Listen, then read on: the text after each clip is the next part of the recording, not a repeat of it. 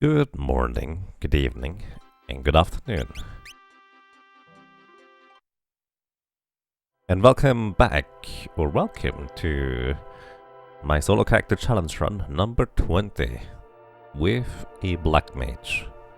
People have already voted that we are going to be using Ferris, as well as we are going to be having a teal background color, and the name of Butts is going to be Bowie. So that works pretty well. Welcome everybody. This solo character challenge run is going to be a bit more straightforward than the previous one, where with the Beastmaster we had to go all over the place in order to capture various beasts and creatures to make them work, and also just kind of take advantage of all the possibilities. This one here is going to be a lot simpler overall, because you just buy the spells and then you have them forever, and a Black Mage is also pretty powerful in its own right for most of the game. There's a little bit of a weak-ish spot in the mid-game, but for the most part, the Black Mage is going to be very, very strong. So yeah, let's see how that's going to go. As usual, I'm starting my new game, and then we are briefly going to reset to a save file that has already all the jobs unlocked from the get-go, although I guess technically I don't have to do this for the Black Mage, because it's going to be one of the first jobs that you unlock anyways. But I have done this now exactly this way for a while, and it just makes sense to already have a Black Mage to try and take down the first enemy bird thingy, as well as maybe already go and buy some spells. So that's exactly what I will be doing.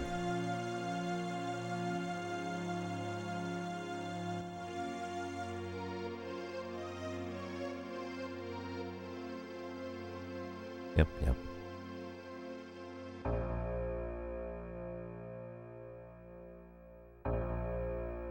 You missed the end of the Beastmaster? Yeah, actually I think I basically started the stream expecting to take a really long time to defeat X-Def at the end of World 2, but I got lucky enough within very few attempts.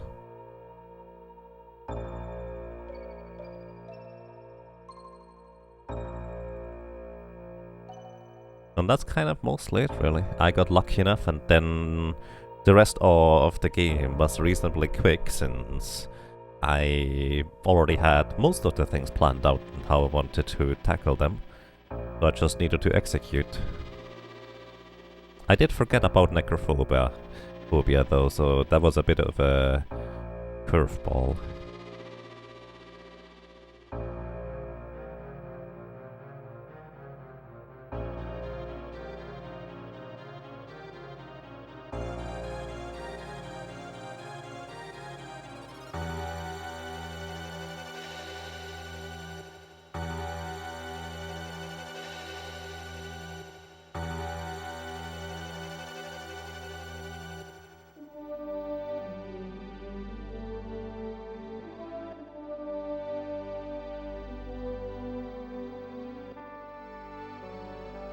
Welcome to you as well, Wizrobe. I hope you have a nice day so far.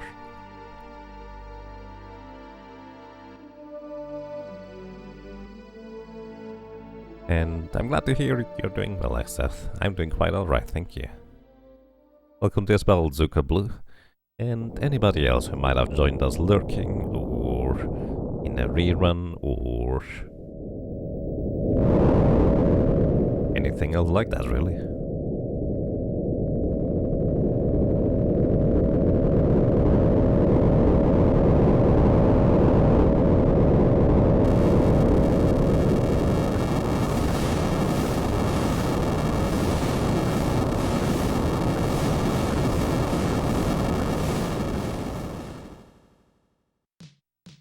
Alrighty. As we did with the previous solo character challenge runs, just going to load the file right here that has all the jobs already unlocked. And before I continue, let me actually try to adjust my capture, because apparently the filter for Final Fantasy 5... Oh no, this is... It's a bit strange.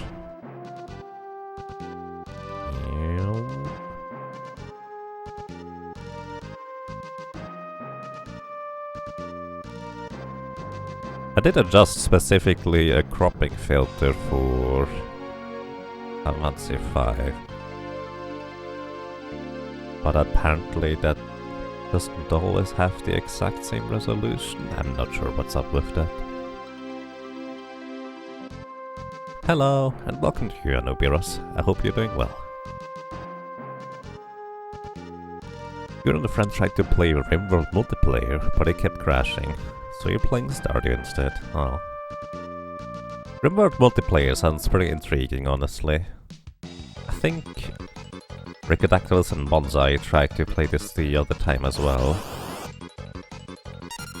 Oops. Oh. Right, I didn't change the options yet. But hey, Stardew Valley multiplayer is really nice too.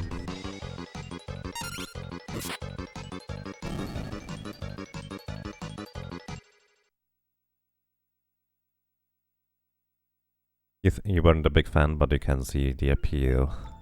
Yeah, that's fair. Alrighty.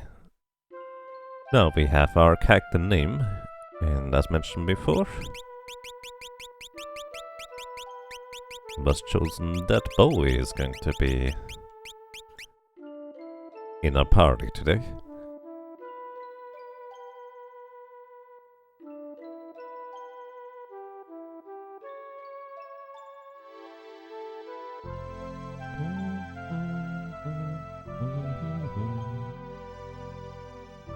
Human couches? You mean human leather? That's such a weird thing anyways in RimWorld.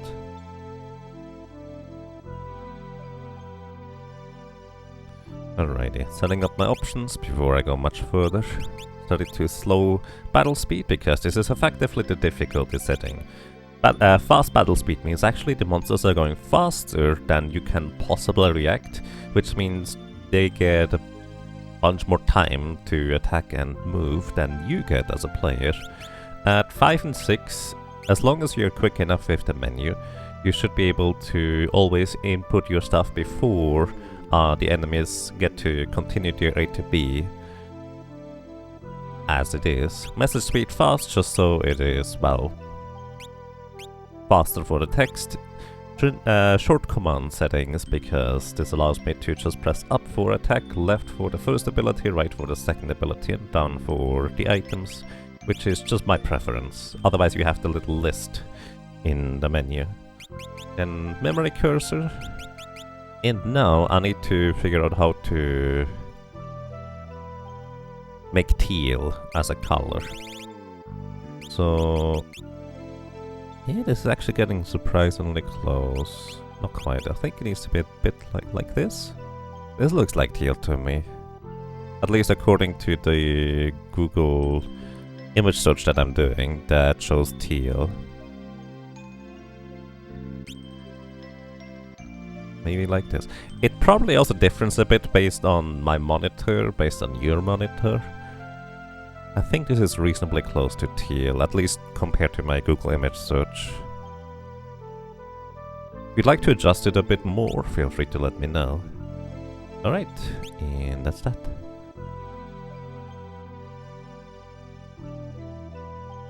That is clearly a potato.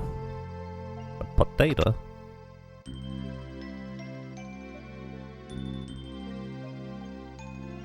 I like potato. Tastes pretty good.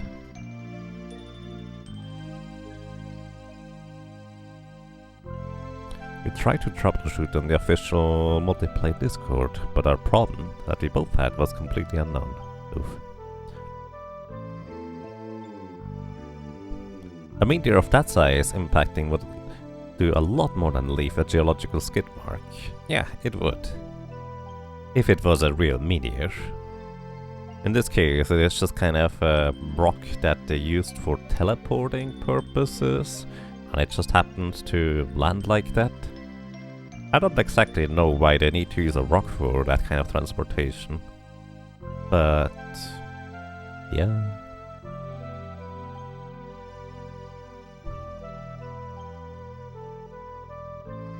Oh, I see.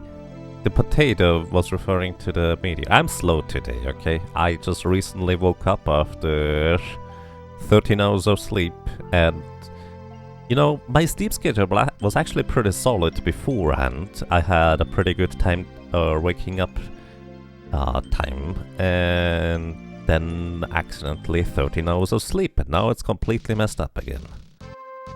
So, yeah. I'm slow today. You know what a potato looks like? You play one in Final Fantasy 14. Is it one of those little guys in Final Fantasy 14?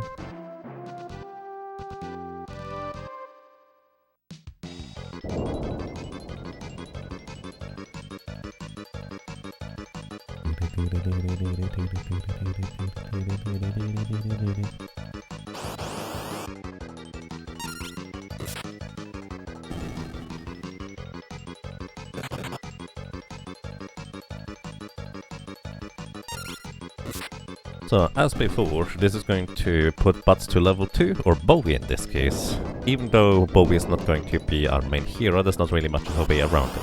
And remember when I suggested the idea of maybe doing a damageless playthrough of Final Fantasy 5? Well, we would run into a problem with these goblins right here, because we already took damage. And I don't think there's really much of a way around that.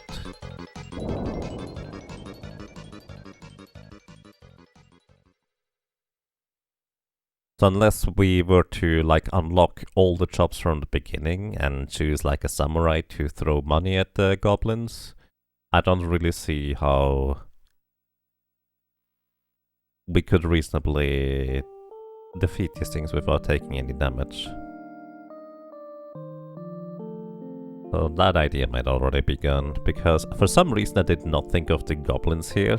I was just thinking about enemies and bosses like Atmos and Soul Cannon and stuff like that.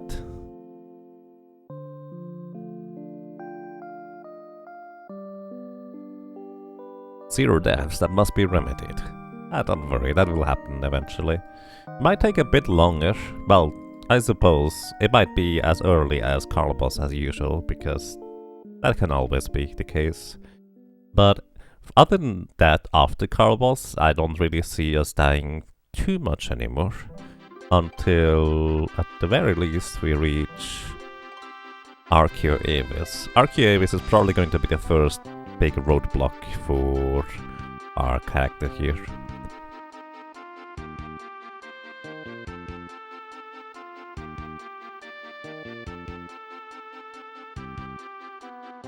You do that little wiggle there in order to circumvent some encounters inside this cave, because if you start a new game, you always have the same encounter sets in here, otherwise you would get into an encounter 2 steps into the cave.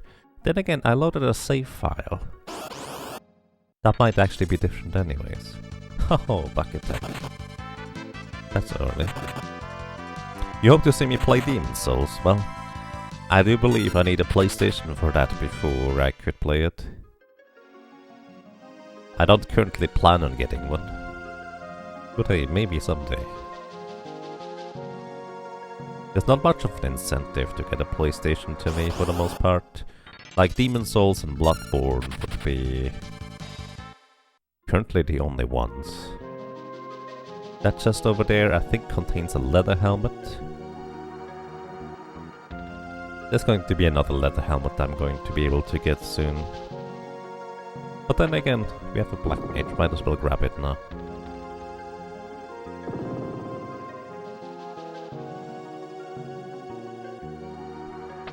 Bonk. It's basically just one defense. But one defense does make quite a bit of a difference at this early stage of the game.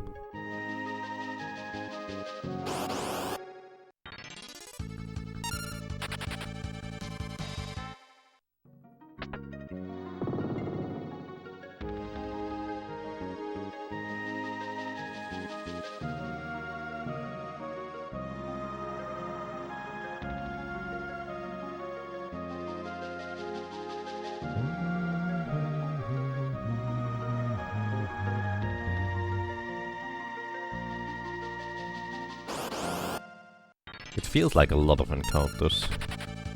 But yeah, I actually kind of forgot that I loaded from a save file, which means the encounters are all different in here than what I would be normally used to with a straightforward new game.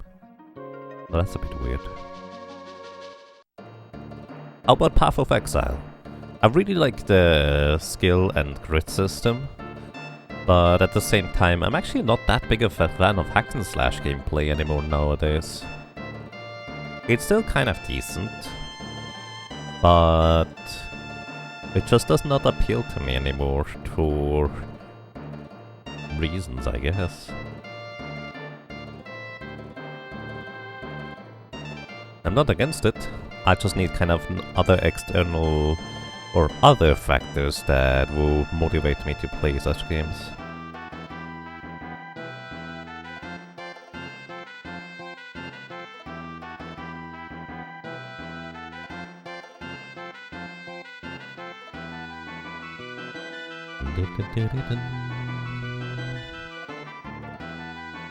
Play Spellcaster build in Path of Exile? I mean, most of these are just kind of the same thing then anyways, isn't it?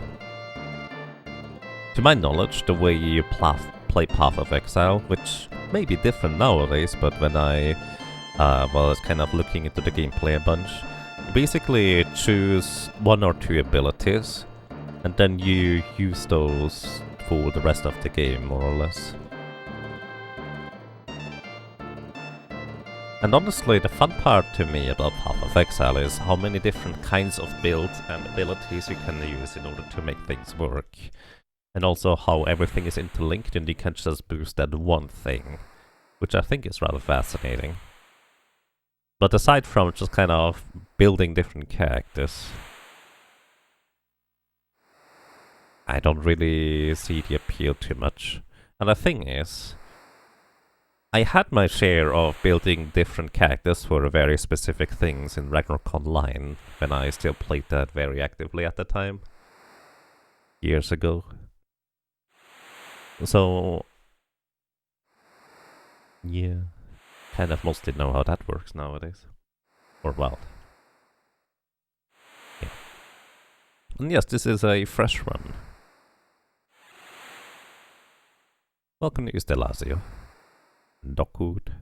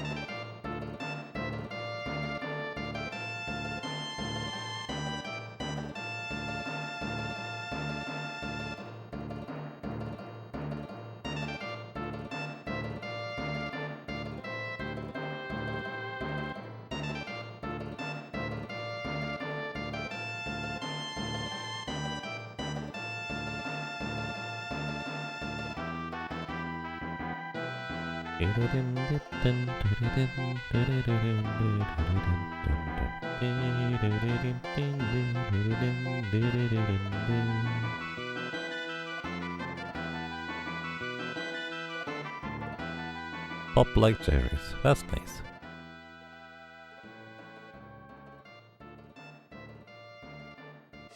Yeah, I feel like maybe if I enjoyed the concept of gore more in video games, then it would be also potentially motivator. But as it is, it's more of a turn-off to me rather than an incentive. Which is actually kind of curious as to... I would really like to play Bloodborne, but I would play Bloodborne despite the rather bloody aesthetic. Just because the gameplay looks really amazing.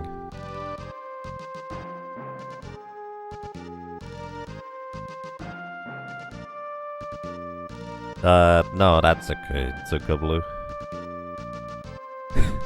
You don't have to do that. Alrighty, so we have Ferris in our party, who is going to be our main character for this run, and she's going to become a Black Mage. And that's going to be pretty much the entire game here. Also going to save over the earliest one. Here we go. Beer. Oh yeah, Ferris is going to leave us here. Either way, because we have a Black Mage, there's actually an incentive to come here right away, because we can already get some spells. Black Mage is one of those job classes you get pretty much at the very beginning of the game, so we can, as a matter of fact, go and grab some spells right away. And that's exactly what we're gonna do here. How much money do I have? Enough. So we get fire, ice, and lightning elemental spells, as well as just kind of going to go ahead and grab a bunch more money so I can just buy potions too. And that's going to be kind of the usual start, except I'm gonna do this slightly earlier than I would normally in this section here. Plus the sign stream is over. Thank you, everybody. Not quite over yet. Black Mage certainly seems like it would be one of the easiest single classes. I think so too, yes. Black Mage will have some struggles in certain instances, but especially since I'm going to level up the class a bit more than you would normally level up individual characters in casual play, it's going to be pretty straightforward with having sufficient defense to survive most things. Not everything though.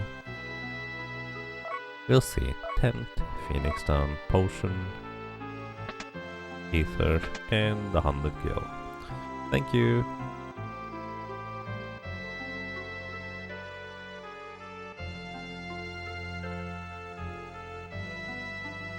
Black Mage is gonna get revenge on those wolves.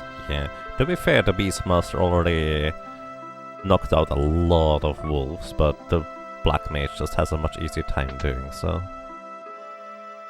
Hello. We're still going to sell the ethers, because while ethers are technically useful in this run, they only recover 40 MP, which 40 MP is not a whole lot in the grand scheme of things. So there's that. Also, oh yeah, we don't have fairies right now. I wanted to give her the leather shoes too that I just picked up.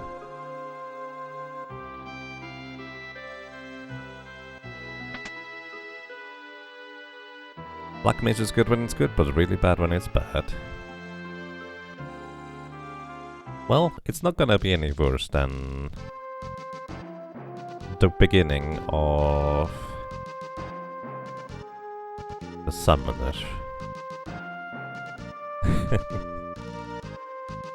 Alrighty. Now, equip leather shoes. And back row, front row, does it matter? Does not matter, I don't think. Not really.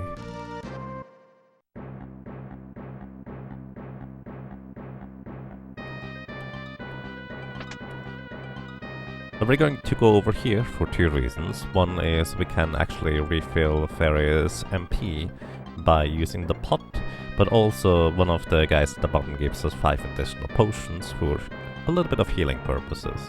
Because as usual, we want to just grind up a bunch. In fact, we just kind of need a few elixirs to have a reasonable shot at surviving Carl boss as well as Siren right off the bat. So that's going to be the plan here. Hello. Okay, it's the left guy that gives us potions. Crystals is your biggest concern. It's not gonna be too bad, I don't think. We should have enough HP to survive a nuke from an enemy. And thanks to having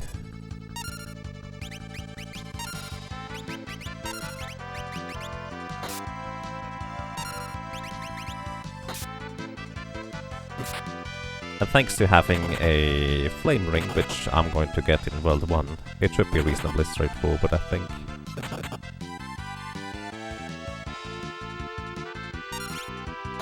Oh. Even a Black Mage, with its really low strength, is going to be able to knock out these enemies here with one swing, as long as they're not in the back row, one way or another. Please hit Lena, that would be perfect. Oh. Alright. Okay, and welcome to the solo character challenge run. That remains to me. I need to actually put the numbers into the calculator, because our strength and our stats are significantly different from the Beastmaster earlier. We're also level 4 now.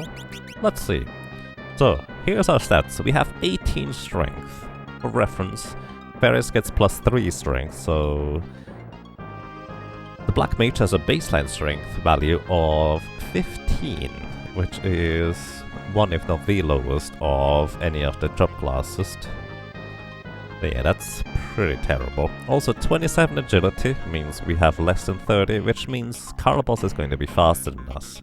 And Ferris is actually the player character that has the highest agility of any of the classes. Well, before Carlboss anyways. Or any of the characters, not classes. However, we have 57 magic power. That's a lot of magic power. I think Ferris either gets plus 2 or plus 3. Either way, so much more magic power than we would otherwise have. So, yeah, but since we will largely be relying on spells anyways, it's going to be reasonably straightforward, I suppose.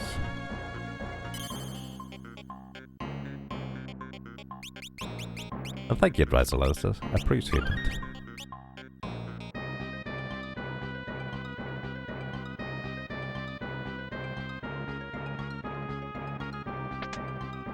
Get another leather helmet. I'm not even sure why I picked it up. Probably just force of habit. Because I have to walk around here a little while longer anyways. To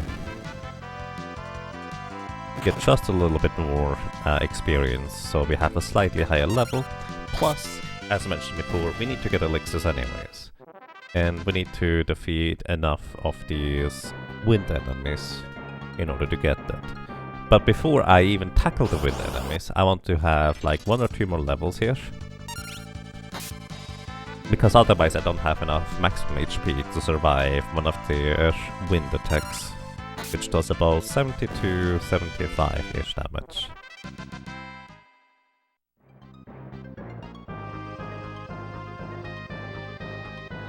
Lena's having the highest magic stat seems fun for Black Mage, yeah. For the most part it actually does not matter too much, I dare to say. Having a slightly higher or lower magic stat. In this case, in fact, I would actually prefer having the higher agility.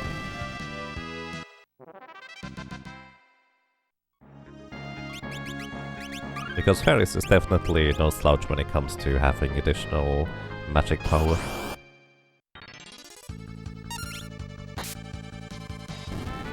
Rump. Thalfon, thank you. Thank you so much for 2 years. That's 24 months of support. Quite a long time already. Welcome back. And I'm glad you enjoy your stay. I hope you're doing well. And we have 105 HP, which means we're going to go into the next area here to try and knock out a bunch of mold winds. Paris is the best Black Mage because she has an olive on her head. Well, that's a fair assessment.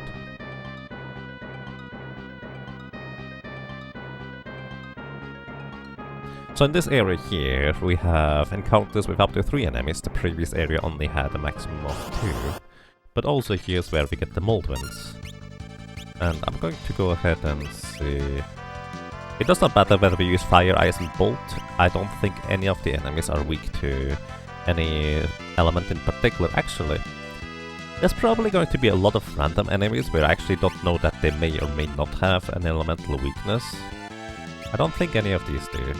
I want to get rid of the snake first. And since it's in the back row, my physical attack would actually not be strong enough to knock it out. However, spells completely ignore the concept of back and front row, so we just do it this way. Good morning, Bremas, and welcome. Hope you're doing well. Alright, and that's gonna be what we do. We're also level 6. I need to real quick check something, because this is where I usually get killed by goblins. Around here, Black Goblin. Ah, they're level 7, okay. So, goblins black goblins, whatever. These goblins here have an ability called Goblin Punch. Goblin Punch deals 8 times damage, ignoring defense, which means it's like 150 or so damage from these guys. If your level is the same as them. Black goblins are level 7, so that ability would have killed me once I level up once. Once I'm past level 7, we're gonna be fine, but before that I have to focus on killing the goblins before doing anything else. So this is going to be mildly dangerous until we are past that part.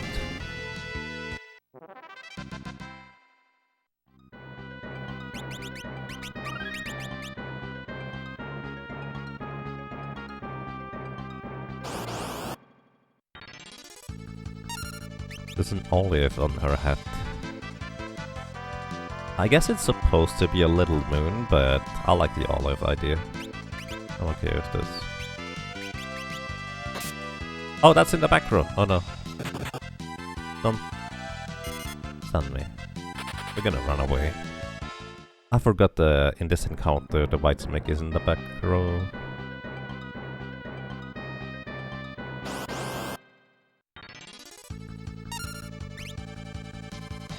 Alright. So, if you multi-target enemies with spells, you will deal 50% of the damage to each target. So if it's single target, it's 100% damage, as you might expect, and targeting all enemies, it is 50% damage. That means, unfortunately, these things have a good amount of defense, and in their second turn, these Moldwind enemies can use the air attack. And if 2 of them use it, it's a 1 in 3 chance on their second turn, then I would be dead. So I'd rather run away. So yeah, I probably need to be a bit more careful about these things. Let's see, elemental weakness. Oh, white snakes are actually weak to ice apparently. Moldwinds are not weak to anything, but they do have a little bit of magic defense, which is why we deal so little damage. I didn't realize any enemy this early on had any form of magic defense.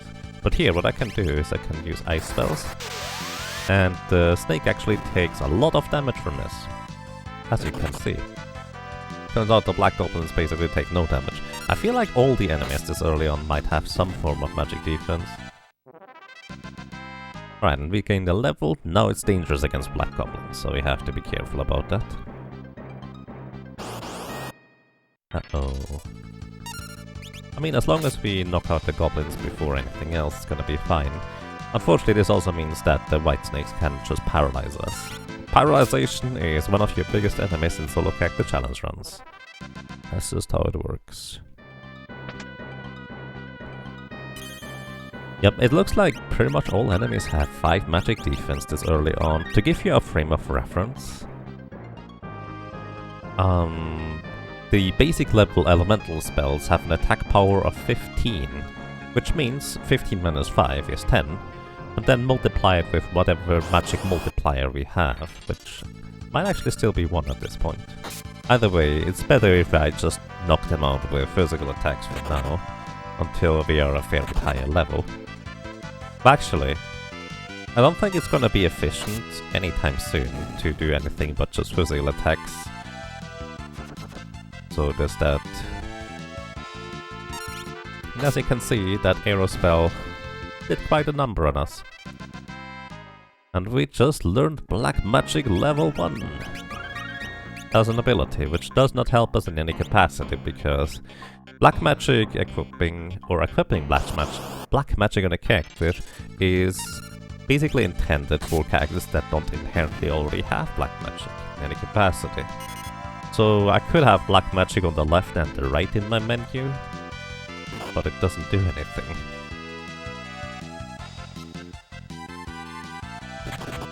Is Black Mage such a glass cannon here as it is in others? Mostly, yes.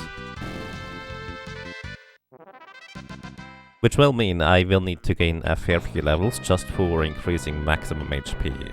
While they do survive a good amount, if you don't have enough maximum HP to survive a bit more than just, well, the basic amount of enemy retaliating, well, you might struggle quite a bit.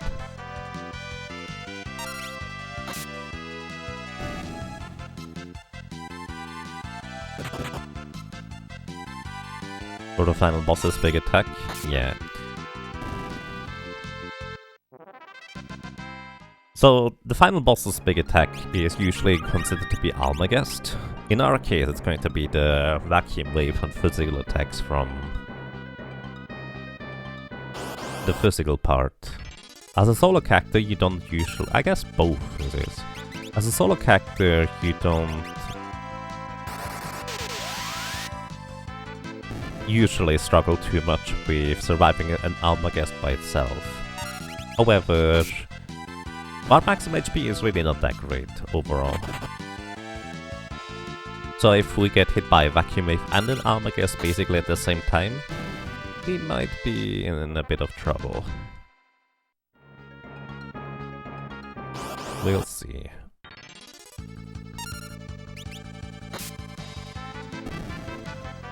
Once we get the spells, we will actually be pretty well off in terms of just nuking the enemies before they become too much of a danger, but yeah.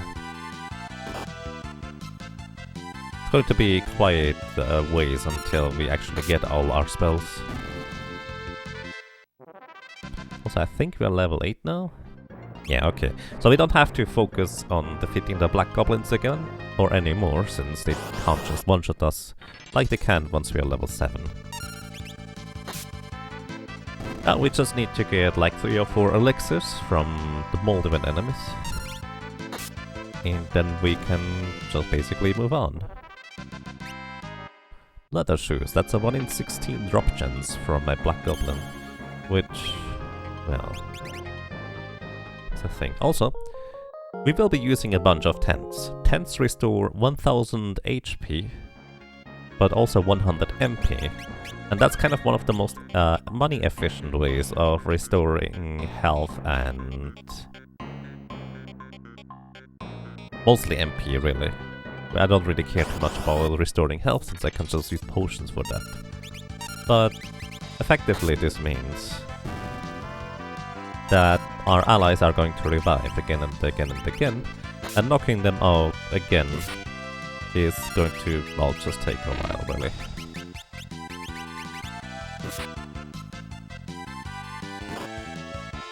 So they are just kind of incidentally going to likely absorb some damage from the enemies, because Lena actually needs 3 hits in order to knock herself out here.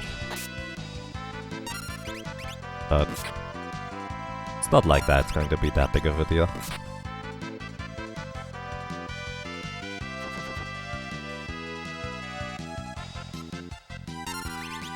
And back to Zolokak, the challenge run. Alrighty, also going to heal up, and we might as well go and tackle this guy here. So this is the first mini-boss. It's basically just your tutorial. This thing only has like 250 HP, and I actually don't know whether it has any elemental weakness. Normally you don't even have a job class when you arrive here, so even if it has elemental weaknesses, there's not really much you can do to take advantage of it. But I'm actually curious about that now. Elemental weakness, done. Huh, it has 10 magic defense, so our Fire, Ice and Bolt spell will deal like 5 damage. Actually, let's just see whether that's true. 25.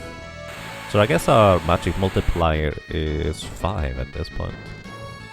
Either way, our physical attacks are still better right now because, well, our magic is even more pitiful.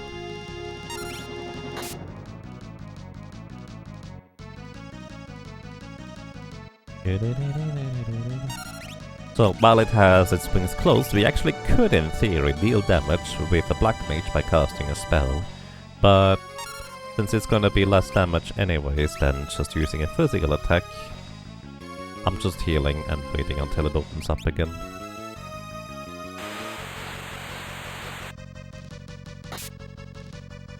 Breathwing is also 25% of our maximum health and damage to the entire party, but well, Paris is the entire party. You also get 5 ability points from this thing, but again, you cannot normally have job classes here before this guy anyway, so... Interesting. Okay, I'm actually curious whether the Bolt Money have any elemental weakness. Bolt Money... Bolt Money, there you are. They absorb lightning. Interesting. They have no weakness, just don't use lightning. That's very interesting. At least Bolt or Money Wizard. Oh, wait, not Bolt Money. Money Wizard, that's different. Money Wizard. I was checking the wrong monster. Alrighty, here we go.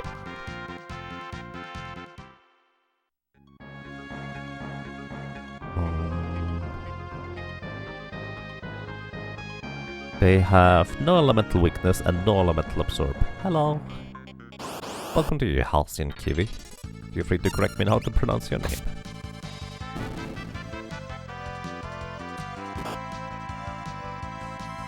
New run, time to start sacrificing frogs for the greater good? No. Don't sacrifice frogs. That's kinda mean. By the way, we just received a rod from these enemies here, which is kind of interesting because a rod gives us 1 more magic power. Well, 1 more magic power is actually even less likely than 1 strength to make a difference for dealing damage. But it could, in theory. Let me actually see. Magic... Let's see, at level 9 we get an additional spell multiplier. Oh, I didn't check my vitality. Oh well. At level 9 we get an additional spell multiplier. At level 14 is the next one after that. And our spell power, I'm pretty sure Fire, Ice and Lightning level 1 are only 15 attack power.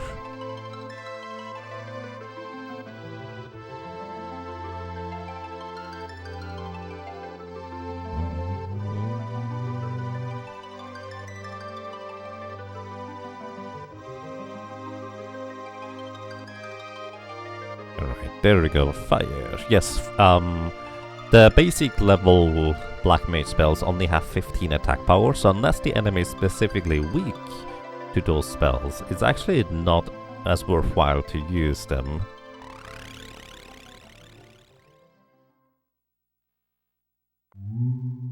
Ooh.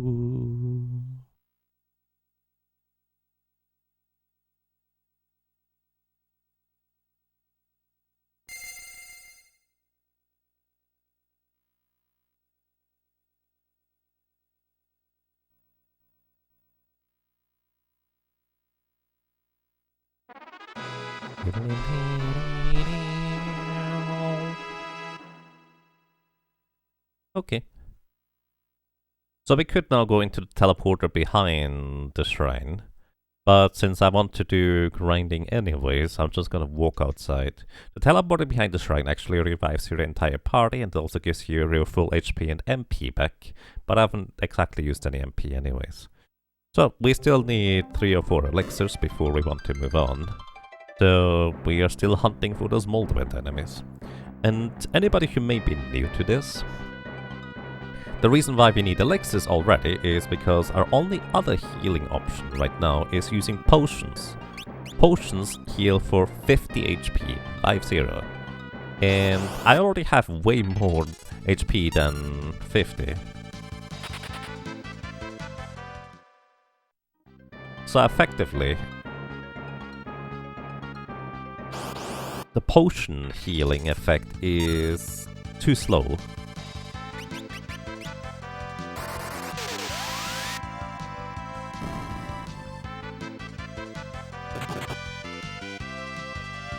And especially against the next boss, who can put me into critical HP with 1 attack, and also paralyze me, which means I can't do anything. We have to spend as few turns doing anything but attacking as possible. So basically, I want to be able to heal myself to full with a single use of an item.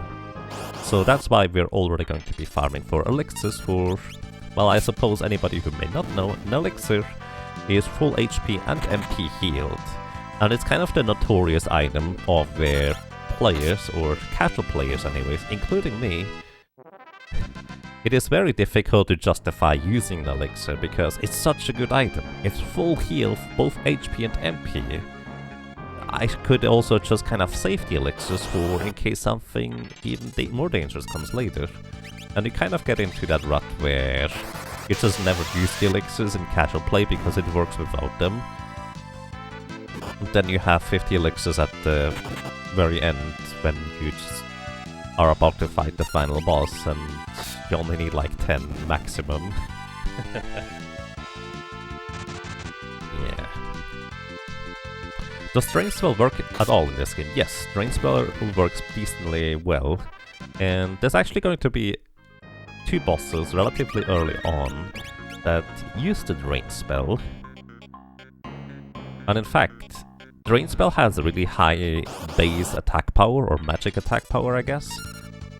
Which is a little bit of a problem, because early on, these enemies deal 200-ish damage with the Drain Spell, healing themselves for 200, which is a lot, and also dealing 200 damage, which is a lot this early on. So, yeah. Also, that's true. If you target the Drain Spell on a character that is undead, it's gonna get reversed. Preemptive attack. Good. So Fairies actually still does not have enough attack power to knock out the snake in one physical attack in the back row. So I'm just using a spell here.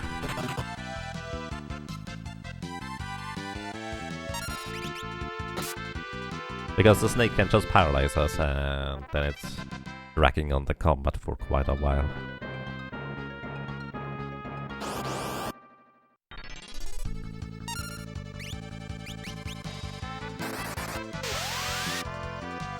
Oh yeah, that's a good point actually. The Drain Spell is subject to chance to hit, and it does have a baseline chance to hit of 75%, which is modified by level difference as well as magic evasion.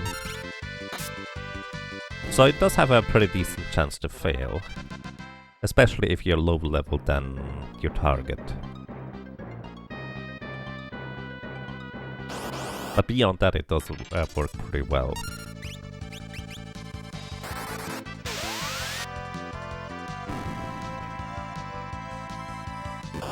Yeah, Drain Kiss, by the way, a chemist mix. So, to give you a frame of reference, Drain has a baseline attack power of 45, which again, this early on in the game, that's a lot. And Drain Kiss, which is a mixture the chemist can do, has a baseline attack power of 250, I think? 250 or 255. One or the other.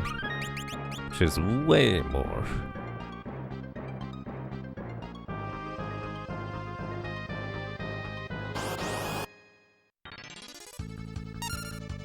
Still hoping.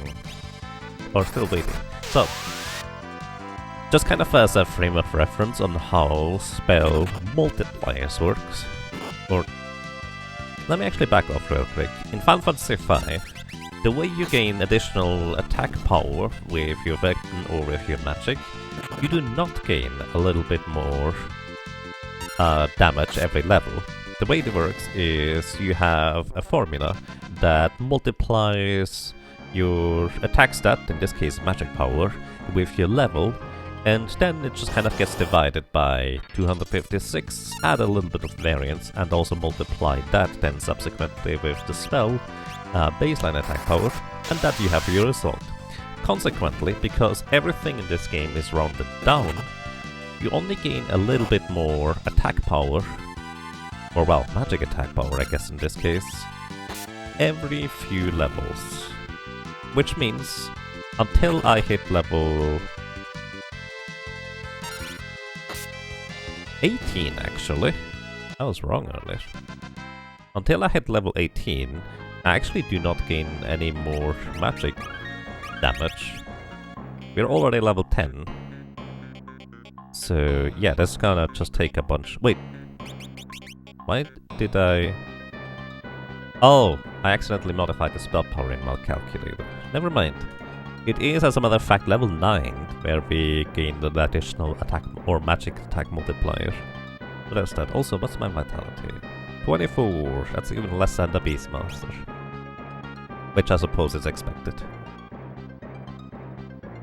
So, at level 9 I gained a little bit more magic damage. And then at level 14 I will gain a little bit more magic damage. I'm not even going to bother fighting these guys, because my damage output against Carl Boss, the first real boss coming up, is already pretty solid. I would like to have a bit more maximum HP to work with, but I'm first and foremost looking to gain elixirs.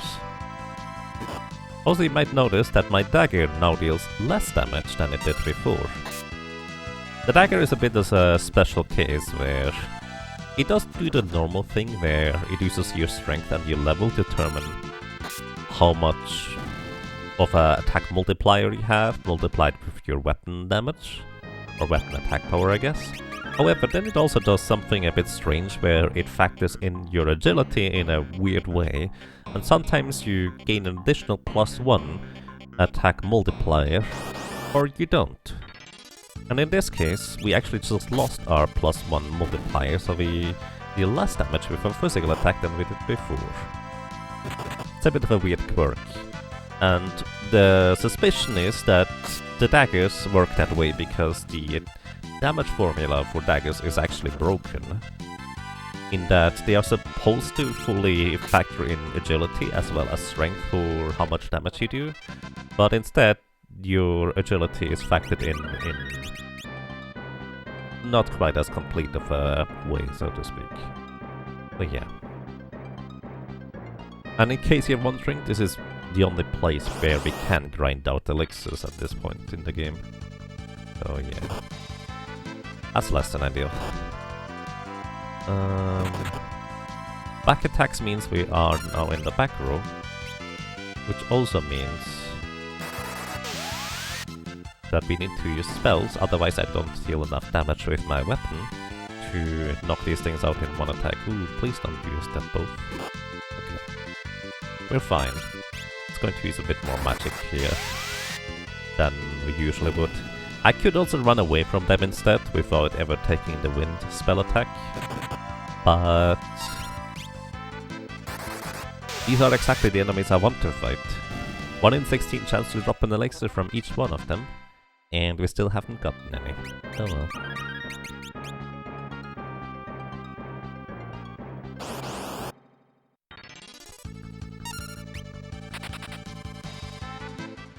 So yeah, we're gonna be here for a while, I suppose.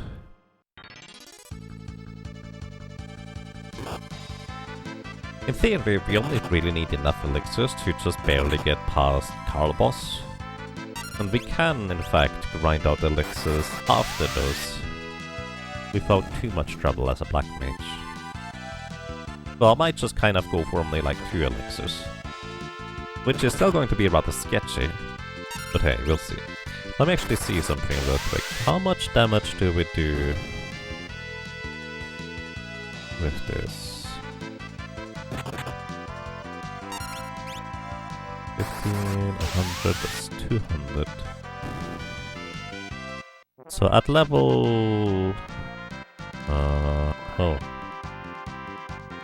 105 times... Oh, okay. Interesting. So, we actually currently need 4 attacks in order to... Wait, is that right? Yeah, we need 4 attacks in order to defeat Carl Boss. Because we deal about 100 damage with a spell on an enemy that has 0 magic defense. And Carl Boss is going to be weak to lightning. So, if we get just 1 more magic attack multiplier, we would actually only need 3 spells, because our average damage would be 124 times 2, which is about, well, not quite 250. And consequently, how many back attacks too? What's up with that?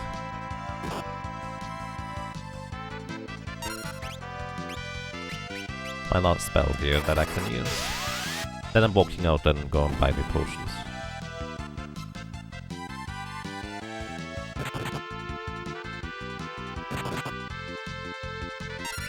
%17.6% to get at least one next to this fight. Oh, with 3 of those guys? Yeah. Either way, if I reach level 18, I think, let me actually check with one more spell power. That seemingly didn't change anything. Let me actually... Yeah, it actually is the correct number here.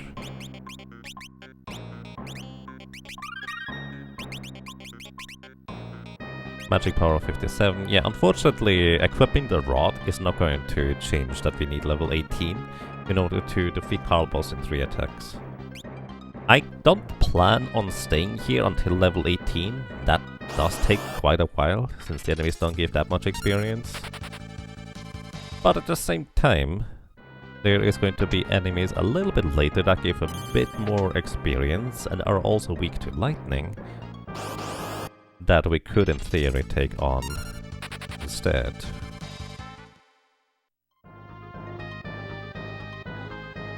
If we want to just get purely levels. But we still need the elixirs, so let's just see how long it takes to get 3 elixirs. I might get away with 2, but I've tried that before, and it's kind of sketchy. Because you might get into a situation where just 1 more elixir would have a much higher probability of you winning the battle in the end. And just kind of as a frame of reference, because I keep talking about Carl Boss, but I haven't exactly explained anything about that big red lobster yet. Let me just illustrate real quick.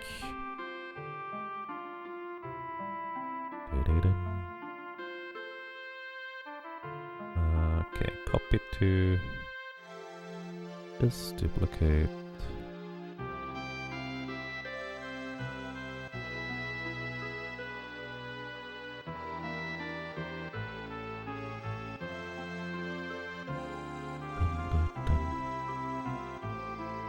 Alright, we will have access to fire, ice, lightning. I'm just preparing the spreadsheet for later.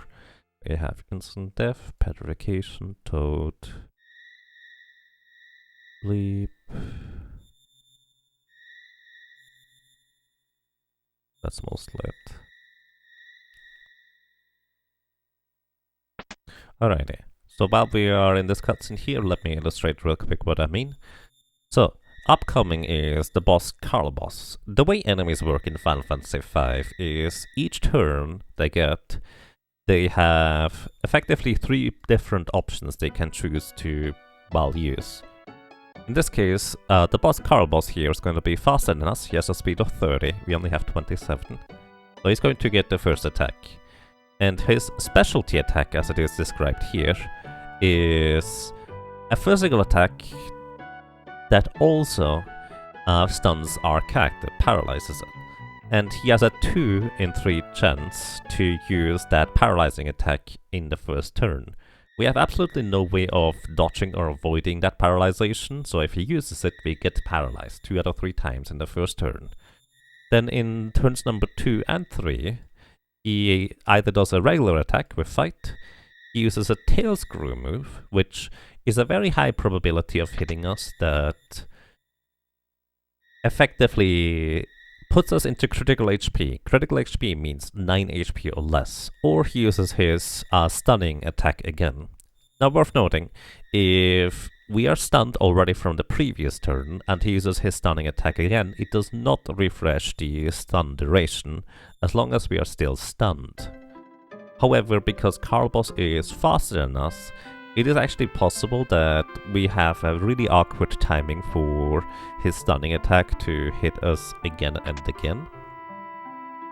To just kind of repeatedly, permanently paralyze us if we get unlucky enough.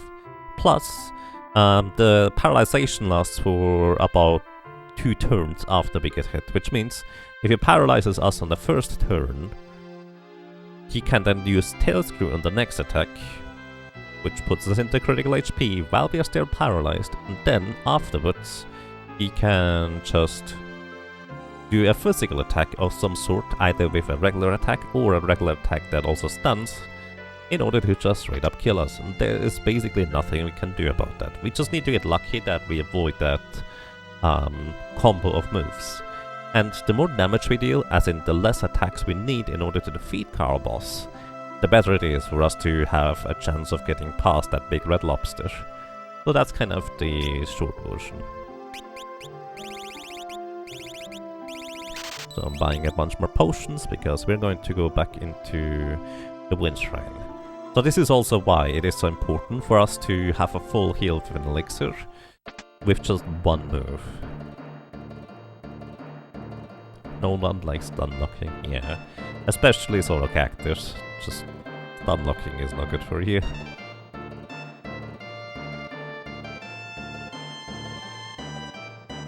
If you have a full team of 4 characters, it doesn't really make that much of a difference overall. You just throw a potion at the character that gets hit by a tail screw attack, and that character is going to survive, even if the character is also stunned. But because as a solo character you just can't do anything, well, too bad. So for reference, Carl Boss has 650 HP. Right now we deal almost exactly 200 damage with 1 strike against him. Or with 1 spell cast. And at level 18 we would deal 220 damage, I think. Hang on, actually it's more like 240. So that would mean we need to, well, get slightly, or actually a fair bit less lucky with only getting 3 attacks off, as opposed to the 4 that it is currently. That is actually a huge difference, where 1 attack more that you need in order to get successfully off against the big red lobster is, well, a lot less luck required, to say the least.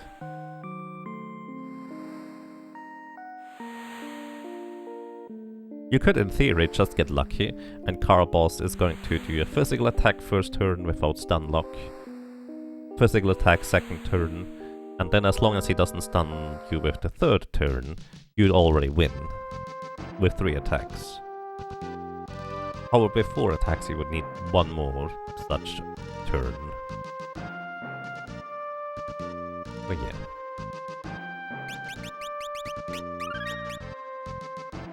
In short, we're gonna be sitting here for just a while longer.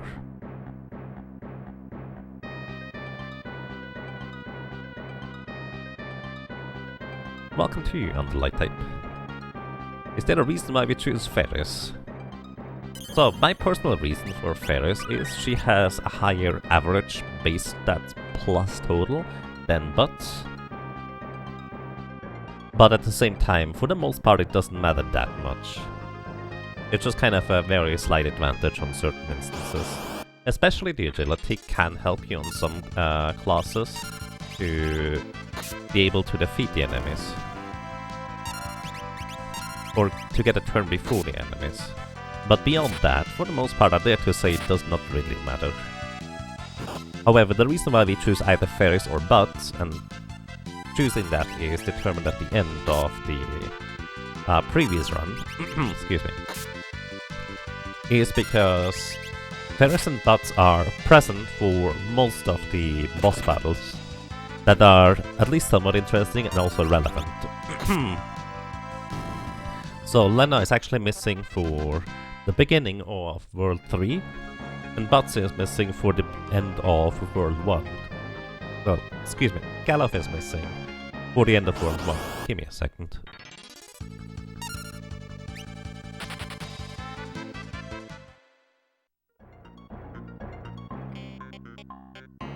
Alrighty. Ferris is actually missing for one more boss fight than Butts at the beginning of World 3. There's an Antlion. But at the same time, I consider Antlion to be more of a nuisance rather than a real challenge. Because you just defeated XDev before you get to that point anyways. And XDev is a significantly larger challenge than Antlion. While Antlion can kill you, chances are you really don't need to worry about Antlion with any of the chop classes. So just getting past Antlion in any by any means necessary is kind of how I go about it. Oh, I didn't recover my MP. Huh. I did not know that.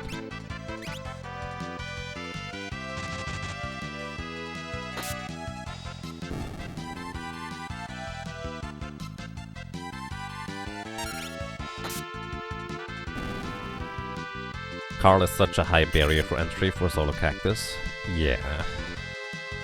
The Black Mage has a reasonably good time to deal with Carl boss. We still need to get a little bit lucky, but there's other Solo Cactus that just struggle so much more.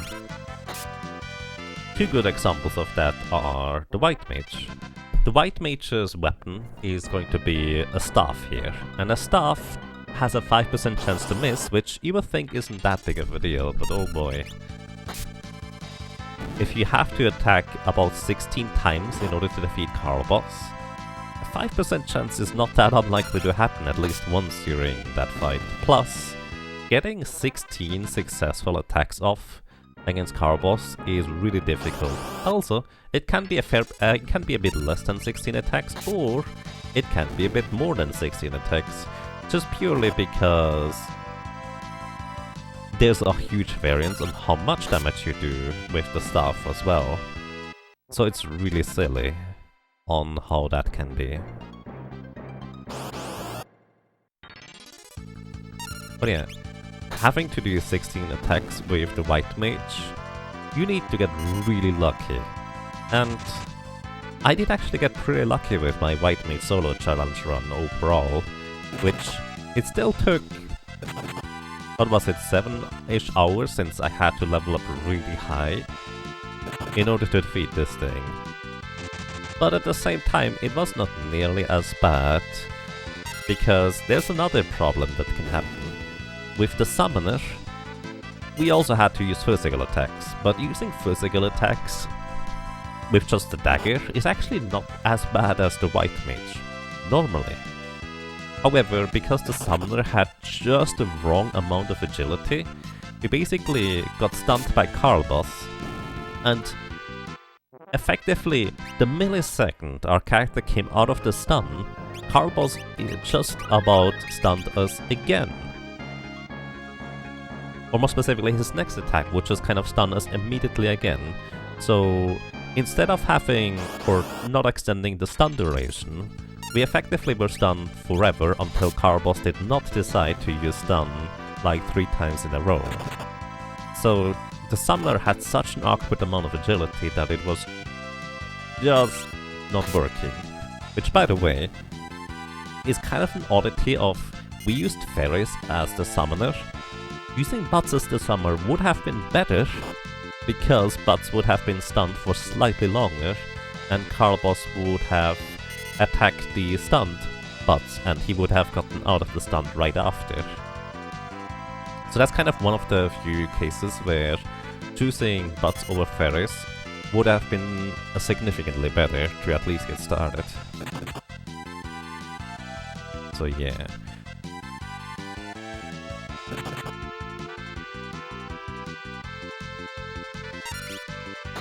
What percentage of paralysis would we be dealing with? Well, it's a 100% chance to paralyze, unless you have a character that can equip shields, then you have a 10% chance to block the paralysis attack. You always get paralyzed, it is guaranteed, it is not a chance.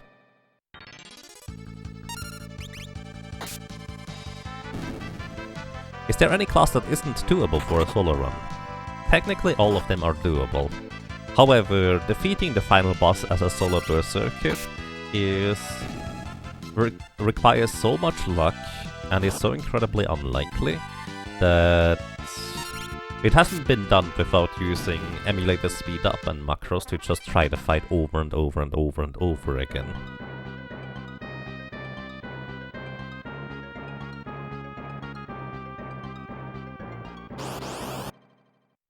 That's kind of the short version. Solo Berserker has been proven to be technically possible, but practically, well, good luck. We did actually make it all the way to the final boss, which by itself already took like 100 hours. But yeah. But beyond that, not a whole lot they can do about things. There is a faint possibility that you could possibly manipulate randomness in Final Fantasy V, but that would require a fair bit more investigation on how you would even pull that off in the first place.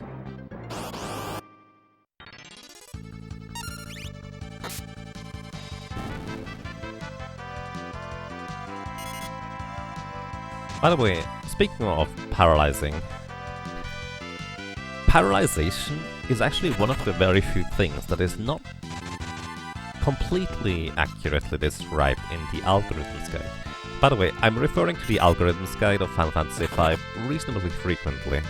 What that thing does is it is actually an incredibly detailed and comprehensive guide for how the inner workings and mechanics work for Final Fantasy V. And let me actually look it up. Who created that thing? This was created by J.L. Zeng in 2004. And let me tell you, that guide has been incredibly invaluable for being able to get through this game reasonably well, and also planning for so many things, and calculating how much damage I deal, how much HP I get, all these kinds of things. However, one of the things it does not properly or accurately describe is actually how long a stun lasts, or paralyzation. Because we know that agility factors into it, and we know that level to an extent factors into it. But how exactly that actually works is not exactly known. And that's also why I'm saying that we just happened to have the exact wrong amount of agility and level for defeating Karlboss as a solo summoner. Which, there was basically no way to figure that out. I tried to figure it out at the time, but just not quite enough information about it. Have we done Solo Thief yet? No. Solo Thief is actually one of the few classes that is still left over. You can actually vote for which character class you'd like to see next in the straw poll with !SSCC.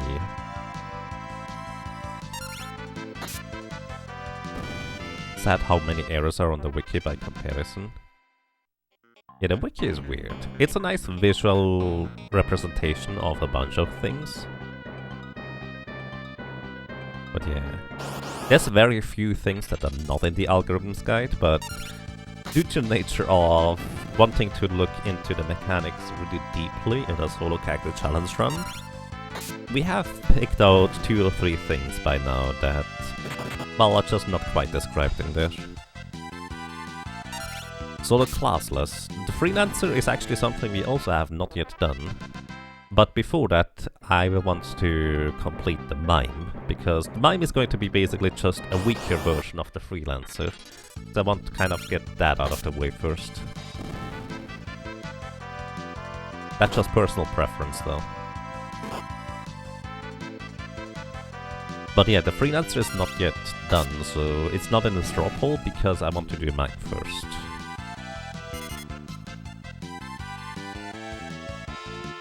And also, the Freelancer is going to be not nearly as difficult as you might expect. The ability to equip, well, literally all equipment is actually quite a big deal, because there's a lot of pieces of equipment that is incredibly powerful by itself, and just being able to equip them and use those items is really, really crazy good.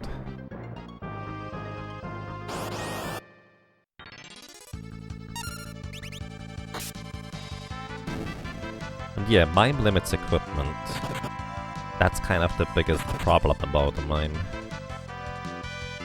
Which is why I'm saying that I want to do mine first. However, mine is probably going to be an exercise in calculating and figuring out how many rods we need to buy before moving on. That's just kind of my expectation. There's probably some clever things we can do with the mine, but for the most part I'm not entirely sure how that's going to look.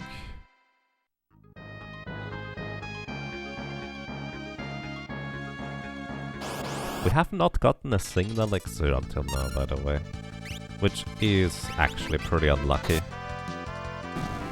I have gotten 4 or 5 elixirs in this time frame before, which is admittedly lucky, but not getting any is, well, unlikely at this point.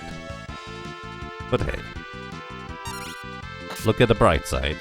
The more we fight here, the closer we get to level 18, which means we will need 1 less attack in order to defeat the lobster. So that's not inherently a bad thing. Let's actually see real quick. Dagger. We are currently... Haha! Once we hit level 15, by the way, our dagger attack is going to be a fair bit stronger than it is right now. But it's actually still not going to be enough to knock out an enemy in the back row with a single strike. So basically it doesn't matter. Until specifically level 24, we still don't kill an enemy in the back row here.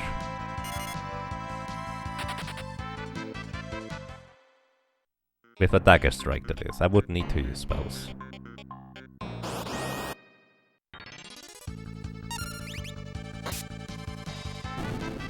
And I'm largely just too lazy to kill off my allies again, so I'm not gonna go back and use a tent yet. Maybe I should, especially since the white snake cheese keeps paralyzing us in this encounter here.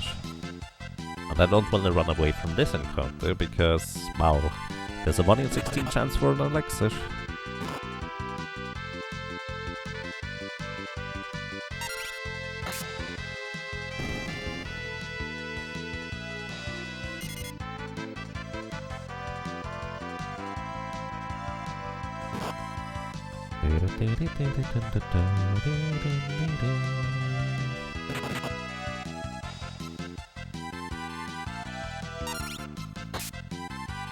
Alright, and I'm gonna take a very short break, just getting up and stretching and walking around for a second, also refreshing or refilling that water jug, so be right back.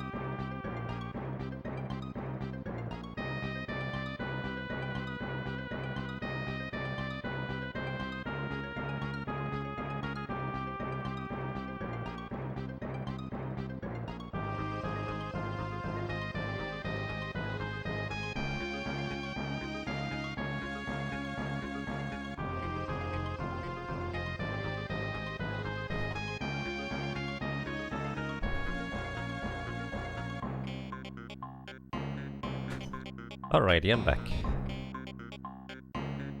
Welcome to Cobalt Rabbit.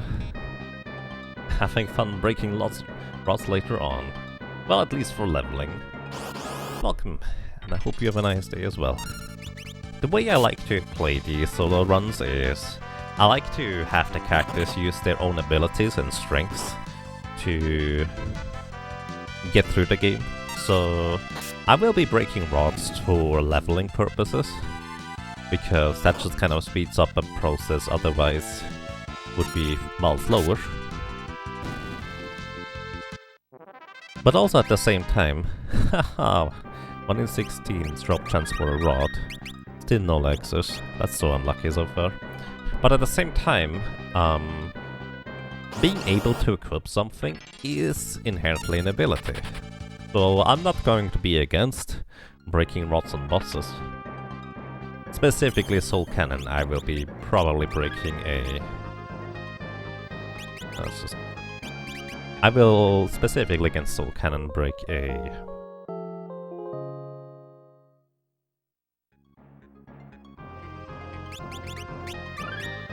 lightning rod, there we go. In order to just get rid of the cannons initially. And then for the rest we can quite easily just use regular lightning bolt spells.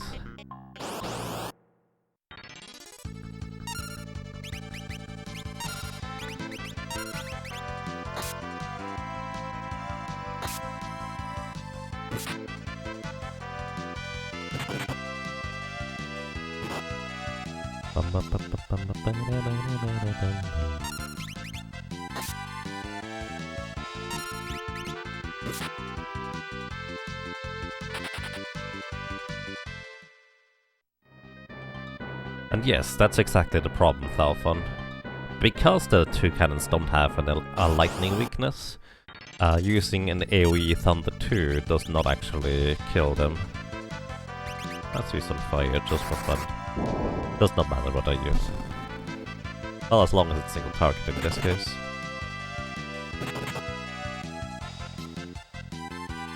Yeah, I would easily deal more than 800 damage with just a Lightning 2 without having to break a Thunder Rod in order to knock out the cannons in the first turn. But, well, no such luck. Which is why I'm just gonna break a Lightning Rod to get rid of the launchers first.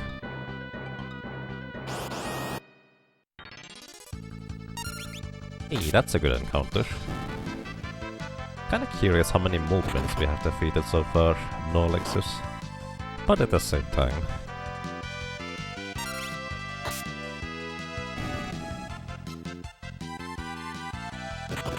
we're going to be here for a while longer, I suppose.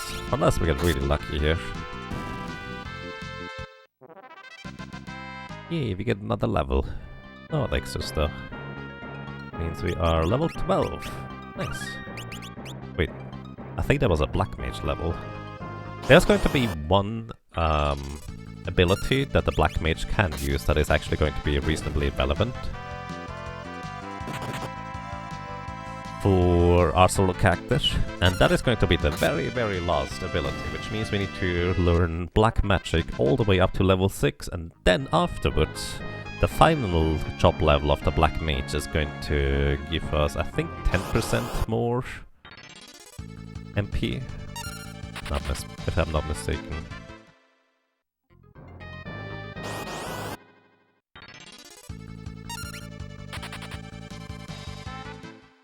Uh-oh.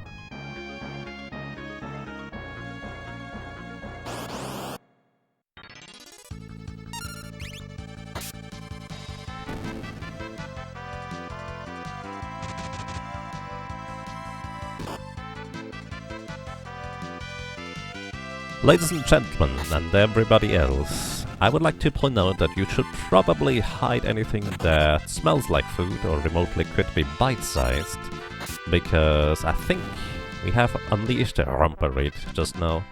The rabbits are going to probably just stomp over everything and eat everything. They are kinda cute, but they are really hungry, so... rump, rump, rump, rump, rump. Yeah. All the food is probably gone if you haven't brought it into all saved yet. I hope they didn't burn it themselves on the soup here.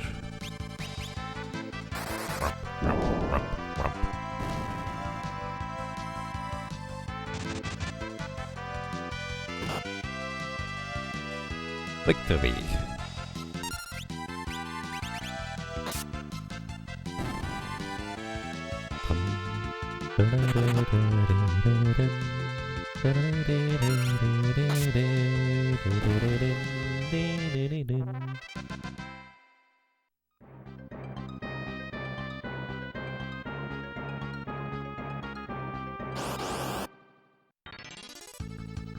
My food!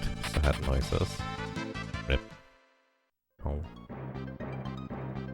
By the way, if I missed something in the chat, feel free to repeat it. Sorry if you might have gotten interrupted.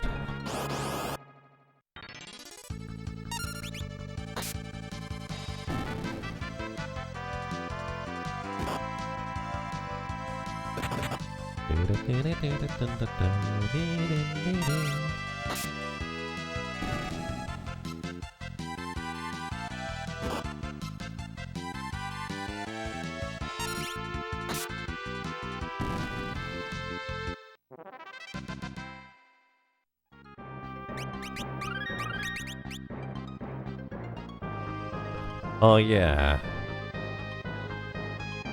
We probably need to adjust the delicious. We haven't had the ice in so while. Let me just do that while we are grinding here. Let's see. A pretty long list of stuff, so give me a second.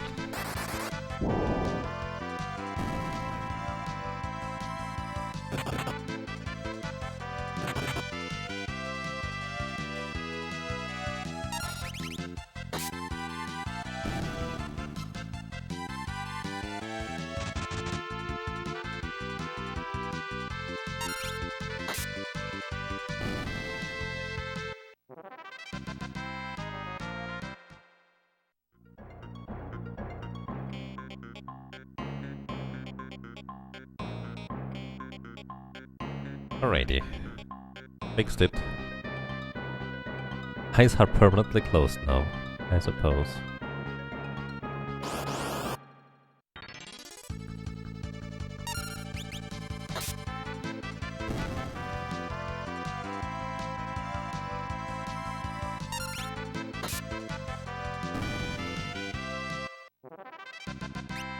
More leather shoes! Also 1 in 16 operate from the Black Goblins. And I don't even care about killing them. Wee.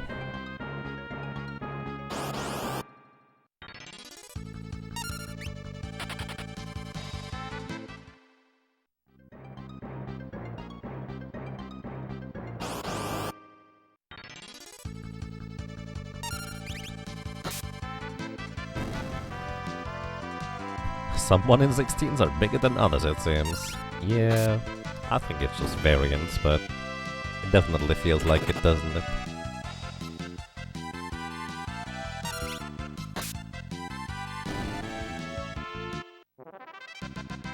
Hey, there's another level 13. At this rate, if I reach level 18, I might just go with a single elixir and hope I don't even have to use it. Because at least in the ship graveyard, we get more experience from killing enemies while grinding for elixirs. Also, there's more encounters with enemies actually dropping elixirs.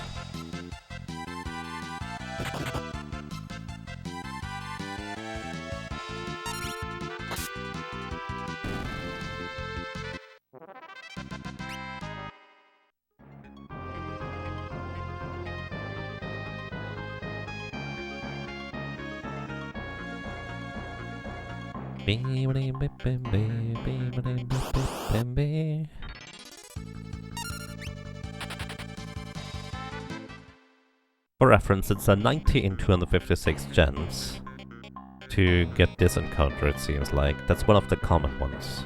It is 60 in 256 to get the 3 mold winds. It is 16 out of 256 to get this one. And it is 90 out of 256 to get the other one with the white snake in the back.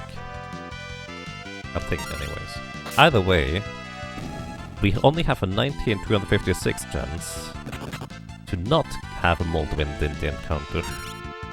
All the others do.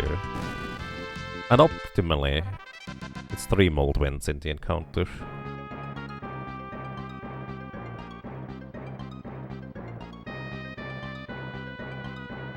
You remember seeing single solo character challenge runs for Final Fantasy Tactics?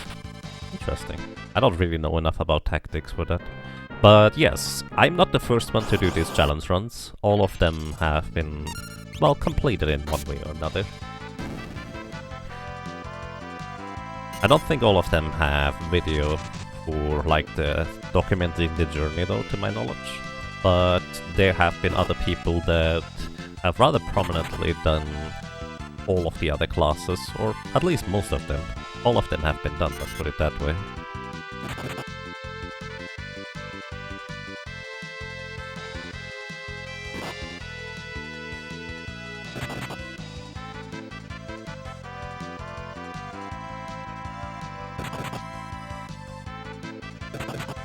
This is why you should just knock out the right snake first.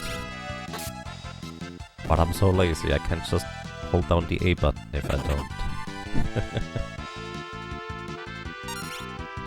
Was Solo Circle ever completed? Only with emulator tools to speed up and retry hundreds of thousands of times. It has been proven to be possible, but it has not yet been done, so to speak, on regular console or just kind of by humans. Or yeah. And without actual RNG manipulation, as in luck manipulation, it's very unlikely that this will ever get completed either.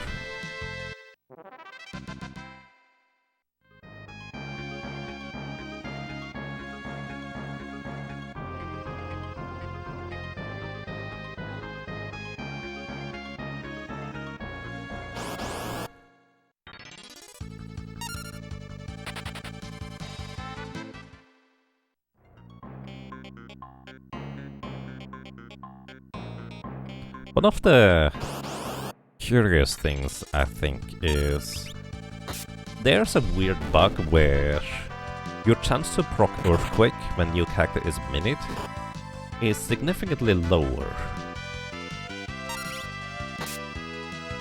than if your character were regular size. So normally, for reference, when a character is minute, you lose all physical defense. However, if you have a shield, the block rate of the shield is doubled. What this means is, in theory, what you could do is you can have a solo berserker underflow the magic stat via the Thornlet to have a really high magic power stat instead. Use the Gaia Hammer to proc Earthquake in 1 in 4 attacks, I believe. And that Earthquake will deal about 5,000 damage to all enemy targets, which is pretty amazing actually, all things considered. However, the catch of that is that, for whatever reason, it's significantly less than a 1 in 4 chance to proc Earthquake when you're minute as a berserker. And I don't know why. But if it wasn't such a much lower chance, in theory you could give the berserker a Genji shield for 100% physical block rate, a reflect ring, and then you actually would have much better probability of succeeding. Because all you need to have going for you is getting past the first phase reasonably well, without getting mid-eared, and without getting too many spells otherwise. As well as in the second phase, you just need to have the 1 in 3 times 1 in 6, that is 1 in 18 chance for insta-killing the Almagest part via a reflected delta attack. But unfortunately, that's not how it works.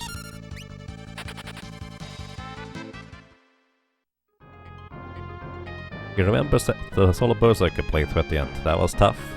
Yep. This is also why I only promised to get to the final boss and just kind of try it a few times, rather than promising to actually complete it.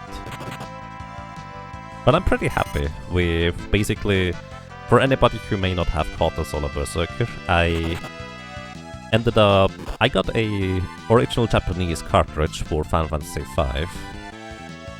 So I effectively beat Solo Berserker as far as you reasonably can on original cartridge and console. It took a while, but it was also quite the experience. Mike ABC, thank you! Thank you very much for 52 months of support. Welcome back, and I'm glad you enjoy your stay. That's 4.5 years, a crazy long time. Where's all the time going? Well, traditionally, the time is moving out the left side. If you want to catch up to it, you might have to use some speedrun strats in order to clip through the wall. Might be a bit difficult, though. Thank you very much, though.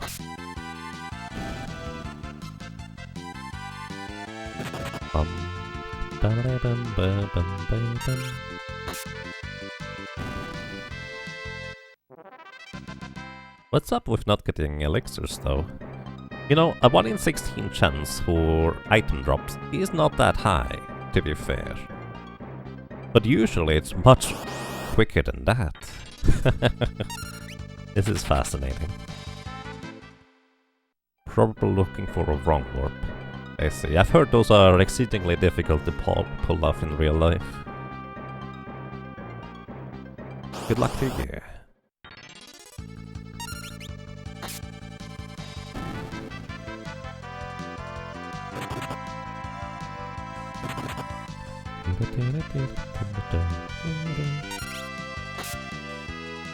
$15 divided by 16, and that entire thing to the power of 3 minus 1. Yep, 17.6% chance of getting an elixir from this encounter alone. At least one of them. Nope. Pretty good odds. To be fair, it's more likely to not get an elixir. But considering how many of these we've had already, well...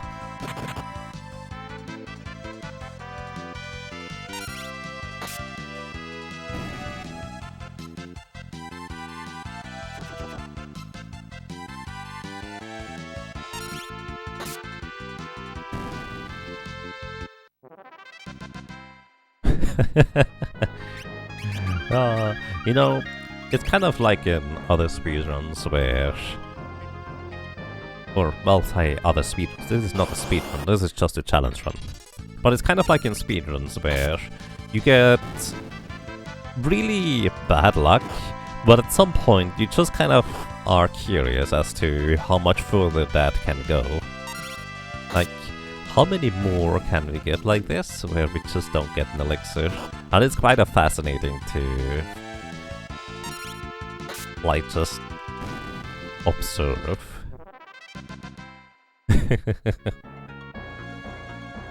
And again, in the end it's not too bad. Once we reach level 18, we do have a solid chance of defeating Carpos either way, with only 3 attacks. So, eventually we'll get out of here. Even if it's just with 1 elixir, but I think I want to have at least 1. We could reasonably do it without at level 18. It just requires a bit more luck.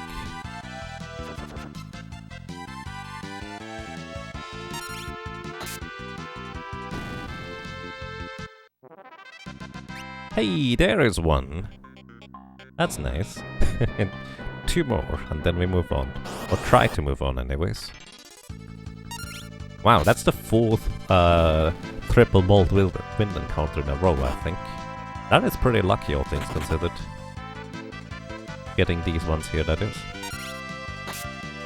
Because that is, I think, the uncommon encounter. Actually, I can check. We have time anyways to check. Mold wind.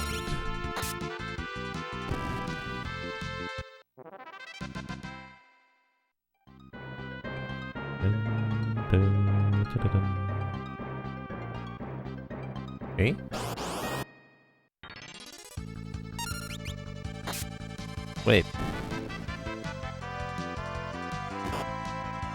There's a Molt Wind encounter way later in the game I had no idea about. Oh. Either way. Just to confirm, yes, it is the uncommon encounter, which means only 16,256 chance, so I'm not complaining. That's actually pretty amazing. Hey, another one! Nice! I feel like we just kind of were saving up all the luck. What's this? 5 in a row. You know, this is kind of why it's called the variance. At some point it gets unlikely to not get a single elixir, but at the same time, now we're getting into the other territory where it's unlikely to get this many Molt Wind encounters in the first place in a row. And getting so many elixirs in a row. That's the third one. Holy cow. I was literally just walking out to save after the first elixir. Well, that is 3. Let's go for a car boss. As I said, level 18 would technically just be more likely to win, but 4 attacks isn't too terrible either way. I did not know there was a triple encounter here. That must be a rare encounter. Wow, alright, let's just fight it. And yes, the Beastmaster is completed.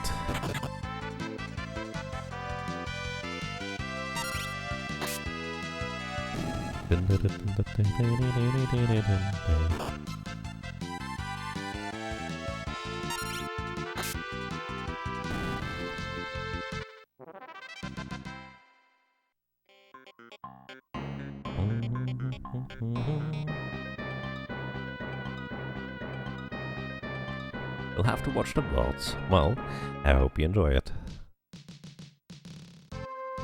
Okay, so now we go back, stock up on potions, because that's still kind of our only reasonable way of healing. For the most part anyways.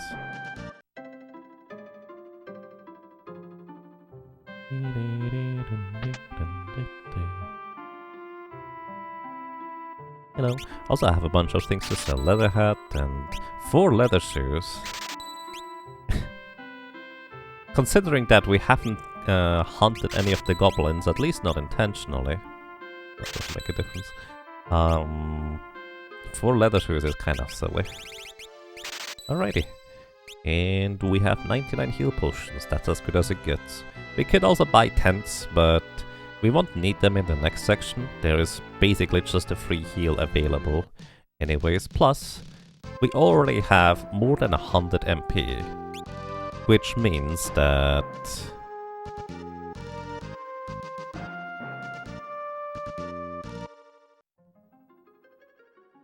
we actually already need a little bit more than a single tent in order to refill the MP back to full.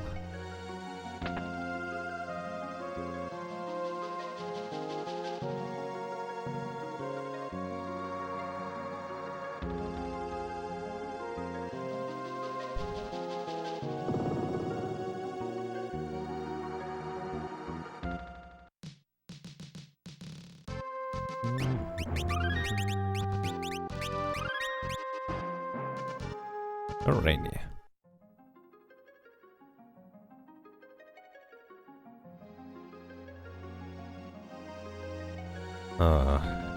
Maybe drift. I don't think it really makes that much of a difference though.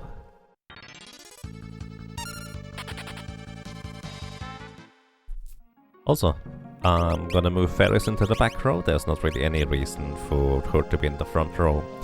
In the back row, if you use a physical attack, your attack multiplier is halved, rounded down. So if you have an attack multiplier of 5, then you have an attack multiplier of 2 in the end. Meaning, our dagger currently deals 14 damage baseline, which in the front row is multiplied by 5.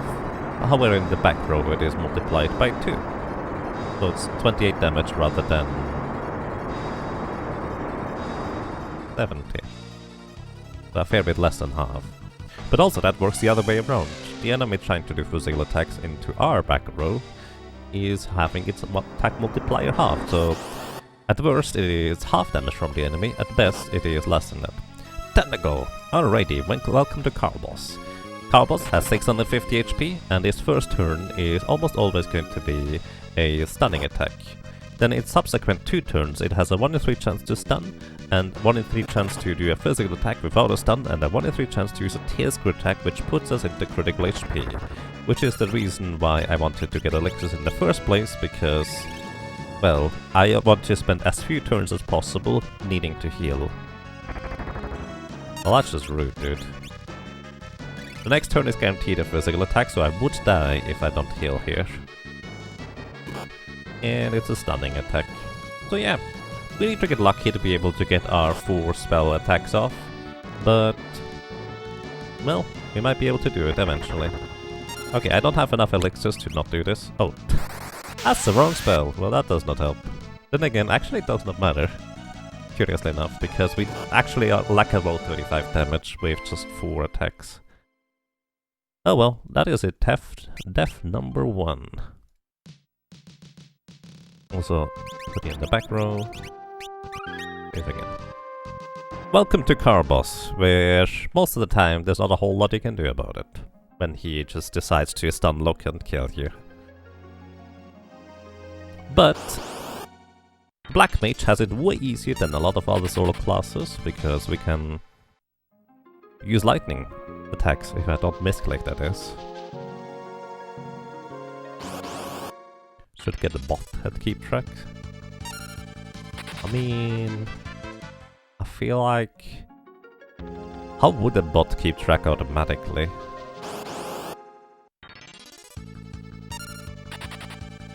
I'm just updating the number as I go, I guess.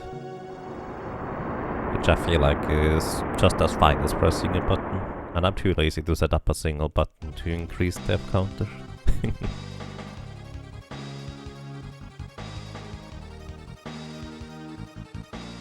He did adds +1 to the counter. Oh, a command in chat? Well, that would be reasonably doable, but what if 2 people or 3 people at the same time use it? I guess the command could have a cooldown. Then 3 other people do it, yeah. I think if a cooldown on the command, it would not be an issue, to be fair. Tentacle. 2 out of 3 times he is going to stun us in that first turn. And Tentacle. That's also a 1 in 3 chance here. Regular attack, please. Nope. So the funny thing is, he's going to guarantee Tentacle or physical attack here. So we have a 2 in 3 chance to be able to attack here in this turn. Tail screw. So, we have a 1 in 3 chance to survive if I attack. Let's go for the 1 in 3. Oh, that's actually more damage than I anticipated it would be. It actually might only be 3 attacks that we need total. Either way, it's a higher probability to survive if I use an elixir to heal after each tail screw, but I can potentially just nuke him in only 3 attacks, it looks like. That actually means my magic calculation is wrong. Let me actually check real quick. 57 magic power. And if we use the magic damage formula... Oh, do I have defense? No, it is 0.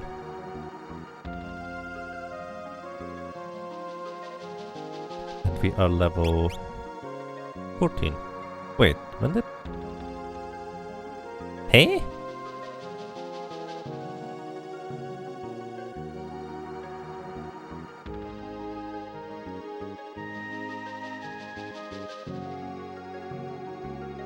Okay, I'm not sure why, but apparently I or put in the wrong values earlier. It is in fact specifically level 14, where we deal enough damage to knock out Carl Boss in 4 hits. Actually, no. Okay, I see now what happens. This is not guaranteed to knock him out in 4 hits. In 3 hits, excuse me. But it is possible. That way around, now I get it. So we have a chance to knock him out in 3 hits. But we could also get low enough damage with 4. Let's see, 210 times 3 is 630. We actually have a pretty good chance of knocking him out in 3 spells casts. Huh. That makes sense, I suppose. 224 damage is the highest damage roll we can get.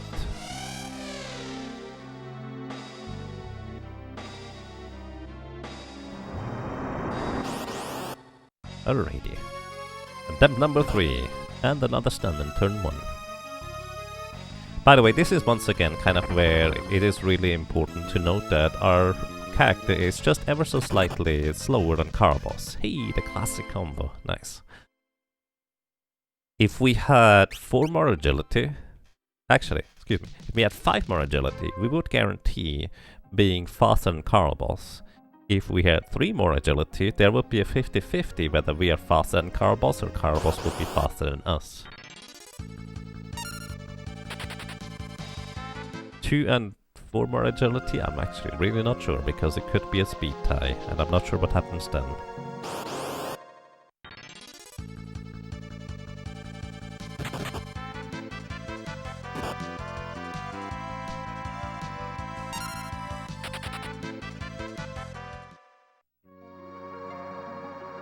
Either way, we will get lucky enough within due time on this section here. I'm not too worried about that.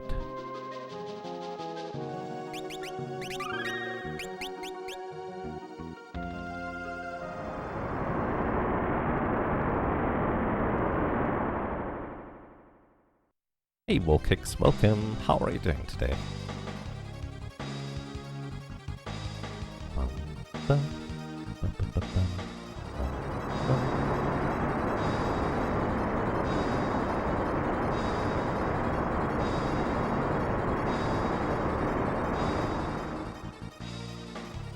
You're good, that's nice.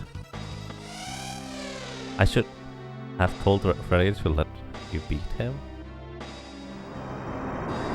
Oh. Oh, I didn't realize I should have done that. That was a good race though. That was pretty intense and fascinating to watch. I was actually in a Discord call and I was actually mentioning that, hey, it is entirely possible that the Eastern Palace Big Key is in Ganon's Tower, and Freddy and you are going to get into Ganon's Tower approximately the same time now, after completing the 5th crystal each. And lo and behold, that's exactly what happens. Hey, we actually get to attack. Nice. 224, that's a high roll. I don't get to attack now. Okay, we need another tail screw in order to survive this next turn. We did not get another tail screw. Oh well. And to be fair, I did not keep track of the turns this time, so I wasn't sure whether it was even possible to get a tail screw.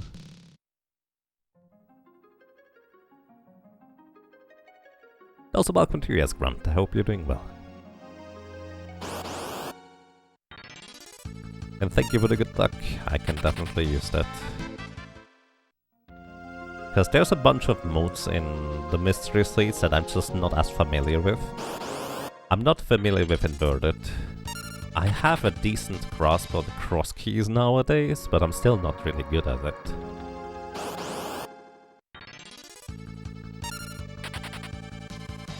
But especially Enemize the standard opening could kind of throw a wrench into everything anyways. Going to be interesting. Okay, attempt number 5. We haven't seen the 1 in 3 where Carbos does not immediately stun us in the first turn yet. Yep, especially if you get a bomb start, I suppose.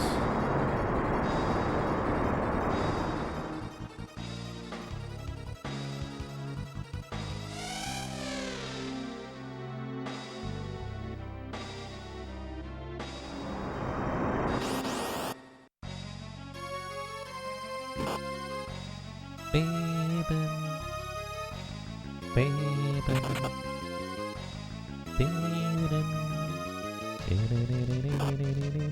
next turn is gonna be a guaranteed physical attack, so we're fine here. Now it's a 1 in 3 physical, tail screw and stun. It's a stun. Next is a tail screw possibility, and that would mean we are just straight up dead. Ah, we are not dead yet. 1 in 3 chance to not get stunned here. Ah, we got stunned. And we're just basically back at the beginning. Alright. Same as last time. Hey, we actually get to attack. There's a 1 in 3 chance we get to attack again right afterwards. Ooh, that's a really nice damage roll. Wait, is it always 224? So far we haven't seen anything but 224 damage. Turn 2. There's a turn 3 right here. Oh, next turn is gonna be a physical attack no matter what. Turn 2. Alright. If we knock him out in 2 spells, we could actually go for just using Bolt here. But on average it's more likely to survive if I just heal here. Even if it could cost me 2 elixirs if he uses Tail Screw a second time in a row. Well, too bad. I have to heal here because the next attack will kill me if I don't. Hey, he used a physical attack. How nice of him. Bolt. Huh, we always get 224. I thought that magic spells had variants, but apparently they don't. Either way, one more spell and he's dead. And I also lost track where we are. Either way, it doesn't matter as long as I get an attack off. At some point, we would win, but chances are we don't. So we'll see.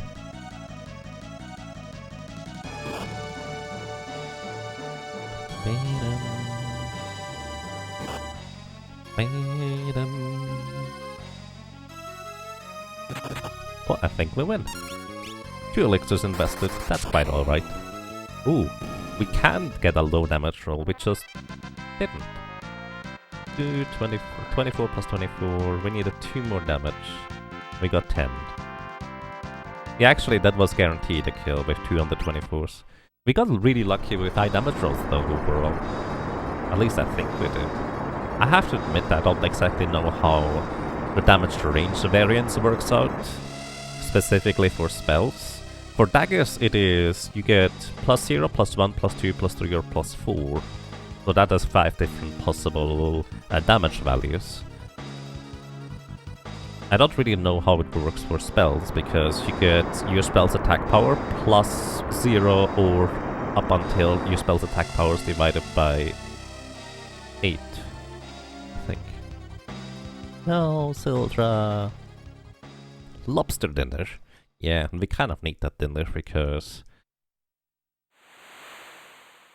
that was a long way out.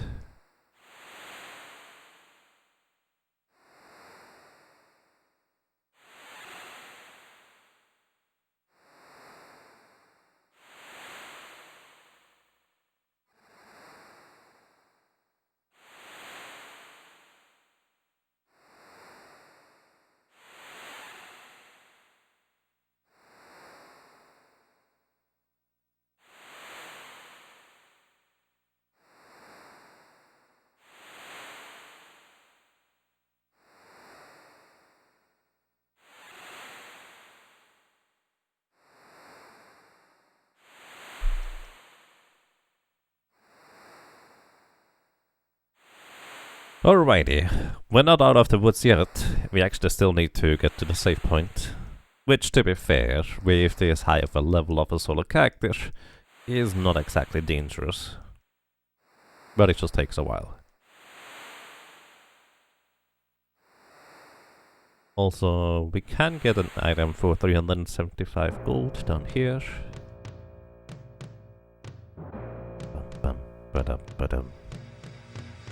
You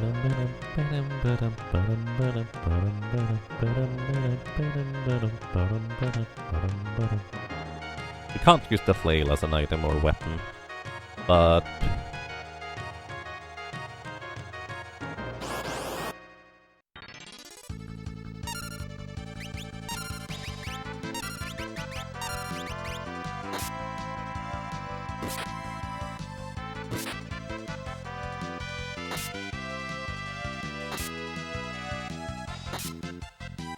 Wow, that was less damage than I anticipated it would deal. Right, we can't use the flail as an item or weapon, but it does give us 375 gold when we sell it, so might as well. Get a little bit more money. So these skeletons here are weak to fire, as you might expect. But even though all the enemy encounters on this ship here are considered undead, some of them are weak to fire, some of them are weak to ice, and some of them are weak to lightning. So it's actually quite an interesting variance for enemies. Hey, we get a dagger. The dagger is actually what Ferris as a character starts with as a weapon, which is a pretty solid weapon here, and if Lena wakes up sometime soon, she is actually going to have a slightly better weapon to knock herself out with, so not bad. Although I wonder whether it's more efficient to give her the bastard sword instead. Wait, is it a bastard sword? It's a broadsword, isn't it? Oh well. Either way, we're just going to knock out encounters here along the way. But especially encounters that also... So, there's two types of encounters I'm going to fight here. One is these here, which are done in one spellcast, so we get a bunch of experience. But I don't care about the item drops. And the other ones are the others that have a 1 in 16 chance to give us elixirs, because we're not done needing these. In fact, we will still need a bunch more, so there's that. And here we are, so we can knock out the skeletons. I don't remember whether the card cursors are weak to lightning or ice. Ah, they're weak to lightning. Okay. So basically 2 spellcasts and this group of enemies is complete as well. The card cursors have a 1 in 16 chance to drop an elixir, each one of them. So that's reasonably efficient actually for 2 spellcasts.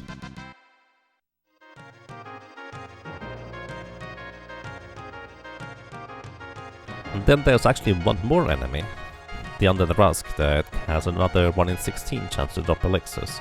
The Undead Rusk actually has enough HP that I have to single target it even if the spell it is weak to, in order to knock it out.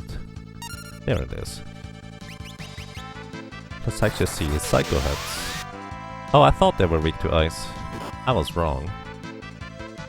Are they weak against anything in particular?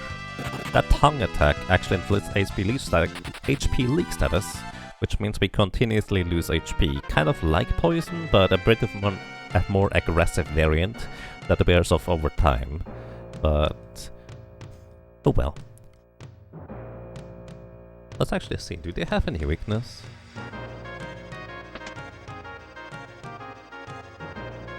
Card Cursor is here, Skeletons here, Undead Rusk, Psycho Heads. Nope. The Psycho Heads actually have no elemental weakness, which means they are pretty awkward to take out as a Black Mage. Huh. I did not think about that. Or I did not realize that. Also here we get a free healing as well.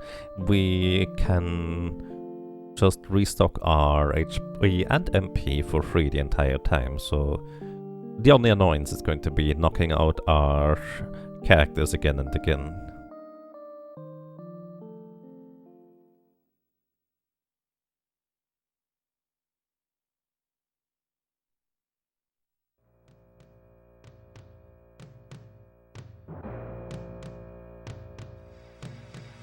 And until we get Mithril Daggers, our allies are going to take at least 2 turns to knock themselves out. That's just going to be the nature of things. So, I actually don't want the encounter with the Psycho Head enemies. Unfortunately, it is a pretty common encounter inside. And outside, we are not guaranteed to get encounters with elixirs. An interesting dilemma.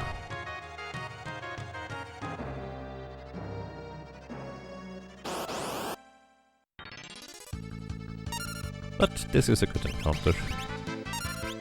Here, you use a dagger. Actually, use the flail. Because I think if you hit yourself, you don't have a... you always hit. A flail has normally a 30% chance to miss, but if you attack yourself, it always hits. But then again, it also has a 30% or a 50% damage variance. so there's that too.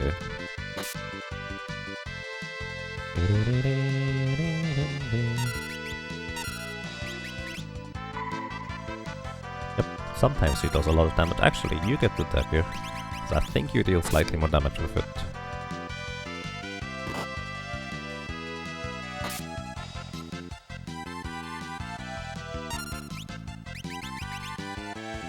Right, and I think I want to get at least one more elixir for the next boss. We can probably do with just one. Probably. And maybe a level along the way would be kind of decent. Especially these are pretty quick encounters. And I think our HP or MP is divisible by 4? No wait, it's not. We have 2 MP left over in the end.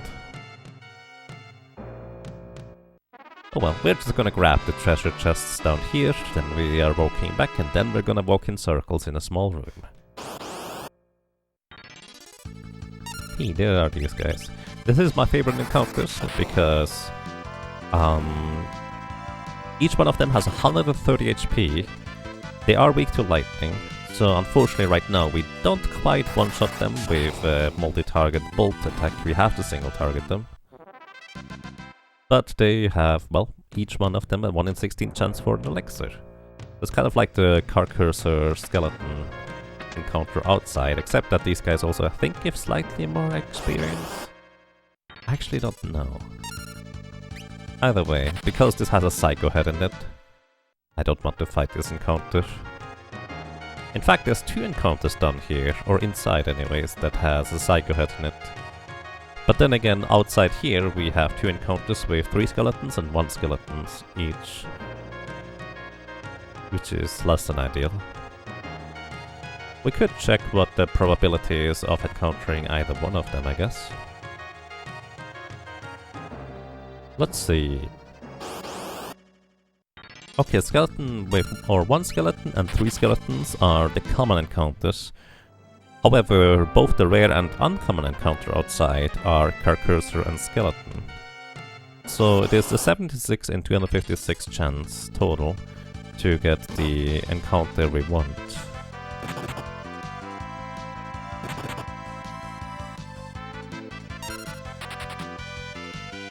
Alternatively, we could actually go back.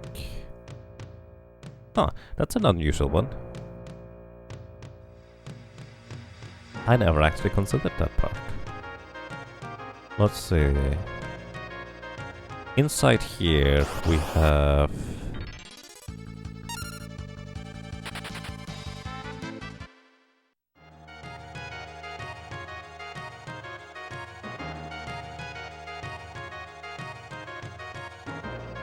Okay. Psycho Heads are the most common enemy around here. So I'm actually gonna backtrack to a previous section. You missed the victory? You did. Welcome back. I'm actually gonna backtrack to a previous section, because I see there is one encounter set where we have better odds of getting an enemy without getting a Psycho Head.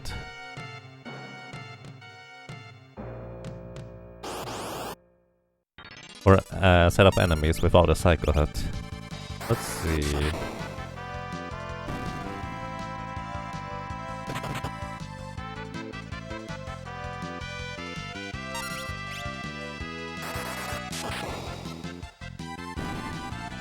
This is not here though, I don't think. Is this the same encounter group as in the next room? Probably. Yep, same encounter group as the next room, so... Let's go further back. Let's see what we get here.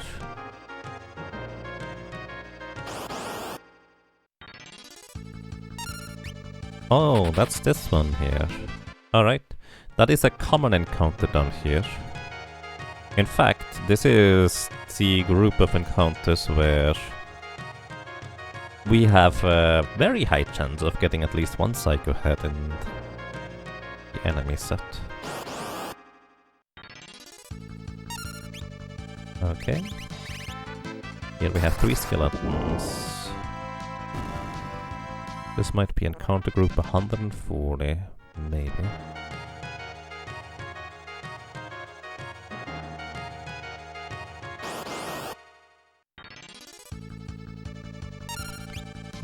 Is it 40, 140?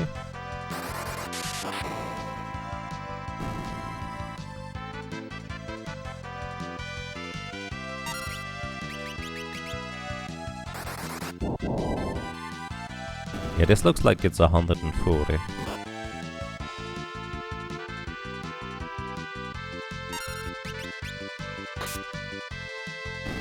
Which means I want to backtrack even further. Well, actually, yeah, no. I don't want to have the room where it is possible to get 3 skeletons. Let's see whether this is the one that we're looking for. That is a single skeleton. Which is a fact possible that this is encounter group 139. Basically, 139 is what I'm looking for, which means the possible encounters are a single undead rusk. Nope, it's not here.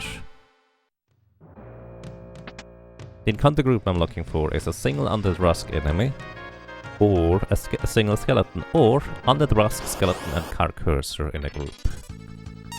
Okay, this is not here either, although this is a good encounter. It is entirely possible that the encounter group is not even available anywhere inside. But I don't know that yet. TC Matthews, thank you. Thank you very, very much for... Ooh, Elixir, nice. Thank you very, very much for 30 months of support. Welcome back. And I'm glad you enjoy your stay. I hope you're doing well. Thank you so much.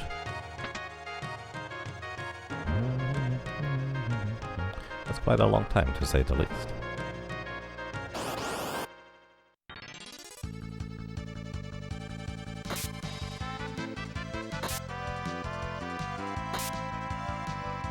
Is Black Mage one of the easiest solo characters/challenges? Probably. I think so. Can't really say with 100% certainty yet, but I say probably.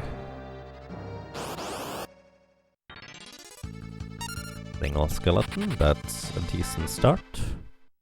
Now we hope for the single under the rusk or under the rusk skeleton car cursor group. HP is the only issue, but that should not be a problem. Well, it can be. Certainly. Oh, no, it's not here. That is. HP can be an issue, but because it's a solo character, we level up reasonably quickly, especially with having the nuke spells that Black Mage does have.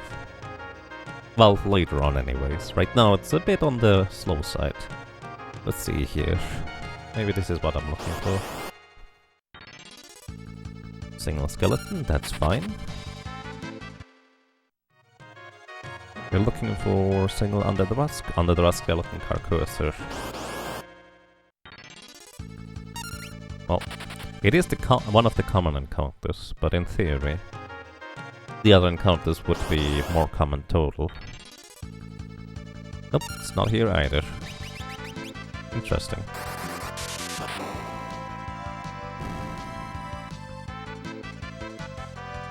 Then again, while I'm looking for that encounter group, I'm also gaining experience and also elixirs already along the way, so I might not even need it in the end. But at this point I'm just curious where, if that encounter group might exist. Could be in here. All that running makes me think of chicken knife. Yep. Chicken knife is going to be a pretty solid weapon, and in fact will get its use from Black Mage too. What?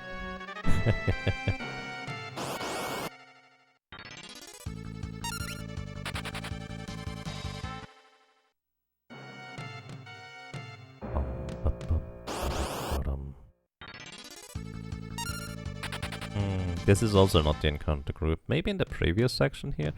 I don't think the Undead Rusk appears outside though. Maybe down here? I don't think there are encounters. Are there encounters in here? I have no idea. I don't think I've ever really explored this first ship section here. I don't think there's encounters here. Sure, let's just sleep while we have...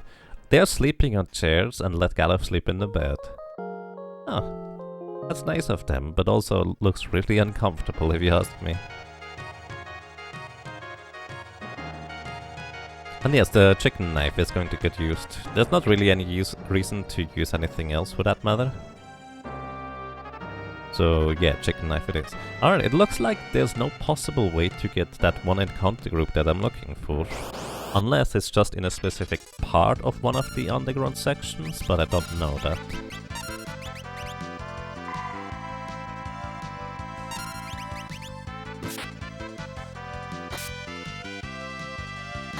It's very responsible of them. It is. I do agree.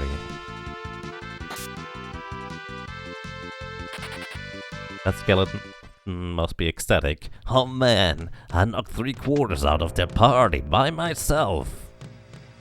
Then again, traditionally skeletons lack the ability to talk since they don't have the necessary muscles and tendons for it. Oh yeah, the Carcosa are actually immune to fire. I forgot about that part. It's actually a really interesting place to use a Black Mage in, because you have to vary up your spellcasts. Black Magic level 4 acquired. The last few levels of the Black Mage job class are going to be a lot slower than this, so it's gonna take a while until we get the final level that actually ends up being useful. Hey, this is the encounter I was looking for.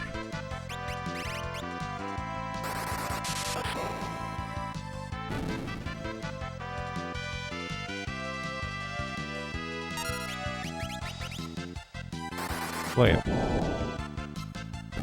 Oh no, it isn't. Well, this is... So, let's put it this way. This would be the encounter I'm looking for. Except, in that specific instance, it's not one of the more common ones overall.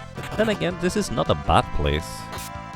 Of all the places we've seen, this doesn't have any Psycho Heads either, which is overall pretty good for us.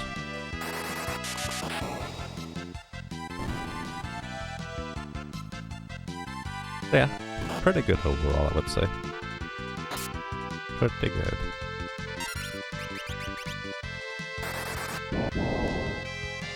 Not quite enough for the Under the Rusk. But 2 times the 1 in 16 chance to drop an elixir.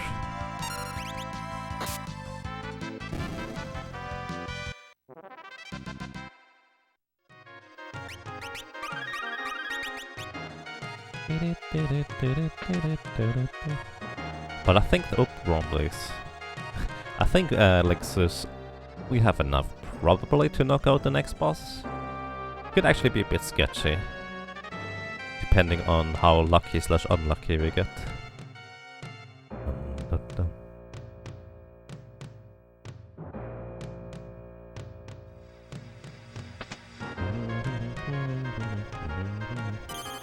Duck. Right.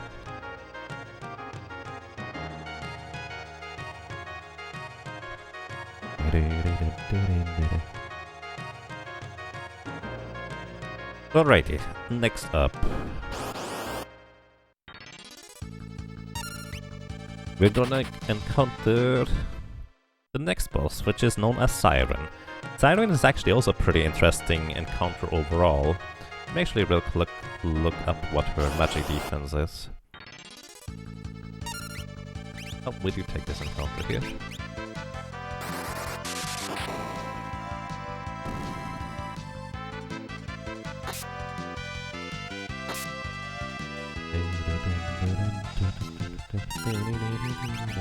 Alrighty, so the next boss we're going to encounter is called Siren.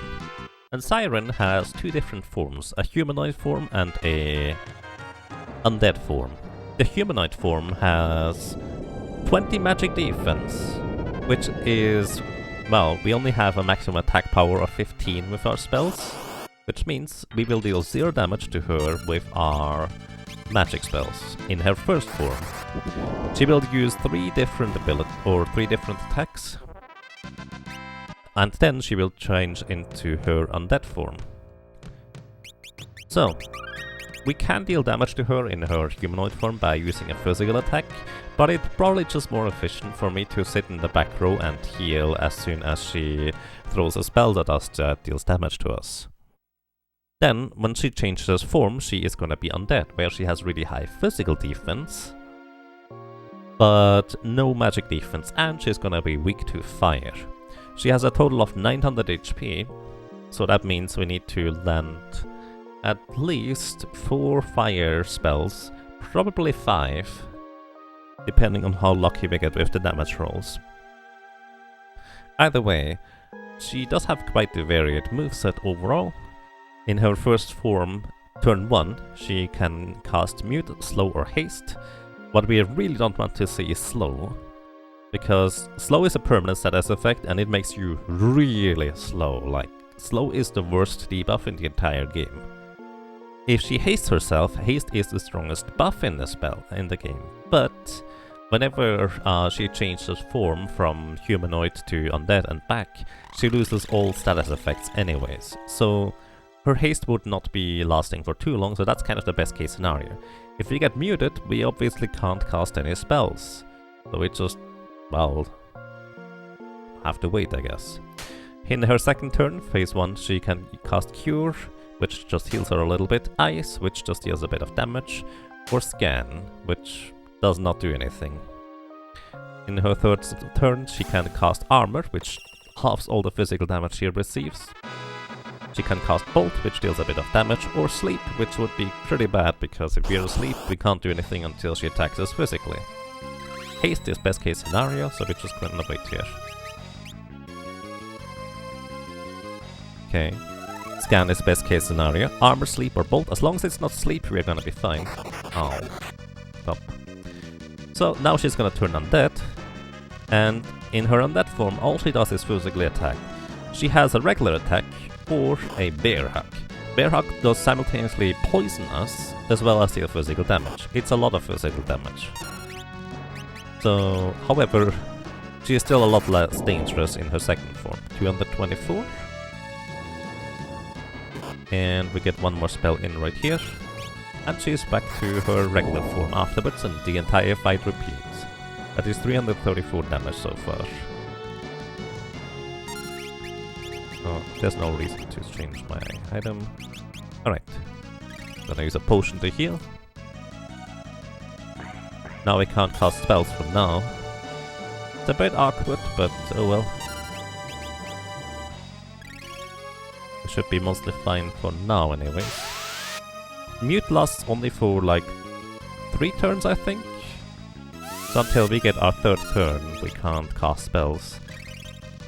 Alright, that was kind of best case scenario as well. In the subsequent turns, she changes to undead. Now, when she's undead, we still can't cast any spells, but we can throw a potion at her. Since she's undead, she takes damage from healing. So it is 284 damage so far. That is 694 damage.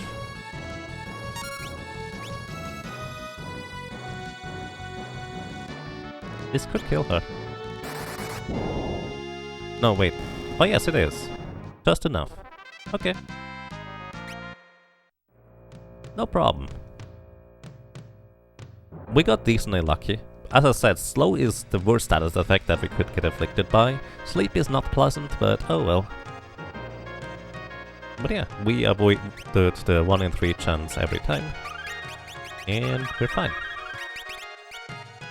Victory! Could always eat an elixir to her. Actually, elixir does not work against her. Elixir, what it does in Final Fantasy V, it on an undead creature, it actually makes them weak. And the weak status effect is effectively having 9 HP or less. However, an enemy that is flagged as undead is immune against HP, like division moves or setting HP to certain stuff. It's kind of like time magic. They are immune against most time magic. Alright, and that's that. Snapshot, thank you. Thank you, I hope you have a good day too. Thank you so much for an entire year of support. Welcome back. And I'm glad you enjoy your stay. Thank you so much, Snapshot. Here we get a cotton robe. It's not amazing, but it's one more defense. Actually, some more magic defense, which is relevant against the next boss. But the biggest deal really is that we just get one more defense. Here, I don't think we get any new spells.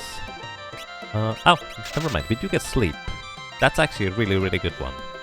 Sleep is a status effect that as long as you don't attack the enemy that is asleep with a physical attack, they will never wake up. And, you know, as a black mage, we often don't have much of a reason to attack with physical attacks anyways. So, if an enemy is put to sleep, they won't really be able to do anything anymore.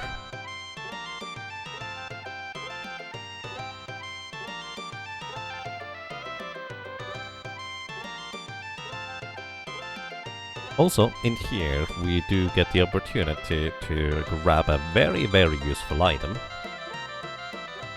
An ice rod. So, there's three interesting things about an ice rod. Ice rod actually deals ice element damage if you use a physical attack with it. However, a rod weapon has a very strange property of having an even more insane variance on how much damage you can deal with it. In fact, you know how the ice rod looks like? It has 16 attack power, which is better than the dagger's 14. Well, the way the dagger works is you either get +0 to +4 to your attack power whenever you attack. So you have a 14, 15, 16, 17, or 18. Wait, actually that's not true. It's +3 maximum. So it's basically 14 up to 17 attack power with your attack. However, rods are kind of stupid, because they have from 0 attack power up until their attack.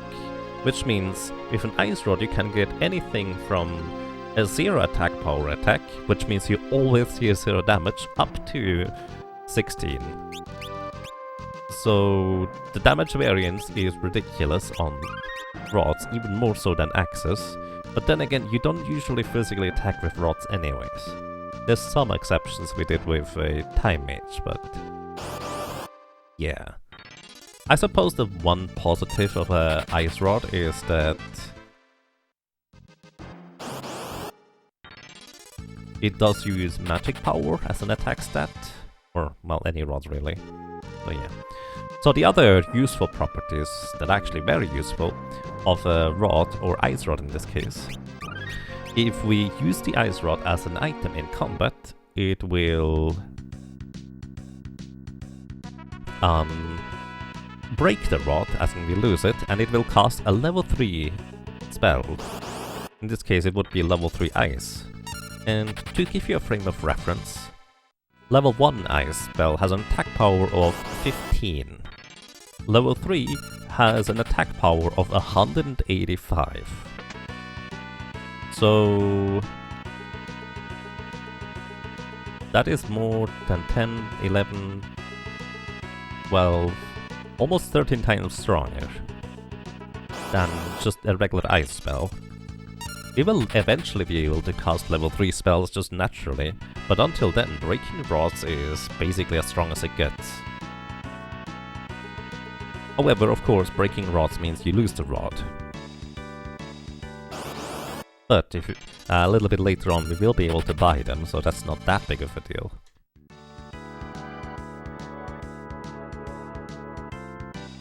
However, the third useful property of a rod or ice rod is if we equip an ice rod and use the ice spell, now the attack power of the ice spell is, instead of 15, it is 50% higher than that.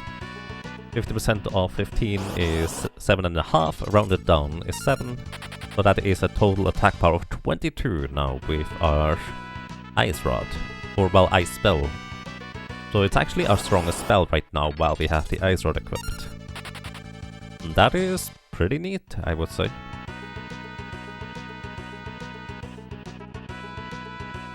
So, before I do anything else, I'm actually... Do I need the spells? Yeah, we do it. I'm gonna use a tent here to recover RMP back to 100%. Then I'm going to briefly walk over here to knock out our allies, so they are going back to sleep. Oops. There. I could, by the way, use the Ice Rod, break it against the next boss, and it's an insta-kill against the next boss. However, as I've mentioned previously, what I like doing in these solo character challenge runs is I like to try and use the abilities of the characters rather than just breaking items.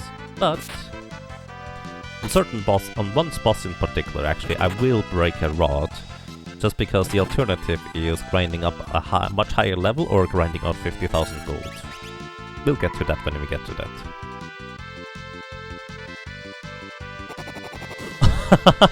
Okay. Beak is a 50% base chance to hit, modified by level, and if your solo character challenge runner gets petrified, you're instantly dead. Oh, I did not save because I wanted to save afterwards. Oh, Cockatrice only used their petrifying move on the second turn. I did not account for that. Oh well. Yep.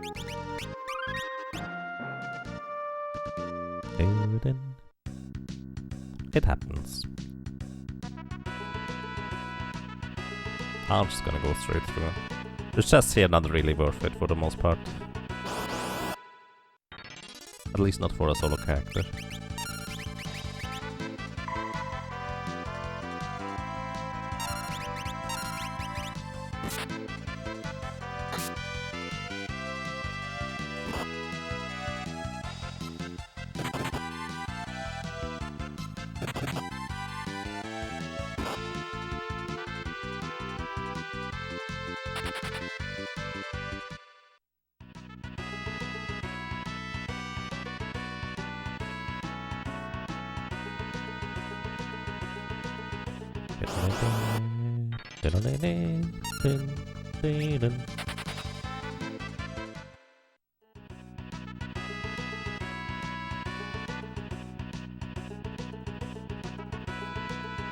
There he is. I mean, I do use a microphone, but often there's not much of a reason to talk during these challenges because I've explained most of the things. Welcome to you. I hope you have a nice day today. Welcome to you as well, Life Tactics. I hope you have a nice day as well. And enjoy the lurking. Oh, I'm a doofus. That's gonna be my other antidote used. You don't want to walk through these flowers. I was reading chat. Juggling stuff as usual. Well, hopefully it's not too bad. Have we ever figured out the manipulation for the Berserker? No. Basically, I was pretty burnt out after getting the Berserker to Neo X-Def, so I didn't look as far into it as you could. And welcome to you as well, Ghost Eye. I hope you have a nice day so far. Alrighty, our next boss here is Magiza. Specifically Magiza and Forza. So Magiza here, she has only 650 HP. And... well...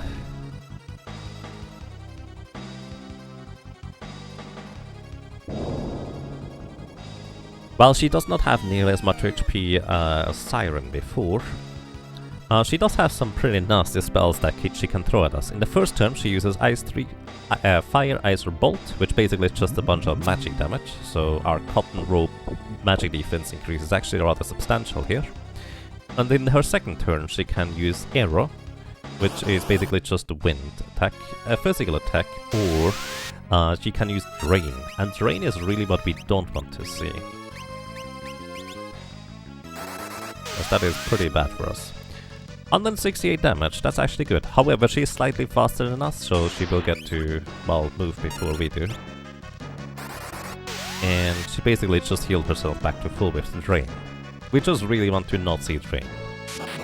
That's kind of the short push. I'm not gonna heal, because she's gonna be easy enough to take out later on. Once she drops below... that's really unlucky. A 1 in 9 chance to use Drain both times. Well, but again, this is basically just saving us elixirs if I don't heal like that, because it's easy enough, let's put it this way. I'd rather save the elixir than doing it any different. Either way, where was I? Oh yeah, once she drops below 300 HP, meaning after we deal 350 damage, she will call her husband, Forza, who is a pretty strong and beefy physical attacker, but that's kind of the only thing he does, he attacks physically. We are sitting in the back row, so that damage is gonna be halved, plus he can be put to sleep. So that's kind of what we're gonna be trying.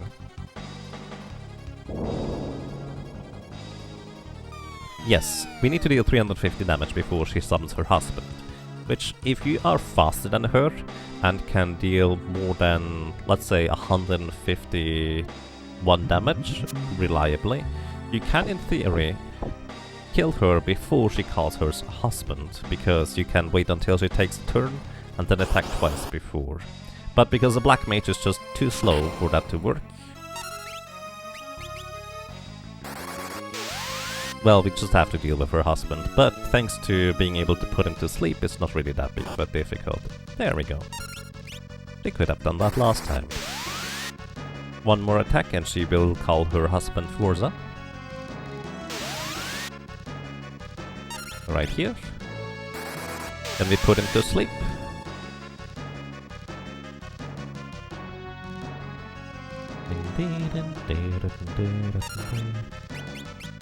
Sleep has a decently high chance to hit.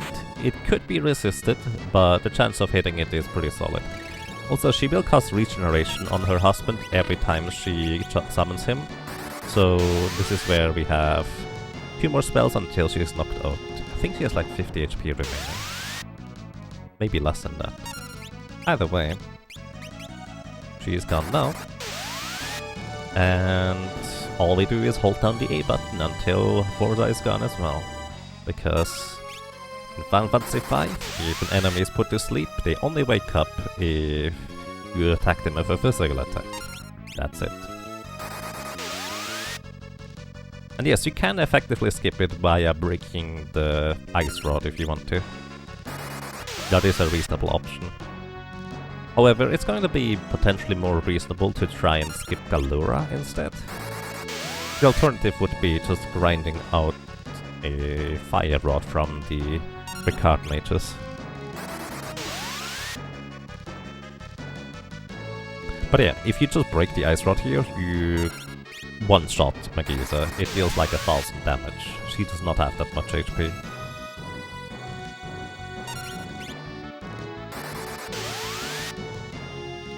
I will probably try Galura once, at least, without breaking a rod, seeing how well it is going to go.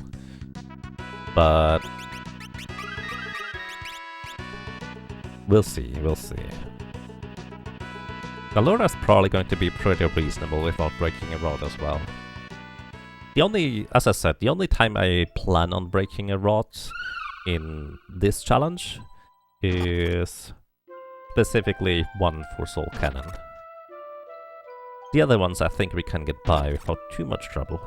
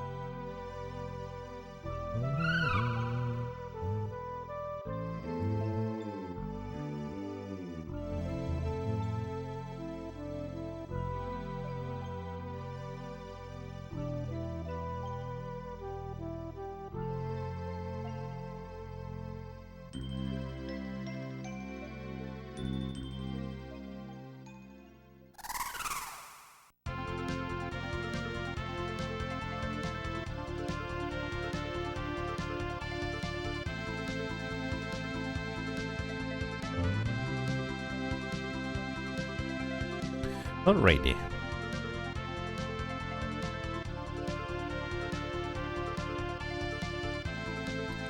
I don't think there's any new spells in this next city here.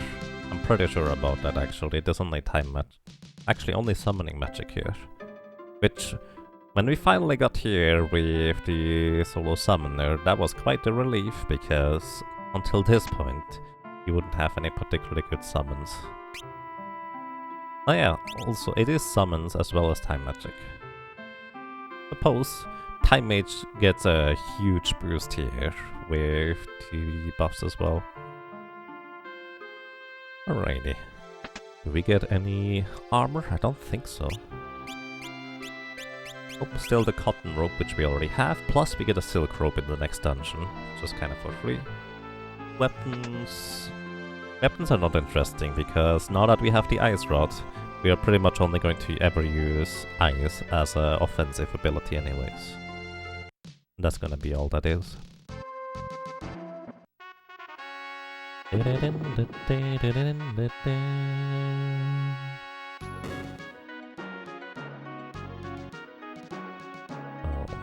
also going to grab a bunch of elixirs over here. Actually, it might only be one.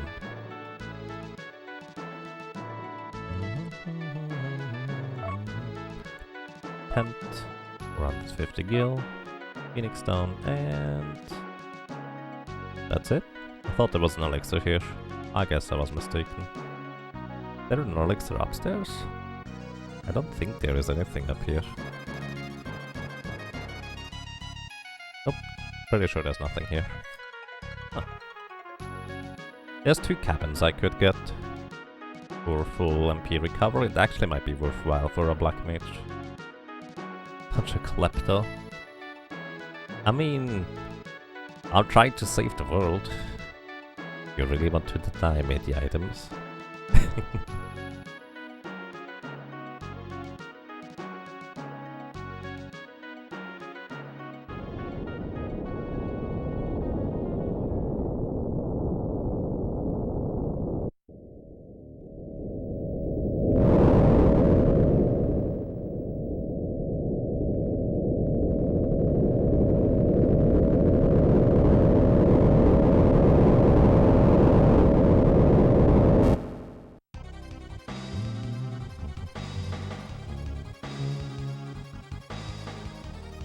We call it hero tax. Yep, that sounds about right.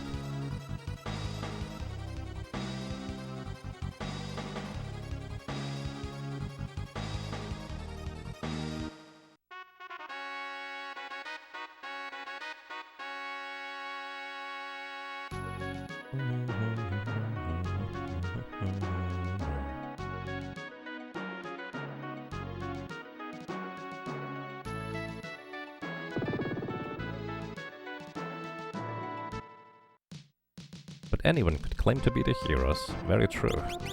That is a plot point in a lot of RPGs too. I forgot the... Actually no, that's in the other... Never mind, there is not 2 cabins. That's in Tycoon Castle. Oh wow, Galura! Hello! Those are the friendly Galuras. Actually, let me just demonstrate this real quick. So Galuras are just kind of native to these plains here. They are friendly giants that don't hurt a soul. In fact, if you just kind of wait around observing a Galura here for a while, it will eventually just walk away.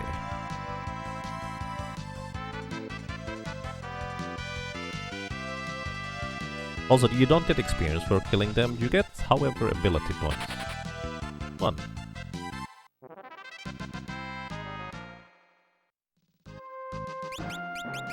So, if you want to train up a character without giving them experience, but just ability points, you can just go Galura watching for a while.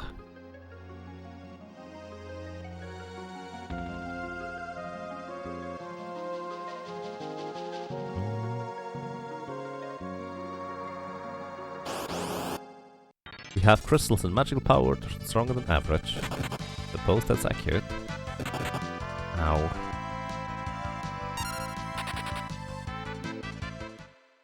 And an awesome old man.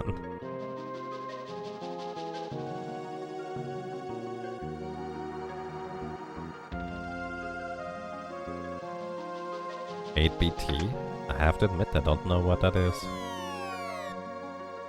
Or who, I suppose. Well, we got our Silk Robe here.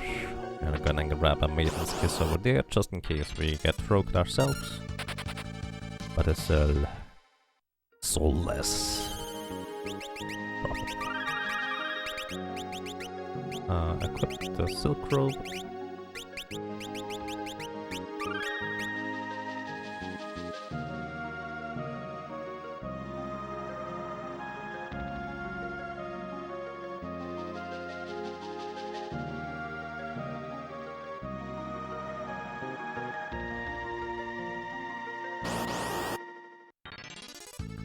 Yeah, I don't know those references.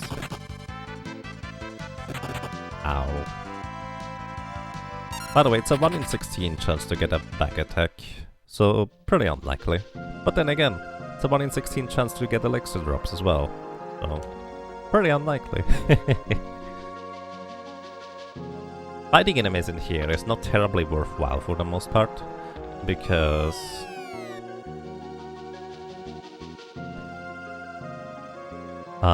while they give pretty decent experience overall, it's not nearly as good as the later stages, and it's not like we need many more levels here. We do have a decent amount of levels. Also, we get a silver ring. That is one more physical defense, which once again, pretty useful, especially at the early stage of the game. And also more magic defense, but that's kind of secondary. Alright, and welcome to Galura. So this Galura here is going berserk because unfortunately evil forces are controlling it, or something like that. And Galura here has 1200 HP, so that's a fair bit more than previous enemies. And it's not susceptible to being put to sleep, so all we can do is really just ice it. So, after we deal 400 damage, it will counterattack whenever we attack. Twice. So dealing just under 300 damage with that ability is kinda decent, because it will counterattack on the next turn. The counterattacks can be either a physical attack, or a rush.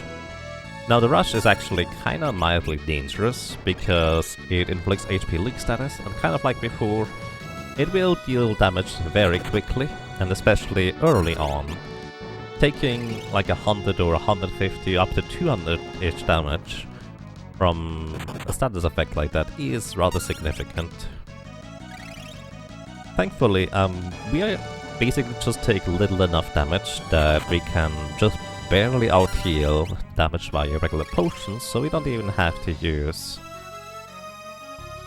elixirs here. However, what we could do in order to speed up the process is that we could just break the Ice Rod. It would more or less easily defeat Galura in just one attack. And right after this, we actually can buy Ice Rod, so it's reasonably simple. Also, I was wrong, we dealt just slightly over 400 damage. So that's actually less than ideal, because it did get to counterattack on that one turn.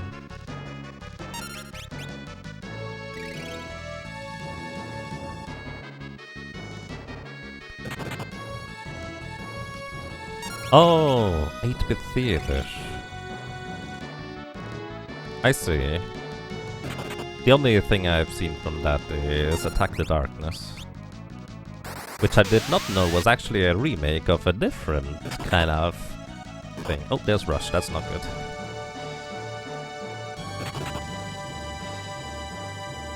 There's gonna be a lot of potions used here. That rush attack is also the reason why I heal up so much before attacking once again. Yeah, that's how the fight is gonna go. Until I run out of potions, then we might be in trouble.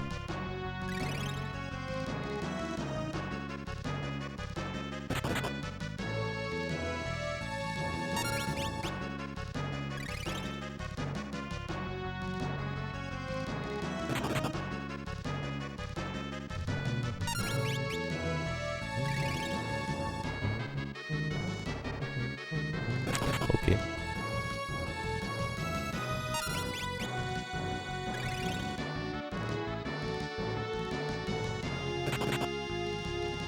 What will you do when Ferris leaves the party for a little while in the merged world? We basically just get past Antlion with any means necessary. Basically, just before you encounter Antlion, you have to defeat X-Death at the end of World 2. And realistically, when you can defeat X-Death at the end of World 2, Antlion is at most just an annoyance. He can't technically kill you, it can be a game over in theory, but practically it's never going to be a real challenge after X-Death. So I feel like it is more than justified to just get past it by any means necessary. And any means necessary is going to be putting it to sleep and just dancing until it is dead. Which is going to take a while, but yeah. If you are actually asking what the strategy is I'm going to use for 2 low-level characters, basically I will turn Kara into a Mystic Knight, give her Sleep Blade, and then attack once and it's gonna be asleep. That's it. And then Butts is going to be a dancer with a air knife, and while it doesn't deal a whole lot of damage, since Dance never wakes up the Antlion, it's just going to knock it out eventually.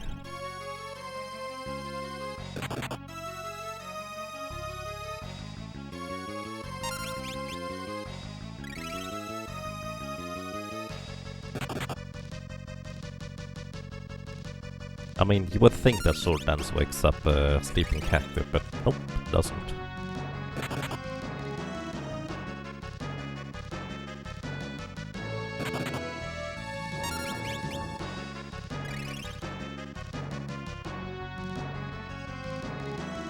Author Blues.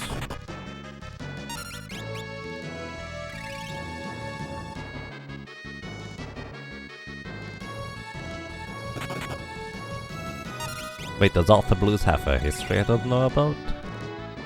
And that's kind of stuff?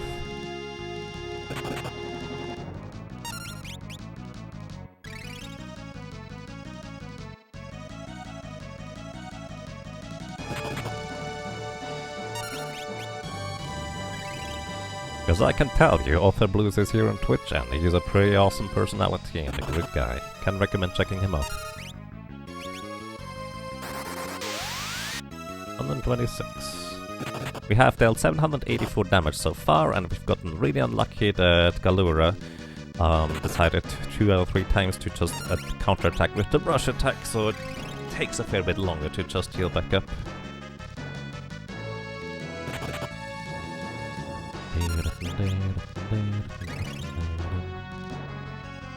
Side sprite comic author at Bob and George, and had the best side comics there, in my opinion.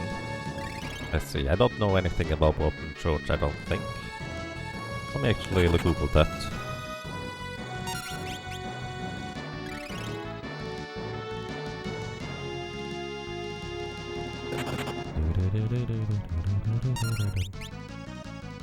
Oh, actually I do know these ones. Interesting. I do remember liking, well, I do remember enjoying reading them, actually. Those are pretty neat.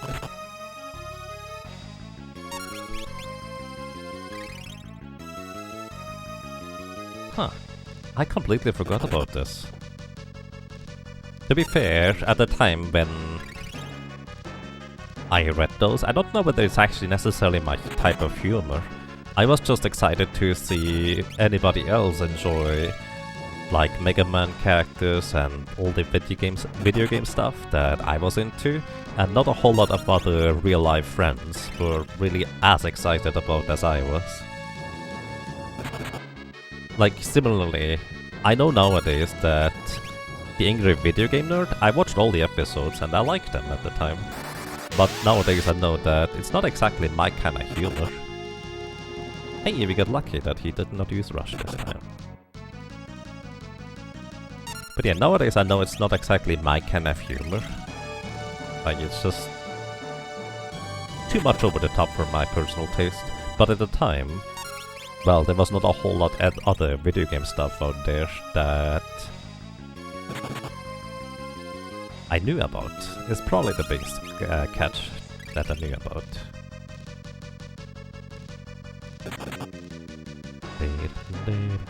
What is my kind of humor?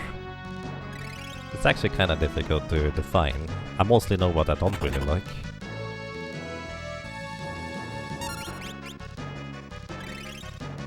And hey Q, welcome to you. Hope you're doing well. Final Fantasy drop style values? I don't know what that is. Alright. So that's gonna be 126. Alright, 2 more spell casts and Galura's gonna be dead. So I think what I can do here is I can just attack and we should be winning here.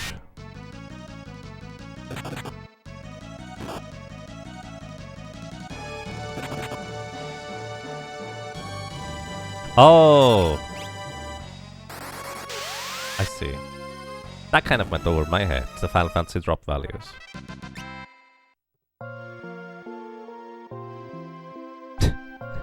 Alright, fair enough. I mean, 1 in 16 is not that bad, at least not in my book. But maybe I'm just weird. Now I want to read those Bob and George comics again. Been too long.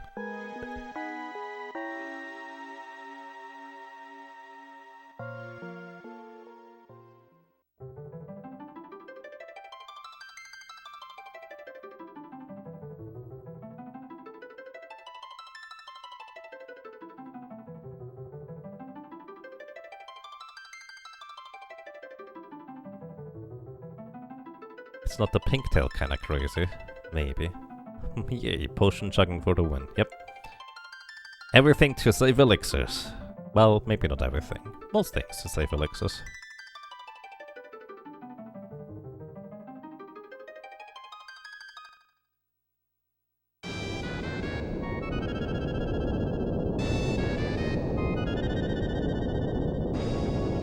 But yeah, to be fair, I do appreciate when a game doesn't have ridiculously low drop rates, or at least you know that enemies can drop certain things.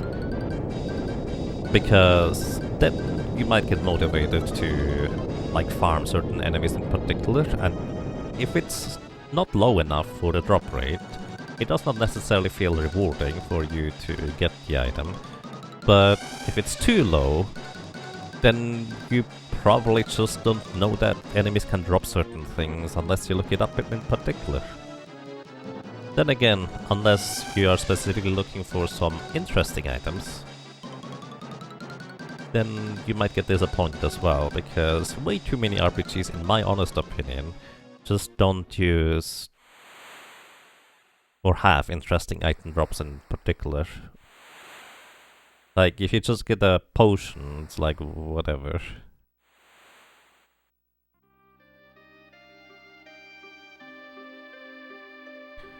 First few episodes, but Fake Race is just meh. Yeah, not my type of cup of tea as well, Unfi, but there's plenty of people that enjoy it.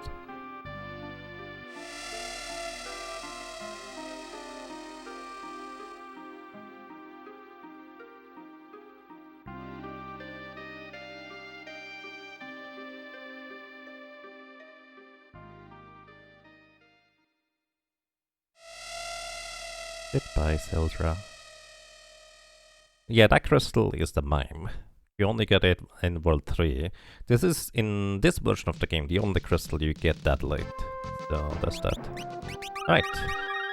We started with a little bit over 70 potions, we now have 20. So, that was 50 potions used in that one boss fight.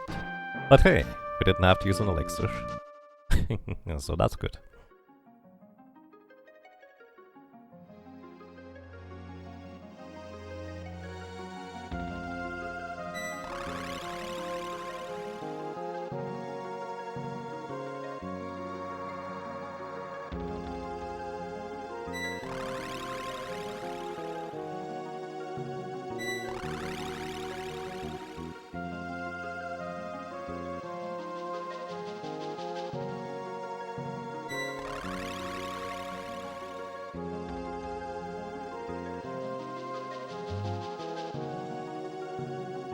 The rest of Black Mage is basically free, right?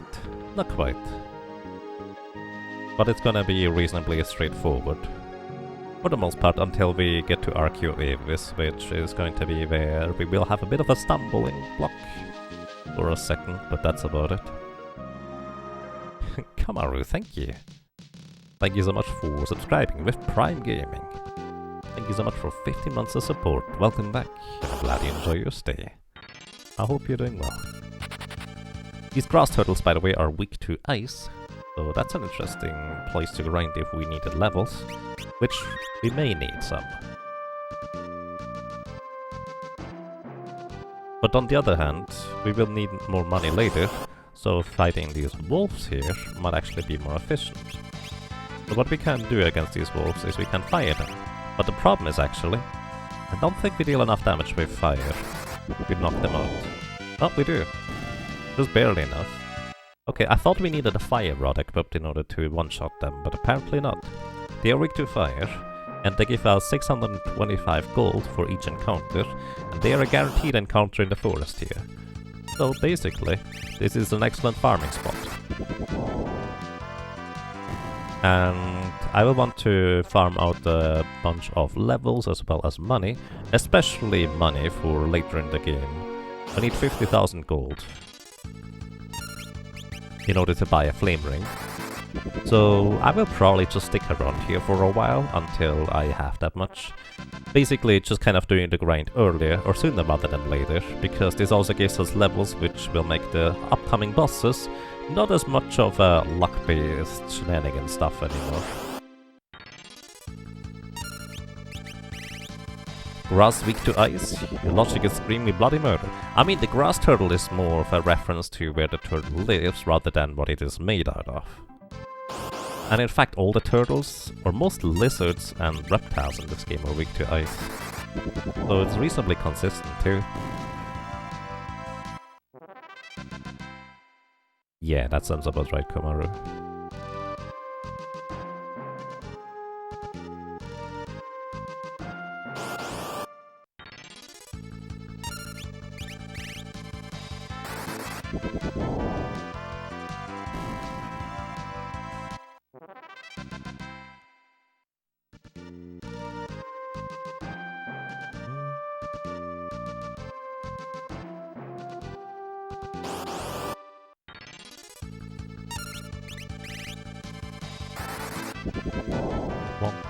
Alright, so in this town here we can buy a bunch more stuff after the cutscene. Until we basically watch the cutscene, we can buy exactly one item at a quarter of the price or something like that, so pretty cheap. Even though it looked like the cutscene was happening before we bought the item, we actually did buy the item in fact, so that's interesting. That's a large host. Bowie. I can actually finally see who is hosting me. Bowie, thank you so much for the host, I appreciate that. Good morning, good evening, good afternoon, and welcome everybody to Final Fantasy V, the Solo Black Mage Challenge. This is challenge number 20, and we just recently started. For reference, anybody who may have joined us, this is not intended to be a single sitting, this is gonna be over multiple sessions, but well, this is just kind of where we started. And, well, let's see where this is going to lead us.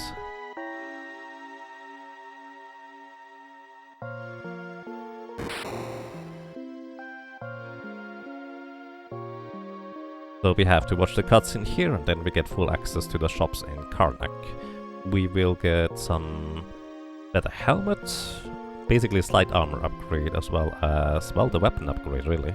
We can finally buy mithril knives, which means that whenever we use the inn or tent, we will be able to just knock out our buddies with one attack rather than having to wait until they get a second one.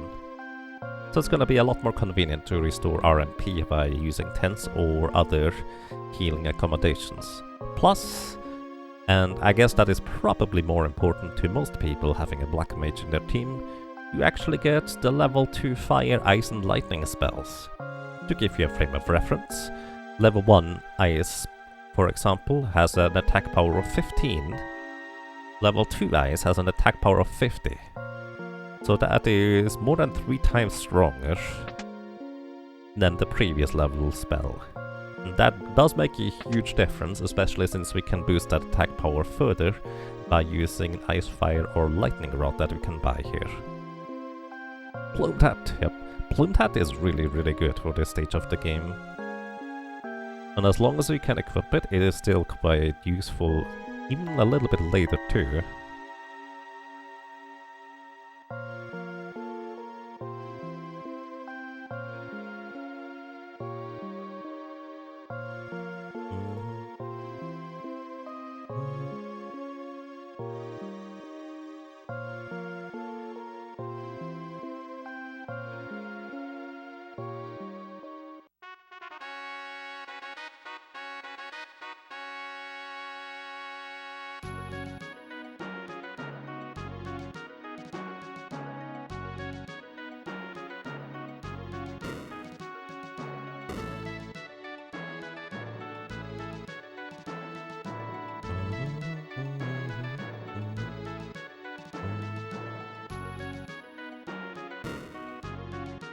Hello, welcome to Extract, I hope you're doing well.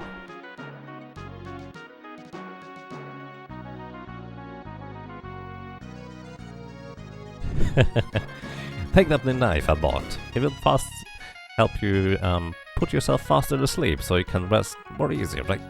Yeah. I mean, the knife is basically just sleeping pills in a weird form. It makes sense.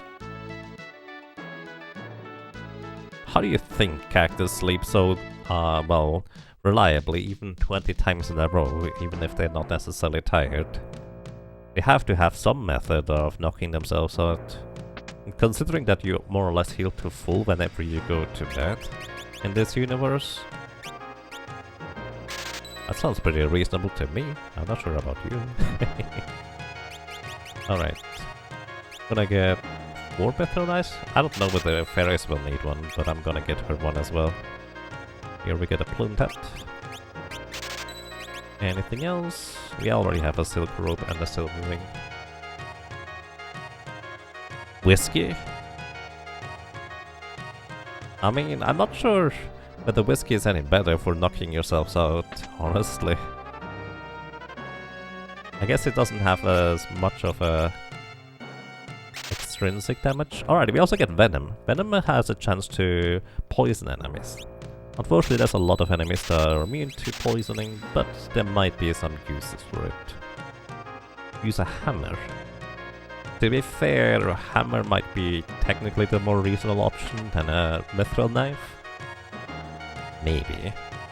Hard to tell. Okay, we buy some status recovery items here. Just a few.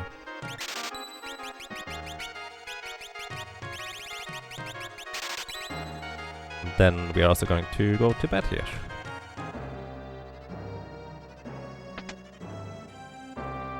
Don't you want to use Venom plus sleep on something? I would like to. There's not a whole lot of bosses where that could apply to, though.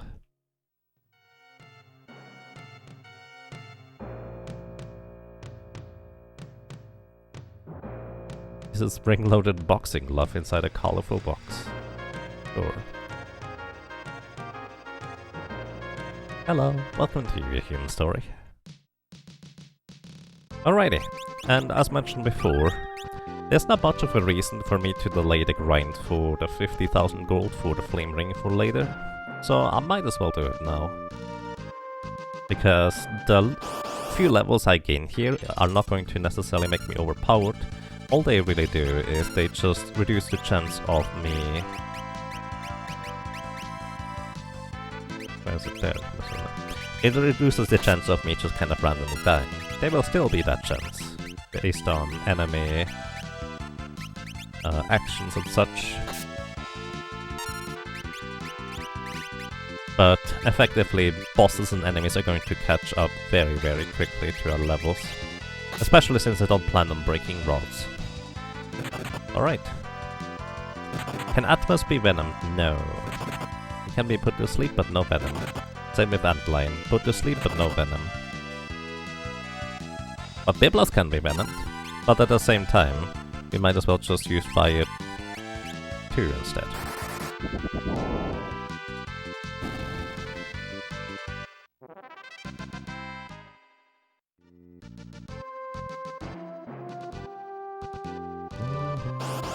Won't the bosses heal to full if you sleep them? No, not in this one. Are there other Final Fantasies where enemies heal to full if you put them to sleep? I know there's the concept of polymorphing an enemy that heals them. Hello, Kamaru.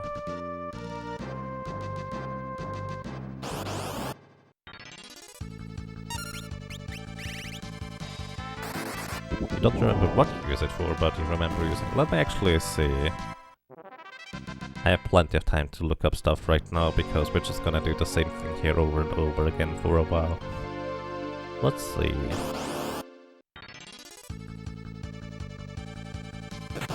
Poison is over the... Oh, I have poison.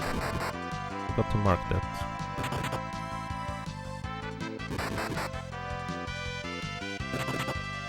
Also, I should put Fairy in the front row, because the only time I ever take damage is if I get back attacked. Because otherwise I will always knock out the enemies right away.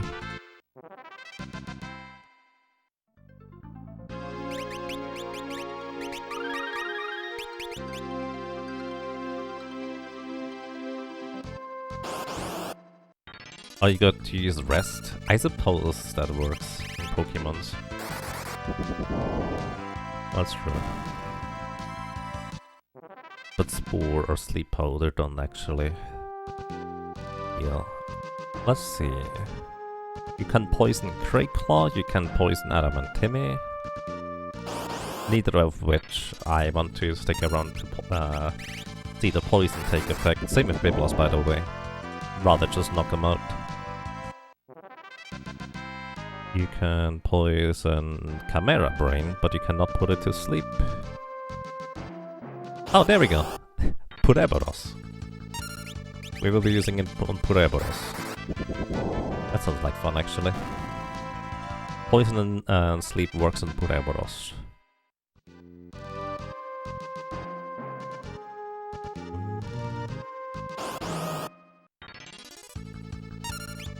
There it is. There it is indeed. Also, it does work on gargoyles apparently, so we can just do that too. I like using that strategy. Apparently the trio is also vulnerable to both sleep and poison, you know, the trench. And since we do the barrier tower, we could technically go and pay them a visit. You can poison Kalotisteri, but good luck. Wait, you can poison Catastrophe?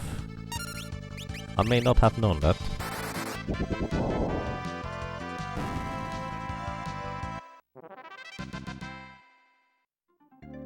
Also, I know you can poison the magic part on Neo XDeath, but I don't think we're gonna wait for that to stick around either.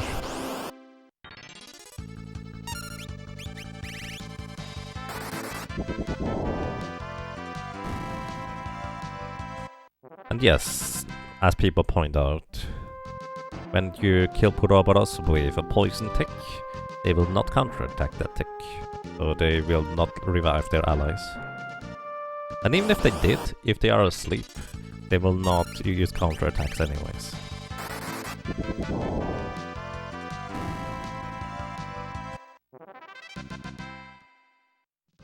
You were today years old when you found out that Puroboros is from the Latin word Pyrobulus, which is literally translates as bomb. Ah, that's neat. I did not know that. Pyrobulus.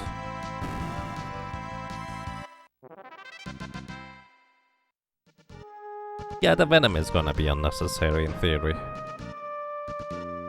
That is very true. But the thing is, that's also true for Biblos. But it's still kind of fun to just wait for the venom ticks instead of doing anything else. On some characters anyways. It's just that as a solo character, Biblos is gonna be pretty dangerous by itself, so it's not the best choice to wait on Biblos to get knocked out by poison.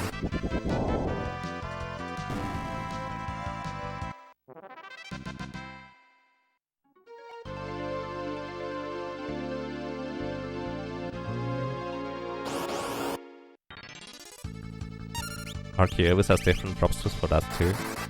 Yeah, I actually did not know that, but we did actually use the HP sap with a Beastmaster via releasing a Bio Soldier. We killed it in phase 1.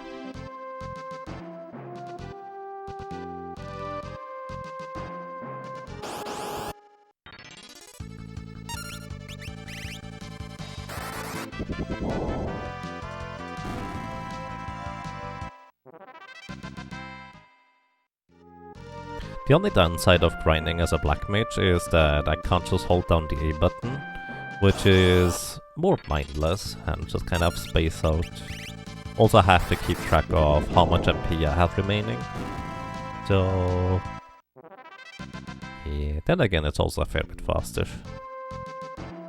Arc has all the drinks covered.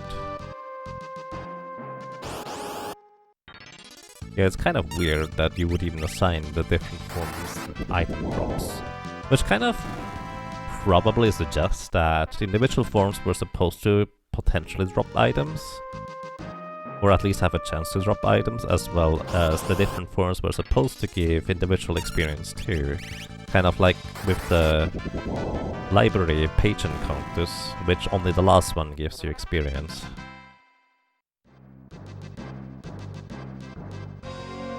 You could bypass all of Arceus with poison. I don't think you can. Like, I don't think you can poison it. Hang on.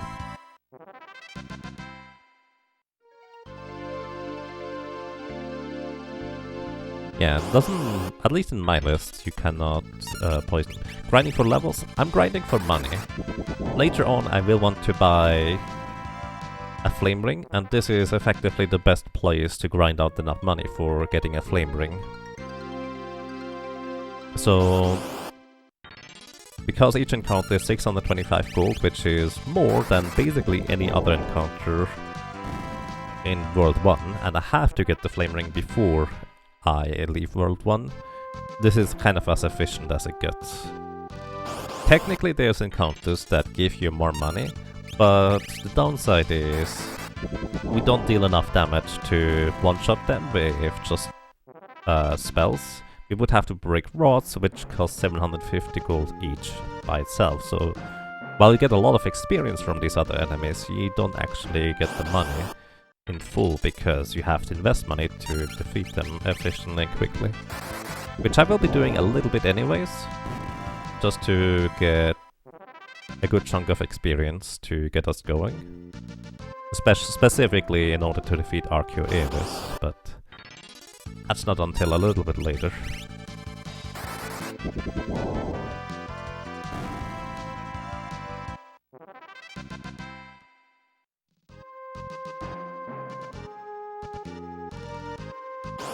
Rod strats the whole game? Well, that's gonna be for the mime.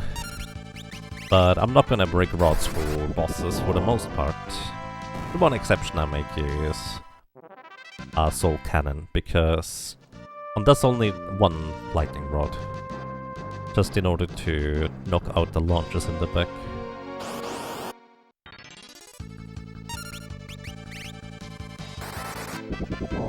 Because the alternative to doing that would be grinding another 50,000 gold for an angel ring. Or getting lucky enough that the launchers don't actually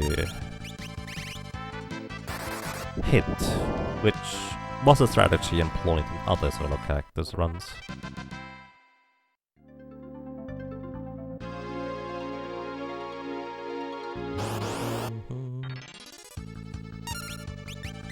Two more.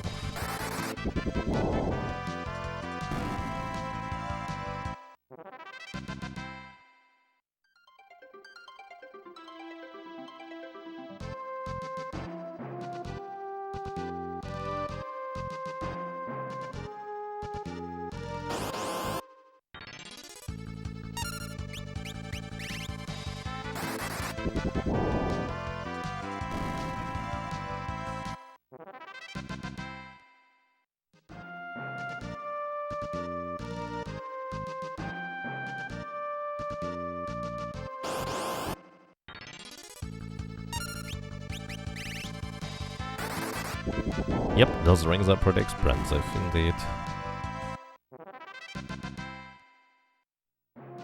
Also, I haven't bought any tents yet, because later on tents will be cheaper to buy than right now, so I'm just briefly going to go back in here to sleep instead.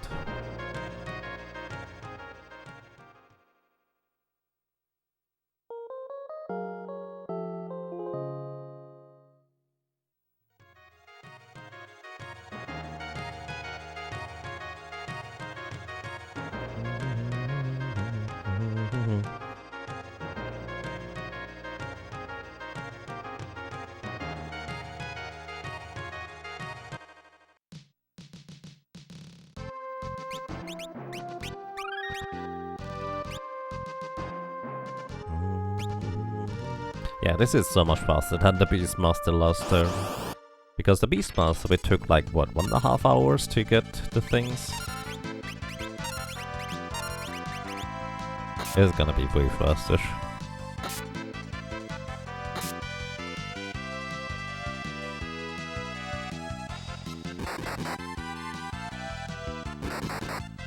Also, sometimes Butts does not deal enough damage to knock himself out. And the wolves refuse to attack Butts. Wow. That's why I normally buy a mithril sword in order to give it to Butts so he guarantees knocking himself out.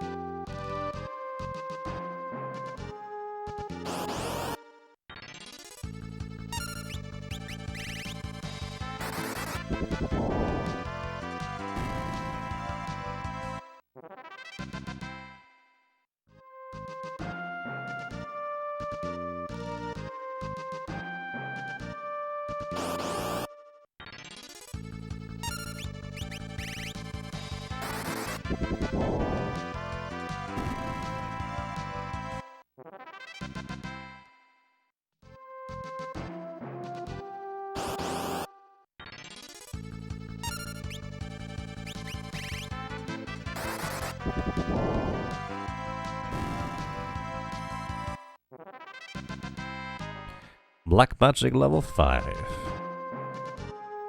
This might be the last or the second to last Black Magic level here. I'm not sure which one it is. We'll see.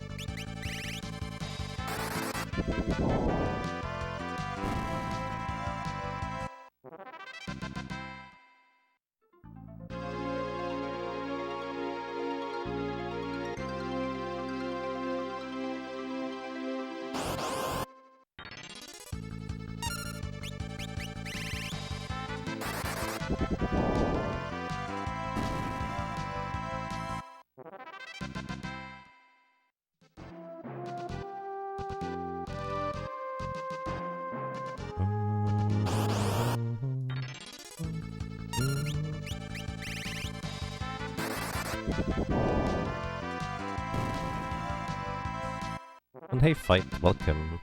I hope you're doing well. Also there's a bit of a cooldown dash. Or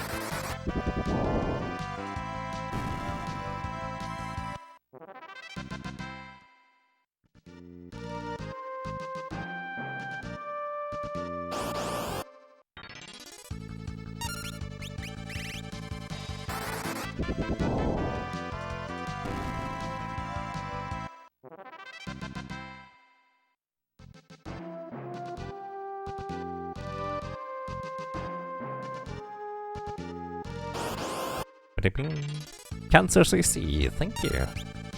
Thank you very much for 33 months of support. That's quite a long time already. Welcome back, and I'm glad you enjoy your stay. I hope you're doing well.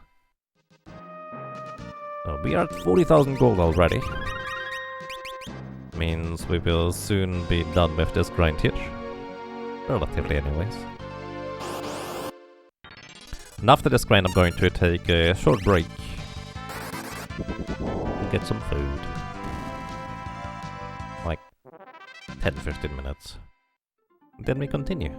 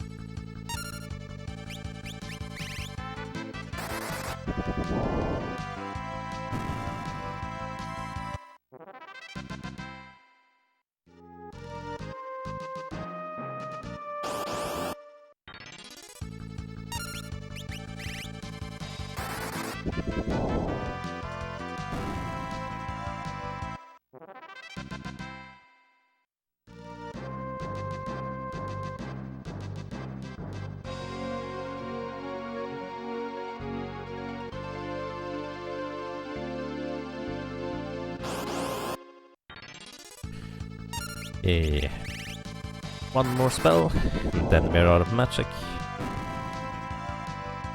And I think we're just gonna move on for now anyways. We're not quite at 50,000 yet, but I will want to grind a few dark flame or black flames anyways. So that kind of makes the most sense in my opinion.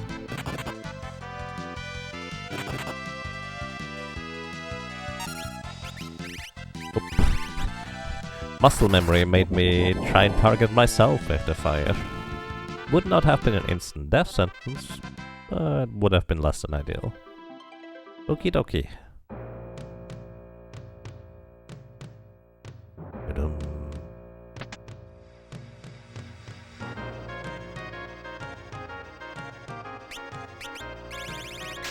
Stock up on all the potions.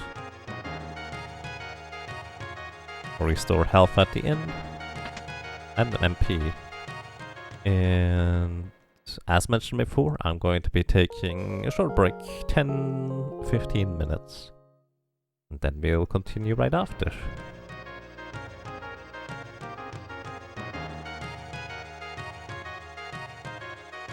Thank you, I appreciate that. And we're back.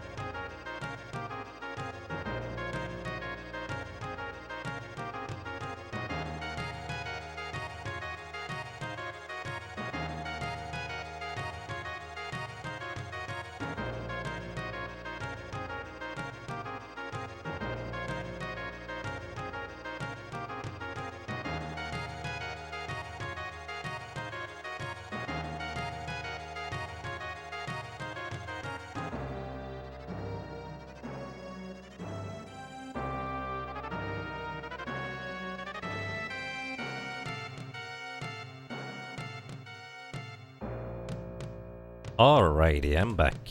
Good morning, good evening, and good afternoon. One day we'll get the Rabbi to level 99. Oh, that's gonna take a while, but maybe one day. We'll see. Hi, Esgrunt.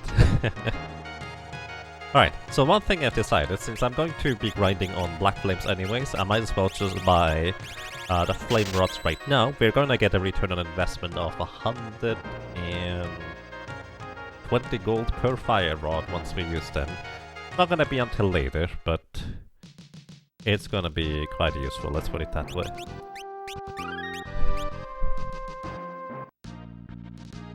Maybe that's a bit too many Fire Rods now I think about it. Because that's a minimum of 51 Black Flame encounters. Then again, I could use the Fire Rods to make quick work of the Geiger's enemy after Liquid Flame. Which I might as well do, because probably going to be a quicker proposition than grinding out elixirs in other ways.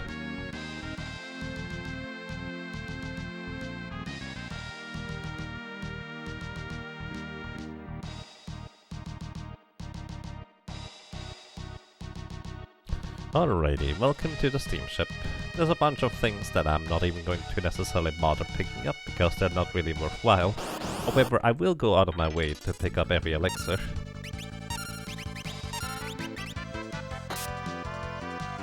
Also, I'm keeping Ferris here in the front row because the only time I really take any damage is when the enemies are back attacking me. Or well, I'm trying to put my other party members to sleep, I suppose. And as usual, when you get back attacked, the front and back row actually are swapped, which means anybody in the back row will be front row and vice versa. So I would take more physical damage if I'm actually in the front row. And in the back row when getting back attacked, that way around.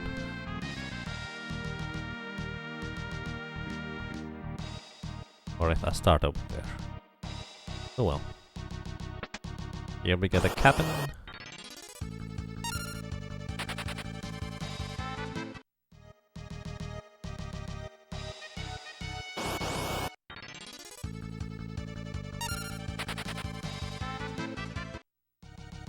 And here we find an elixir. More elixirs. And more.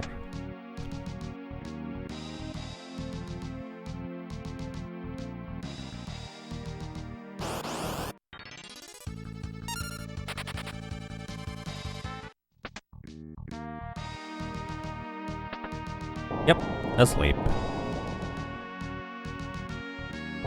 Until they wake up again.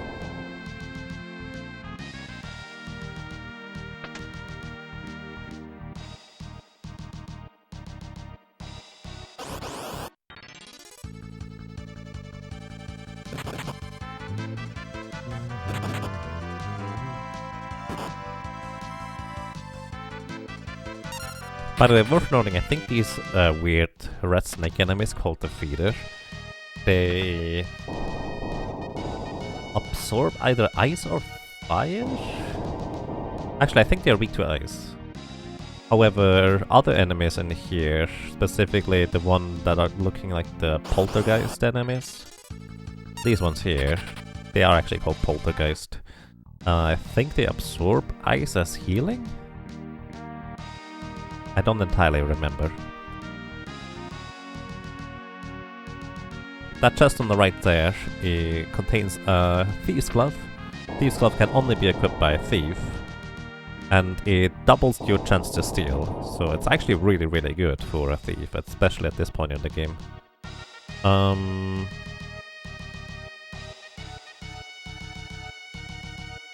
There's not really a reason to go out of my way. So from here, depending on which path you pick, you either go forward or you go to one of the two chests. Either Thief's Glove or the Green Beret. Also that chest or that staircase on the right side leads to a chest that contains a boomerang.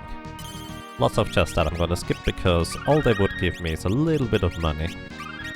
And I'm actually faster grinding out more money by just defeating another pack of wolves. In comparison.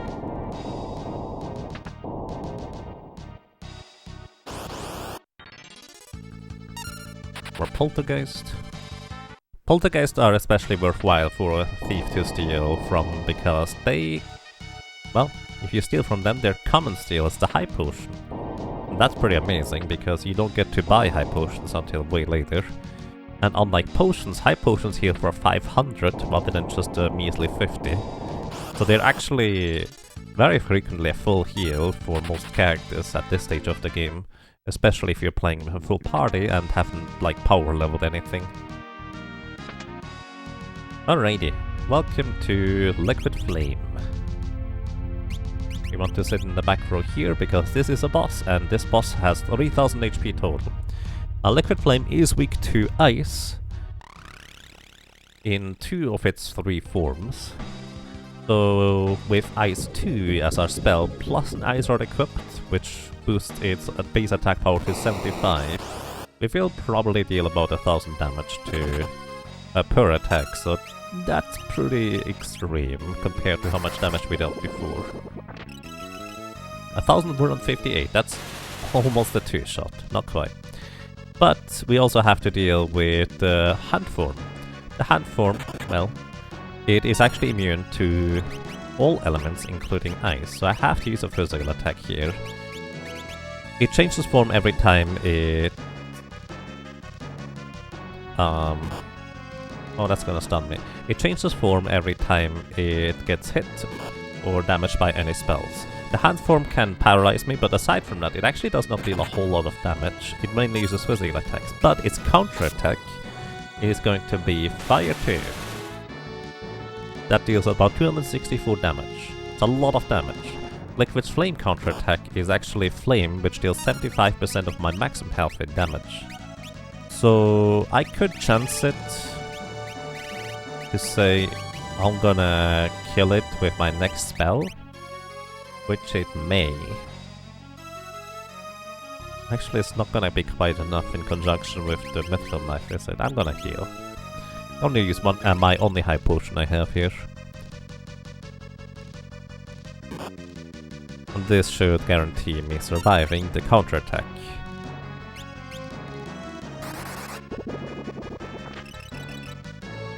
Yep, it's not quite there, it's actually almost. Alright, and here we have the Tornado form. Kind of would have liked to see the Tornado form earlier. All the Tornado form does is it attacks itself with Fire 2, which means it heals itself for about 270 HP each time. You can only do this 6 times total, so you can actually just wait until it's out of magic if you don't need enough damage otherwise. But well, as a black mage we can just easily knock it out.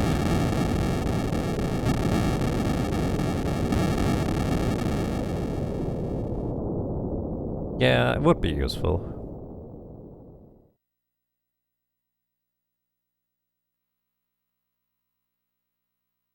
Then again, all the mediums and super potions are kind of built into the chemist if you think about it that way.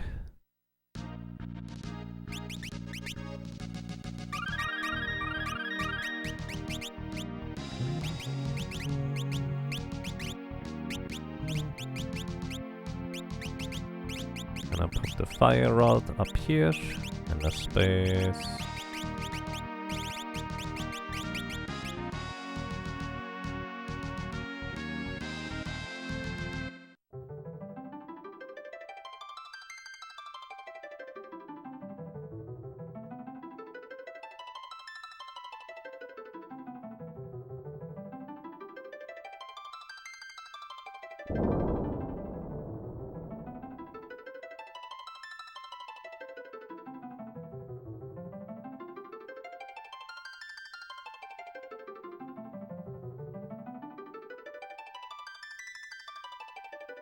But yeah, Liquid Flame, generally speaking, as long as you survive the Fire 2 counterattack, which, depending on your magic defense, is more like 300 damage potentially, you're usually fine to deal with Liquid Flame without too much trouble.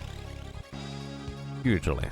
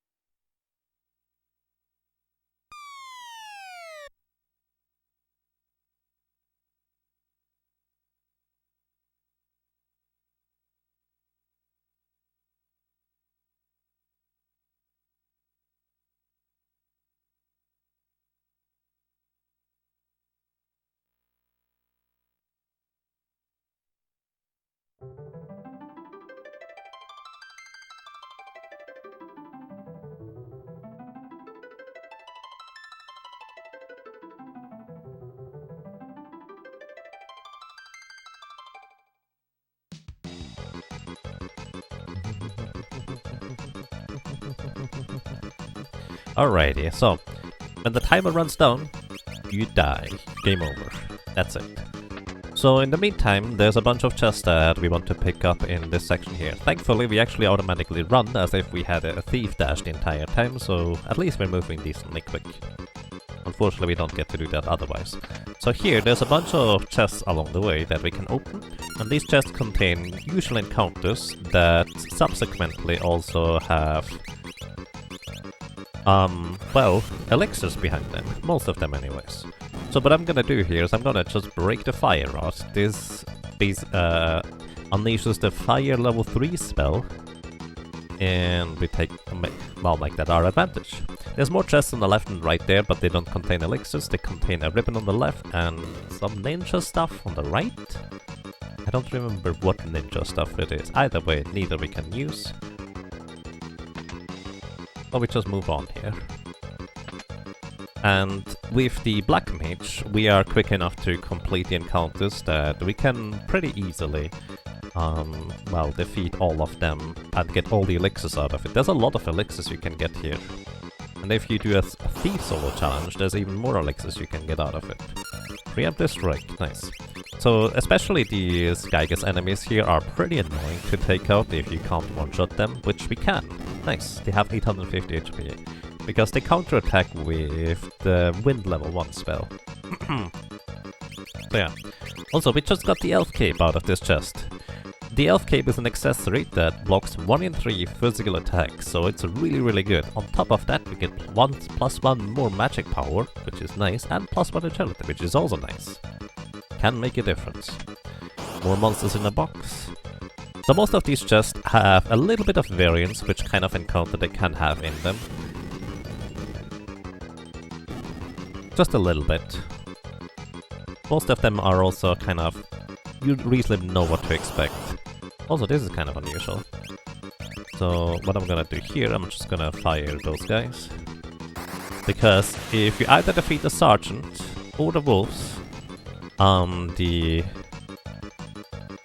other party will escape and run away. Doesn't matter which one of the two you defeat. This is, I think, always a Gygas enemy here, just a single Gygas. So we just fire rod him.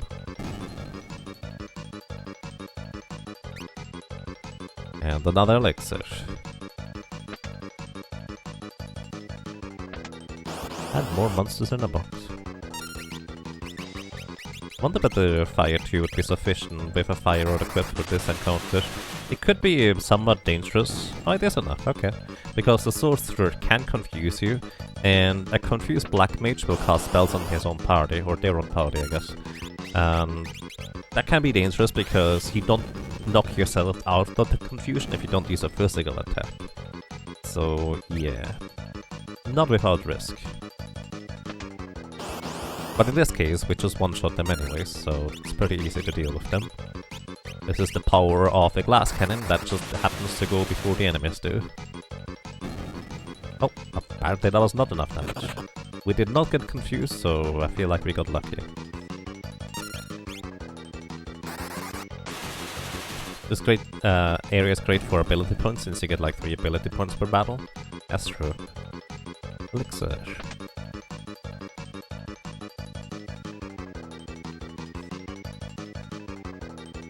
This area is also great for stealing elixirs from the Gygas enemy. You just have one thief steal, the other thief run away, and you just mash the A button from then. You can get like 50 elixirs if you stretch it, maybe more. Oops, oh well, that's fine. Wow, that's almost a one-shot. That's more damage than anticipated it would be. And I guess it's more annoying rather than dangerous. If I don't use a fire rod here.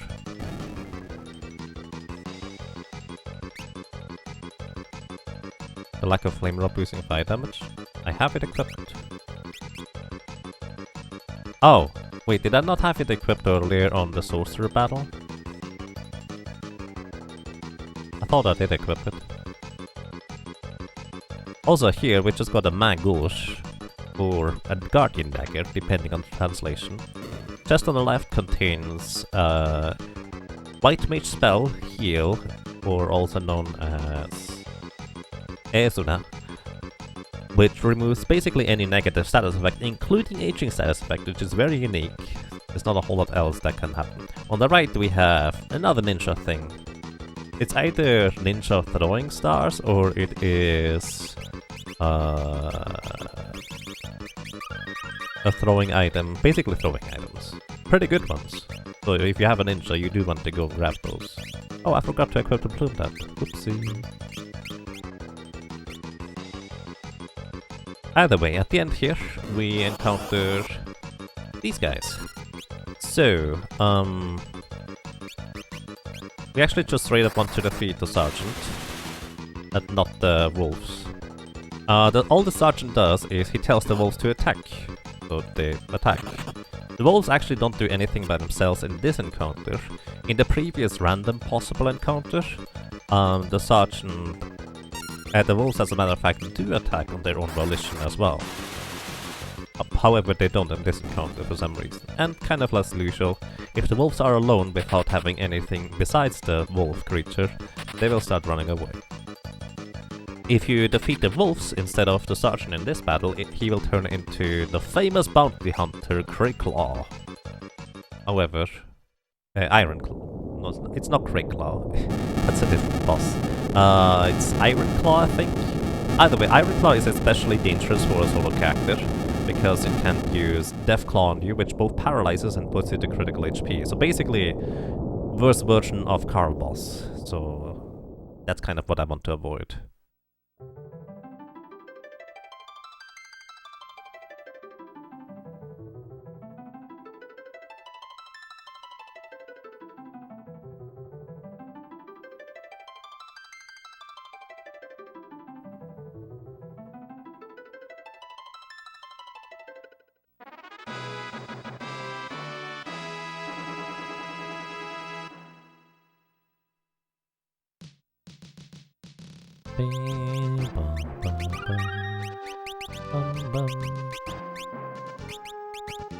Alright, and that's kind of all there is to this.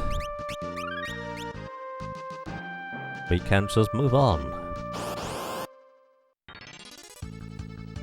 Hey Gil, I do believe we actually managed to one-shot these things. So if we get easy experience along the way, why not? That is 360 experience. Or a battle that does not really require much effort. This guy, on the other hand, has 850 HP, okay. But he has a 1 in 16 chance to drop an elixir. We just got a bunch of elixirs, but you rarely have too many in a solo character challenge run.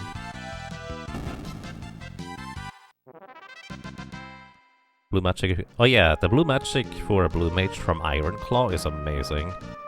Definitely recommend getting that. I even made the effort with the solo blue mage to get Deathclaw, which required a bit of luck, but I got lucky pretty quickly. It was like the second or third attempt I got it on. So yeah.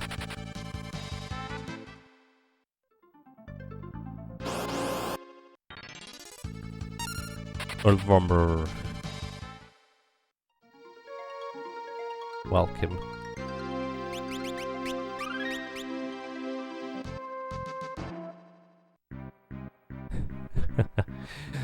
For anybody who is confused what Earthwormer even means, Earthwormer is what happens when you try to type welcome, but your left hand is one too far to the right. I have done that in the past too. Well, not specifically with that word, but typing in general. Bonk.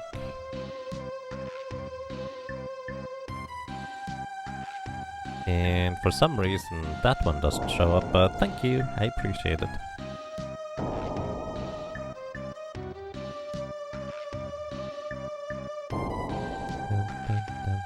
Oops.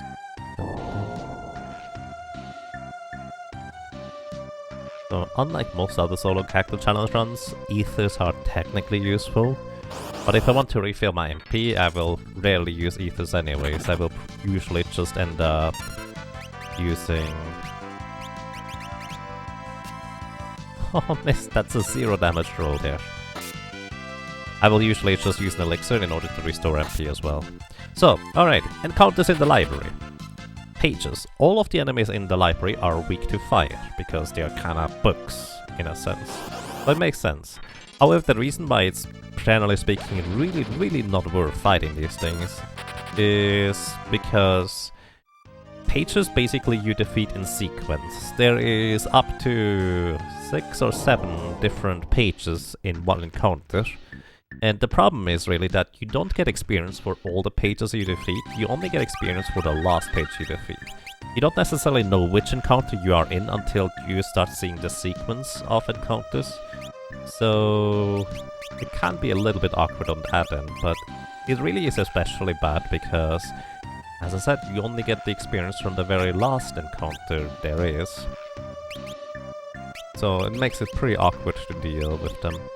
Alrighty, so the Guardian Dagger I picked up has a 1 in 4 chance to block physical attacks, and I entered this encounter here with that equipped because, well, in case he uses a physical attack first, which he doesn't, now that I think about it, I would be able to have a chance to block it.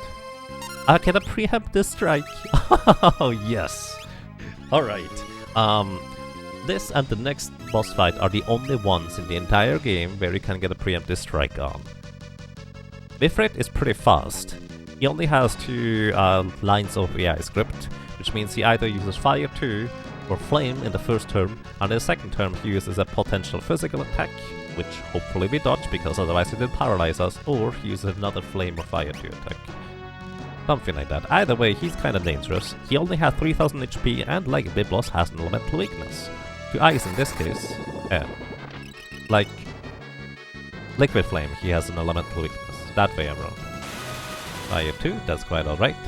What I'm actually gonna do here is a bit unusual. I'm gonna equip the Guardian Dagger and then cast Ice 2. Because we're not gonna knock him out in 2 spellcasts. However, in 3 guaranteed, even without the rod. And in case he used the physical attack here, I had a higher chance of blocking the physical attacks by equipping the Guardian Dagger as well. However, you did not use anything like that, and we just win. Neat. This is also where you get one of your first few really powerful summons as a summoner. Which probably you have gotten Shiva before this, hopefully, if you have a summoner. So yeah, that was pretty easy, quick and painless, so that's nice. But then again, this is kind of how a lot of, or even most of the boss fights go if you have a boss with elemental weaknesses that the Black Mage can exploit. That's just kind of how the Black Mage goes. You deal a tremendous amount of damage, but you may not be able to survive too much. So you try to kill the enemy before they kill you.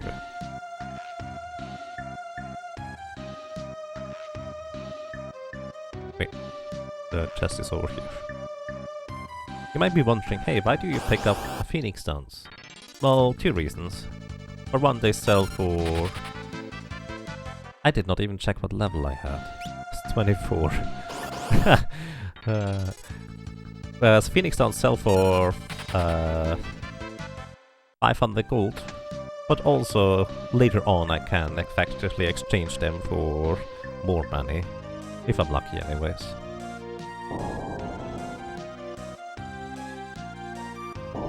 I really like this music. So even though this here is a forced encounter, you can still run away from it. Although these enemies are just a bit faster than we are.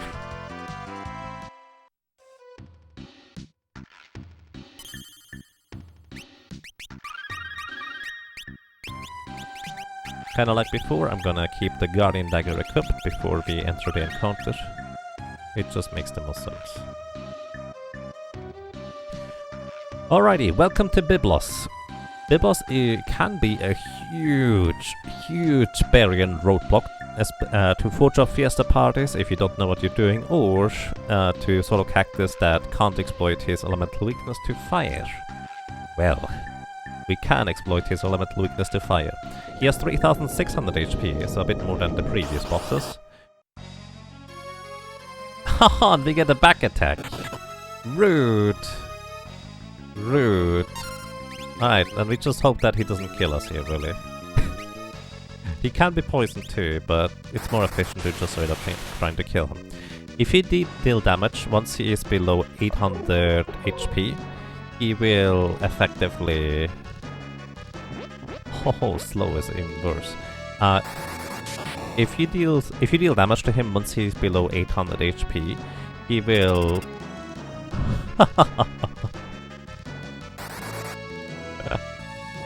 I'm sorry, this is funny.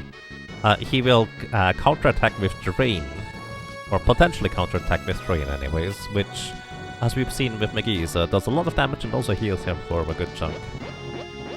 Also, once again, Confusion is one of the worst status effects, especially if your character is not a physical attacker, because then they will just continuously cast spells until they probably die.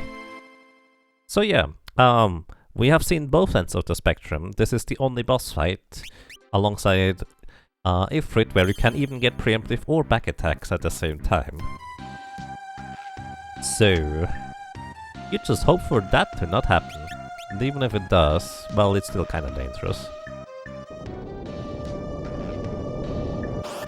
Alrighty. Attempt number 2. Nice, even dodged the physical attack here.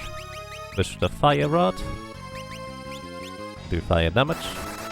I actually don't know whether he counterattacks spells. Also, he counterattacks with Toad, which, well, would make me a Toad, and I can't cast spell while I'm a Toad. Let me check something real quick. Biblos. What do you react to? I wonder whether he only reacts to physical attacks or also magic attacks with Drain.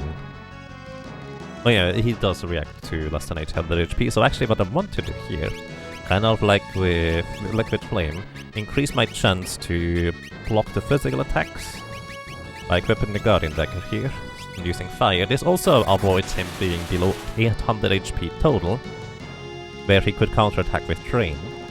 So I circumvent that issue. And then we use the fire rod here again. And this should knock him out. Pretty straightforward.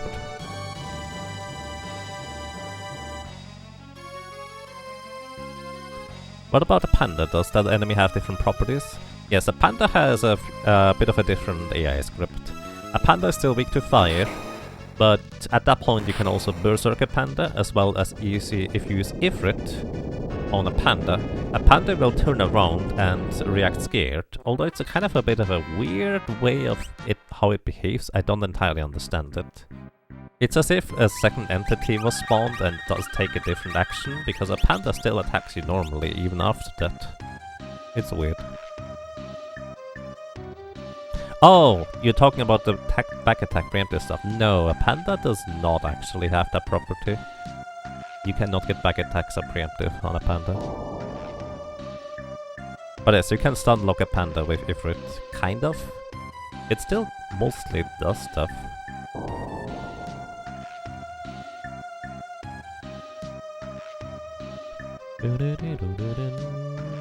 But yeah, library pretty much not a big deal, especially since we already leveled up quite a bunch grinding for the money.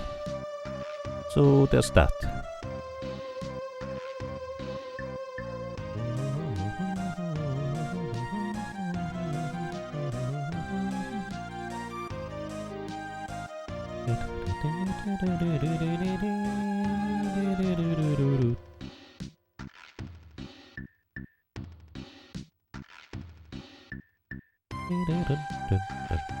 Alright, we're gonna briefly go back and get a full heal from this pot,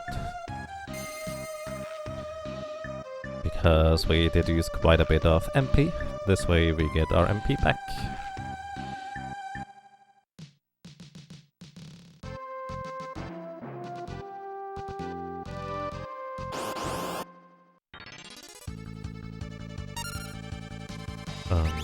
just gonna use this encounter here for them to knock themselves out.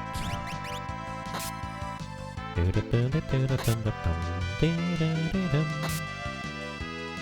you, and goodbye.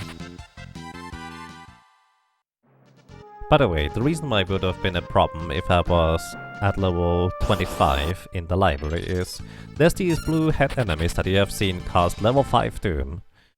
A level 5 Doom means that it will always guaranteed hit an enemy if their level is divisible by 5, even if they're immune to instant death.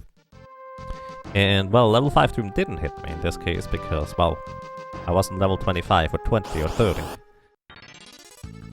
But I didn't pay attention to that, so I could have easily died after it, because, well, I could have been just one level higher.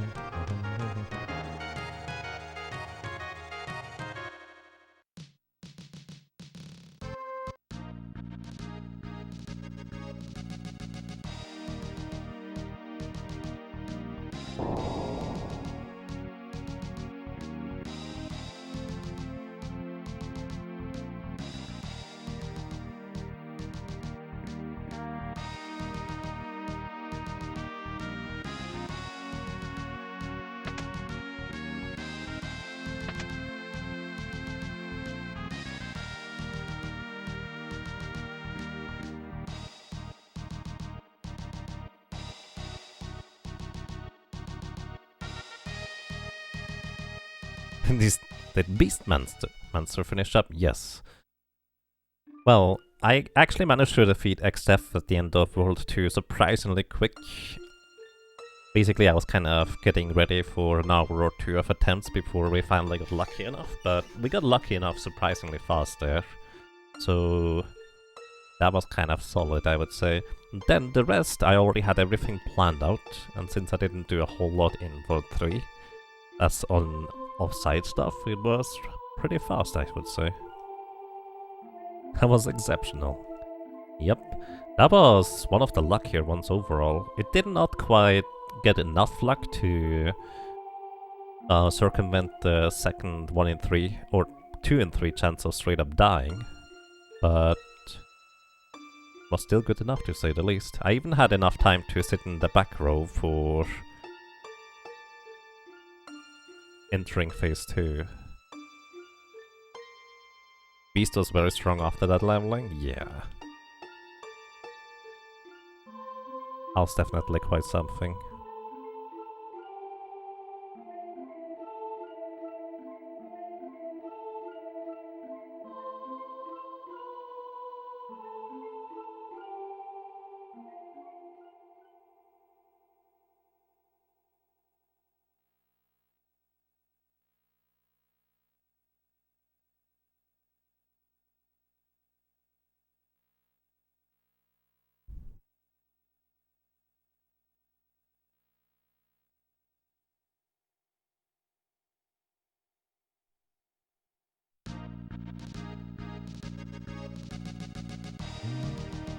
Fun fact, these speech bubbles, or well, Z bubbles, you cannot walk through them, they are actually solid.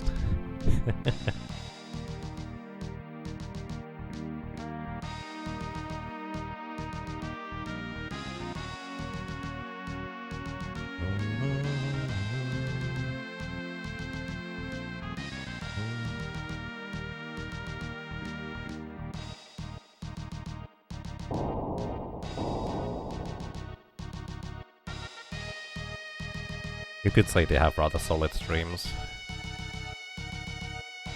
Or solid sleep? That actually makes even more sense. Alrighty, welcome to the boat that we have for all of about, I don't know, 1.5 minutes. Because we're gonna trade it in for a lovely black Jacobo. Which is rather purple, but that's okay. And then we're going to trade our fire rods in for a good chunk of experience and a little bit more money, which probably should just elevate us to have enough money to buy flame rings. Probably. I don't really know. We'll see.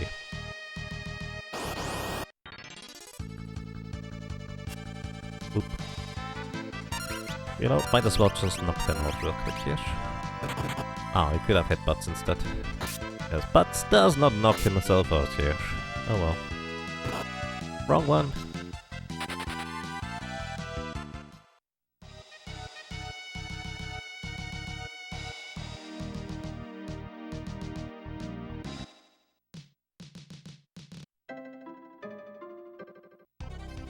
I think we actually can get a new armor upgrade here for a mage class with the Sage's robe.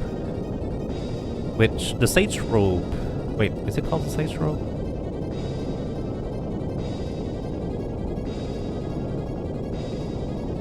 Or was it the Bard's clothes?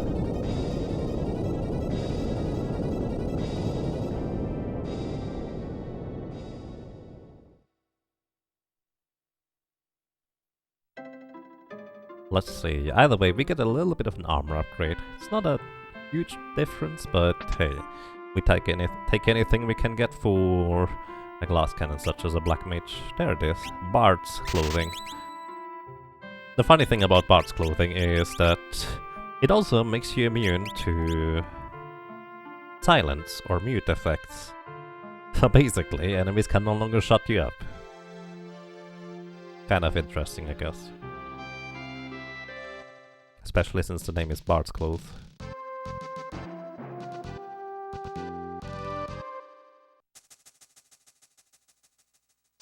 Would also explain as to why bards are so difficult to silence in this universe.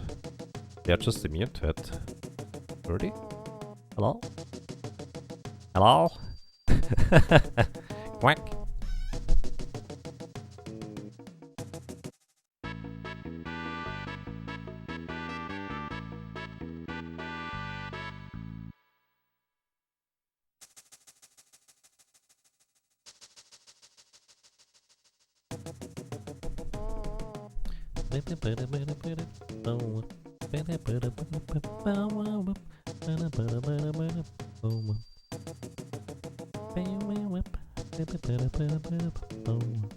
By the way, in case you're wondering if you have seen the Beastmaster, a black mage can neither use the bone mail, nor can we use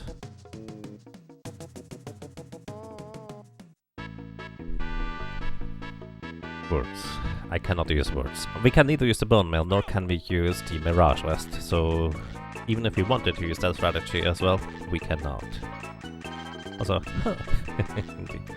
alrighty, so here is a very convenient set of encounters on this little island.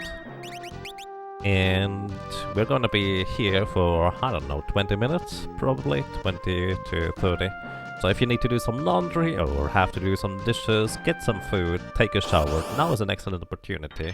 Because what you're gonna do here is, first of all, make sure that Butts is asleep.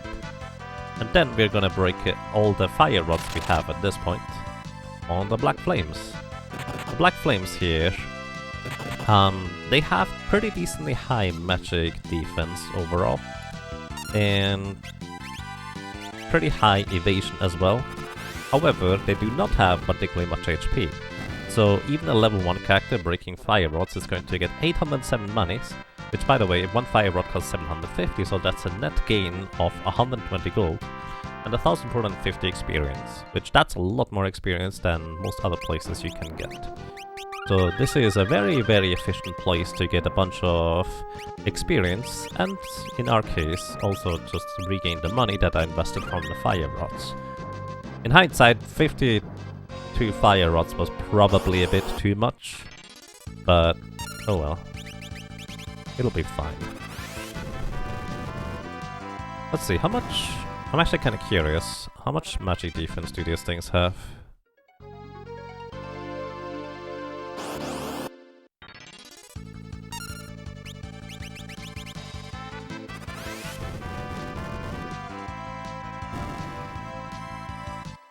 Black Flame, they have 25 magic defense and no particular elemental weakness. Well, actually, water, but that's kind of secondary. That doesn't usually work anyways.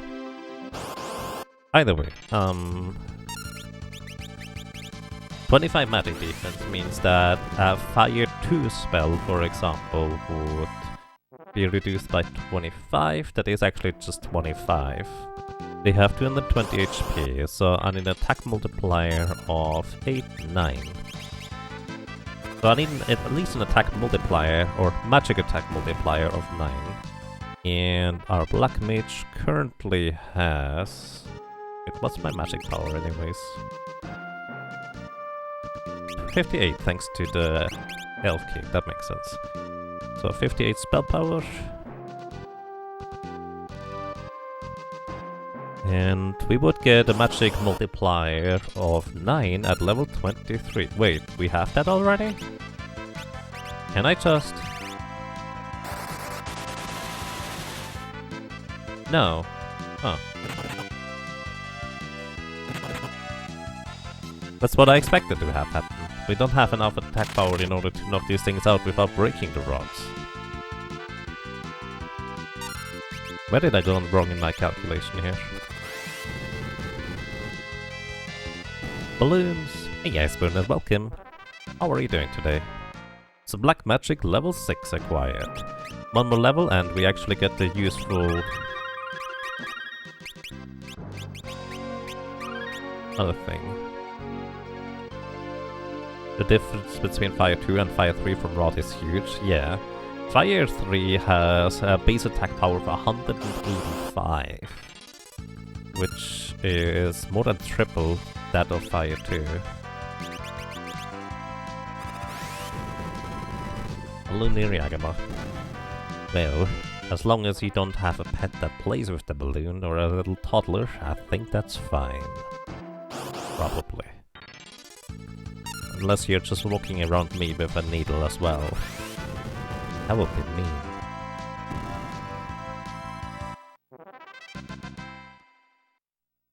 Let's see if an enemy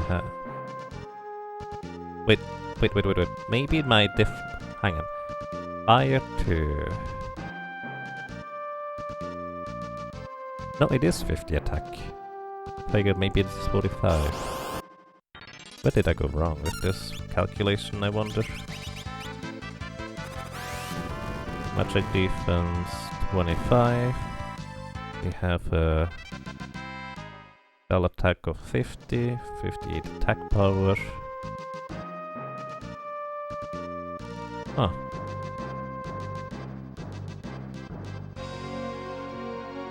Weird?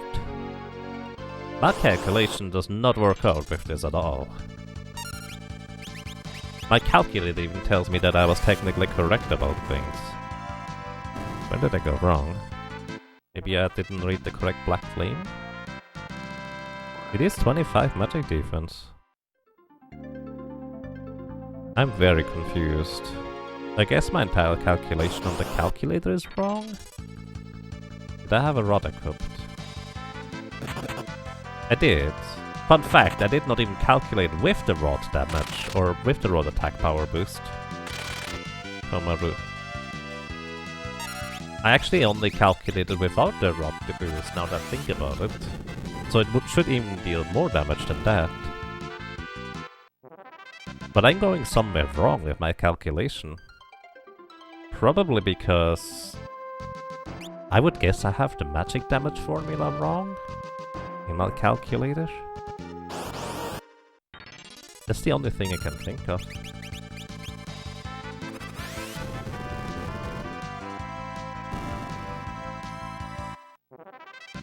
It's a secret mana balloon. They don't pop, but they might be distracting.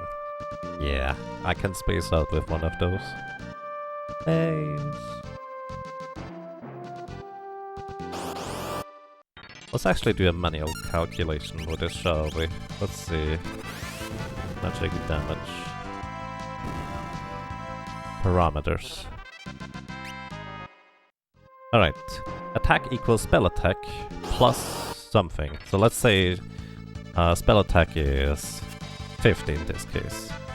Then my multiplier is level times magic power divided by 256 rounded down plus 4.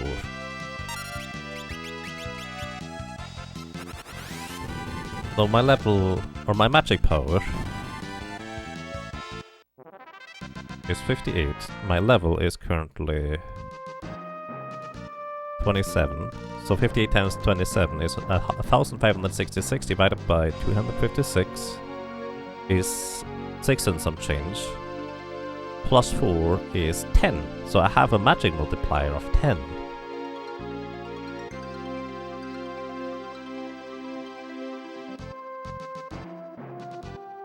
Which... I don't get it. Something is wrong here. Because I think I'm doing everything right with the calculation, but the numbers are wrong. Maybe... So... Wait. Maybe... Hang on. Black Flame. There might be one more thing.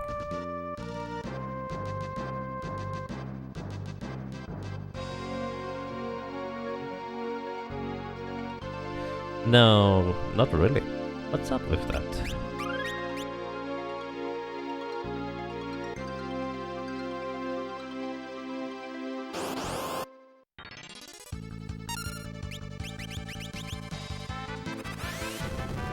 Theoretically, my calculation is correct. Unless the Black Flames also halve the magic damage or the fire damage received. For some other reason. But in theory, it is 50 base attack power of the spell minus 25 from the magic defense times our multiplier, which we just figured out is 10, so that should be 250 damage, and that's without having a fire rod equipped. So something is wrong here. And I don't know what it is. Oh! Oh, I'm a doofus. I found it. Oh, no. Okay, I know what's wrong. I'm multi-targeting. I only do half damage. Single target, my numbers are correct. Why did I not think? Oh my goodness.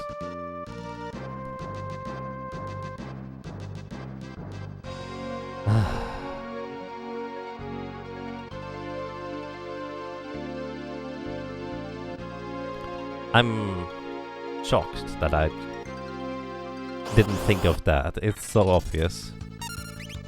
And yes, Black Mage Fairies, welcome to you. I hope you're doing well. We have to try one of the job runs sometimes. Ooh, good luck to you. Can be a bit rough, but it also can be very... What's the word? It can teach you a lot about the game, if you'd like to learn about that.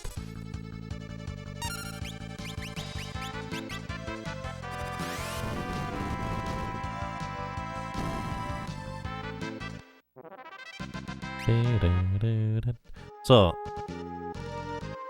now I don't know what the... Is it exactly half? I need to deal 440 damage with one spell attack. Alright, so I would need to be level 62 in order to one-shot the Black Flames with a Fire 2 spell on all targets. Do Quad Circuit, that'll do it.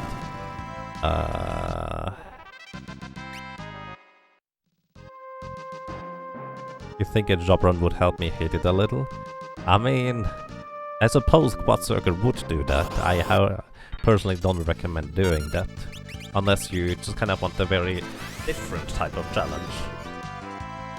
Quad Circuit is more of a mental challenge rather than anything else. And I happen to kind of like that for some reason.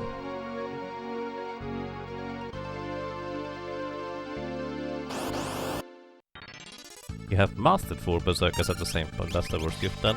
Oh. I mean, to be fair, leveling Berserkers in World 3 is really easy. You just equip them with guard rings and let them run into the ramps, while also giving them weapons to knock out the enemies along there.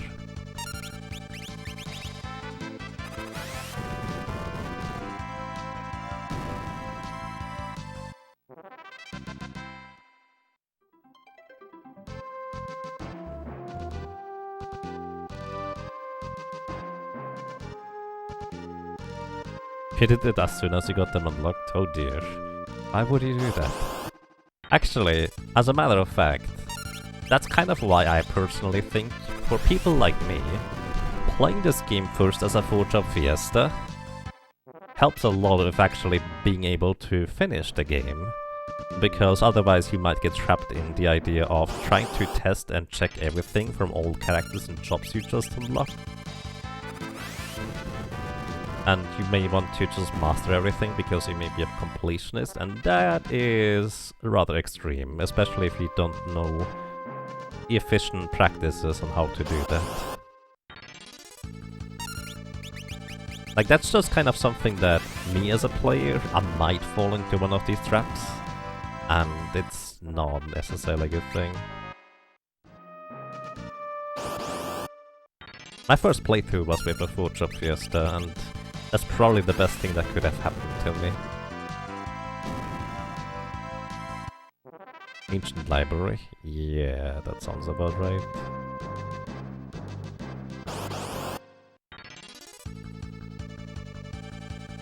Here's the reason why we sit in the back row. The back attack is the only time I ever take damage. Yeah. For anybody who may be interested in playing this game casually even without the 4-job fiesta rule set, I recommend don't worry about grinding out all the jobs until the end. In the end you will find much better, more efficient places to do that with, even if you might be a completionist. Yes, silly choice paralysis. Very true. Or completionist thingy.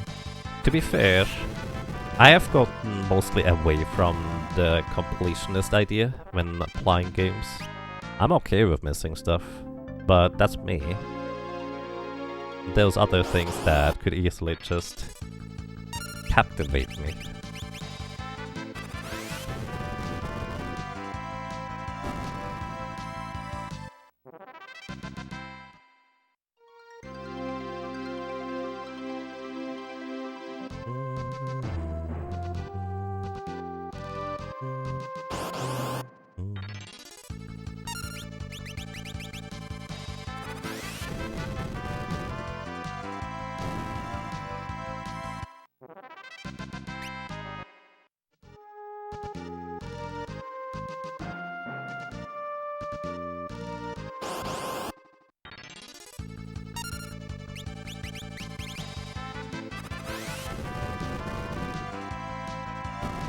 You have done really terrible completionist playthrough that were definitely not worth the time. Yeah, I believe it. Basically, I've often done completionist stuff where I basically completed stuff just for the sake of completing it. But I'm not entirely sure when I realized that I just did not enjoy that kind of thing. So I stopped. But it wasn't too long ago. Oh. In fact, it might have been the Fire Emblem game for Game Boy Advance, where I wanted to save everybody, and I played on hard difficulty, hardcore. I never beat that game.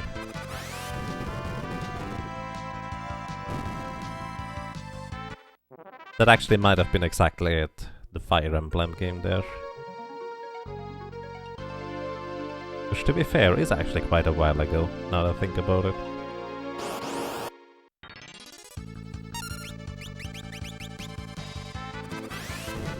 Only two games you reasonably have 100%ed, Secret of Mana and Final Fantasy VI. Yeah. For me, I need to really enjoy a game in order to go out of my way to 100% the game. Even if there are certain parts of the 100% process that I don't enjoy. And Secret of Mana is certainly one of these games. I never really cared about grinding the cactus up to level 99, all the weapons to 8.99 and all spells to 8.99. Until I did a 100% run of it. Because doing a complete 100% run of it is kind of the challenge in itself, and I happen to kind of enjoy that type of challenge. Final Fantasy VI, you enjoy 100%ing, even getting all of Gao's skills. Gao is a really interesting character, although I have to admit I would personally not necessarily want to do this without a guide. Then again, it's probably going to always bug me now that I know that there's certain rages Gao can never learn due to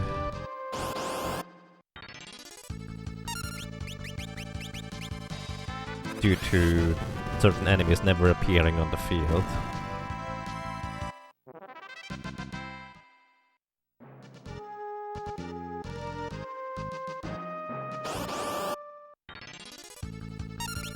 But that's just me.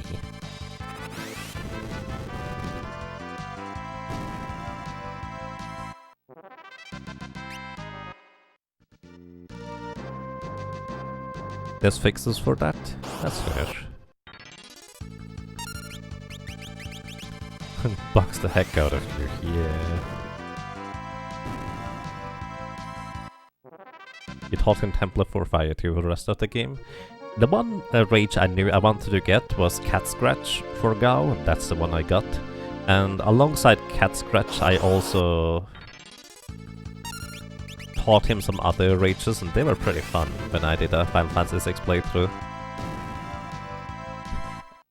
I'm a big fan of the final team I had in my casual Final Fantasy VI run-through, where I basically had Cyan as the babysitter, and then Umaro, Gao, and Mog. Gao was just raging, Mog was dancing, and Umaro was Umaro. And Cyan was trying to keep everybody alive, and if he had the opportunity, he could actually use his sword tech, which otherwise would take way too long and feel too bad to use. Yeah, Umaro is basically a berserker in Final Fantasy VI, which, in case some people may not know that one.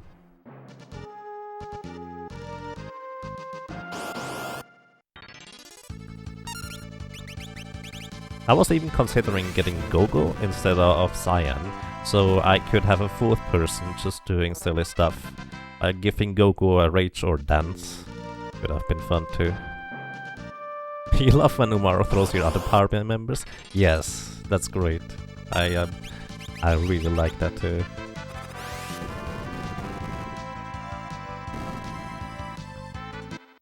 The Berserker.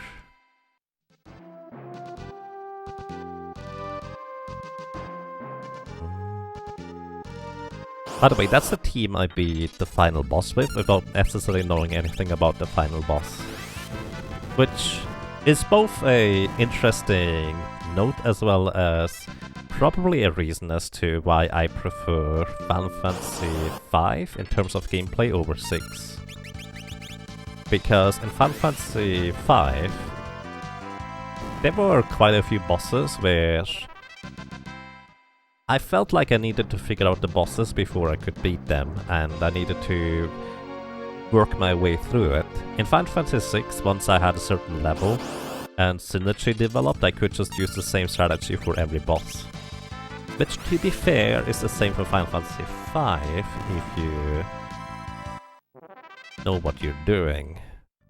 And if you're not restricted for via the Forge of Fiesta, I suppose. Hello! Welcome to Quadlight. Alright, that was the Lost Fire what we are smashing here. So let's see where we are with the money. Let's see... just over 50,000, perfect. Pretty much how much we needed or wanted. Hello, welcome to Raphael Pina.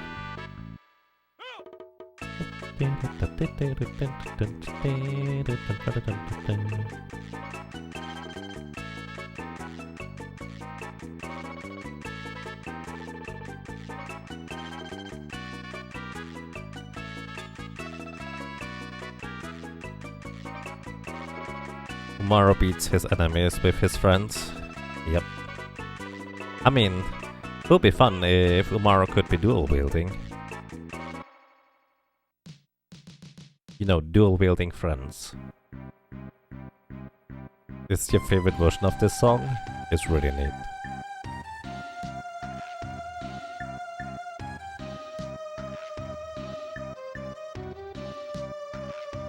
Six definitely gives more options to just steamroll everything, right?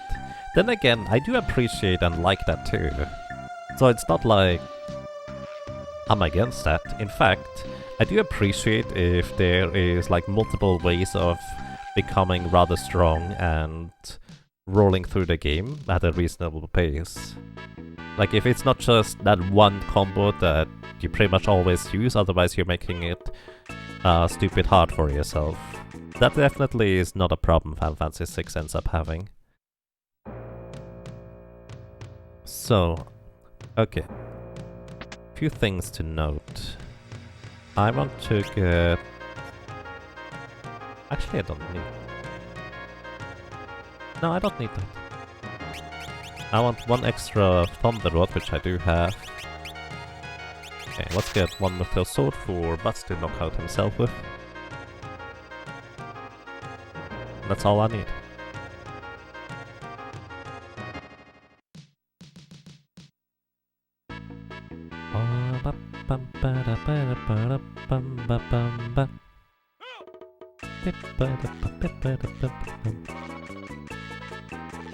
Those rods are only 750 each. They are way overpowered for that gold. Yep. Yeah. Those rods are the reason and also the label for splitting up categories for Forge of Fiesta challenges, in fact. Because in Forge of Fiestas you can do a challenge where you do not get any classes that can equip rods in order to make it a bit more difficult on you. If you want to have something like that, that is. Also, by the way, once we move once around the thing here, there's a little frog, and it just hops away. Bye. And we find the Toad Spell, which is black magic. Unfortunately, there's not a whole lot of bosses that are susceptible to the Toad Spell, so that's kind of unfortunate. Oh, also, this is the city where we can buy our flame rings. Bonk. 50,000 gold. A flame ring is an accessory that gives you a little bit of defense, but the important part is it absorbs fire damage as healing, as well as completely negating ice-based damage. So it's ridiculously powerful. Hua!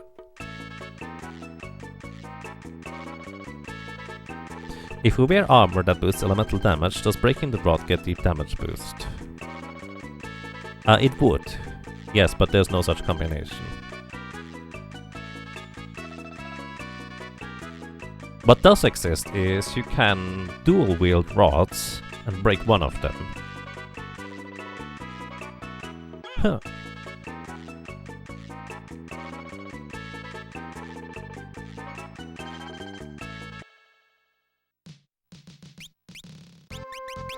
Alrighty, and aside from that, we just move on.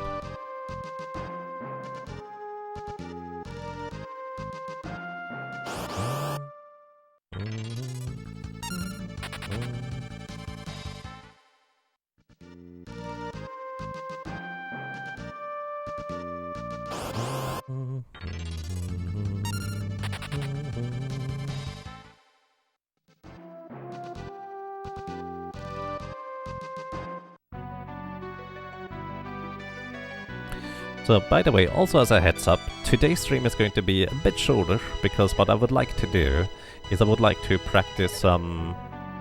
You know what, I can actually stream that. I would like to practice some Zelda Link to the Past Randomizer Mystery Seeds, because in 2 days, on Friday, I will have a race against an opponent that may or may not be reasonably familiar with that concept. And I can explain more once we get to that, but basically I'm going to probably go for the next 2-3 bosses, including this one, and then that will be that for the solo challenge for today anyways. So welcome to Sandworm. Sandworm only has 3000 HP. Sandworm does not have any particular elemental weakness we can exploit. However, worth noting that Sandworm is... well, not particularly strong against magic either, so we just ice him. So 726 damage, that is 1, 2, 3, 4, 5 attacks or 5 spells. Sandworm does not have any particularly strong attacks or abilities. The most annoying thing it does is it just keeps changing holes. If you accidentally attack the wrong spot where Sandworm is not, it will counterattack with gravity. You know, kind of as if you were to chase the sandworm and you fall into the hole, and it deals half of your current health in damage. Quicksand is the other notable effect that Sandworm can do. It deals always exactly 60 damage to all party members and also inflicts HP leak status. That actually can be mildly dangerous if you have a relatively low level party.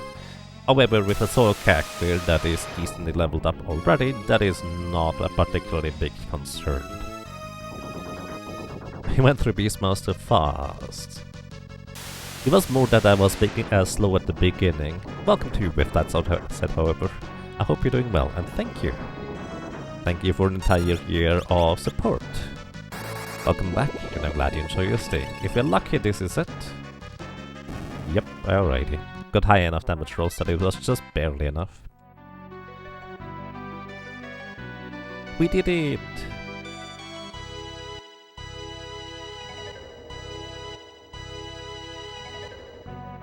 Good rolls indeed.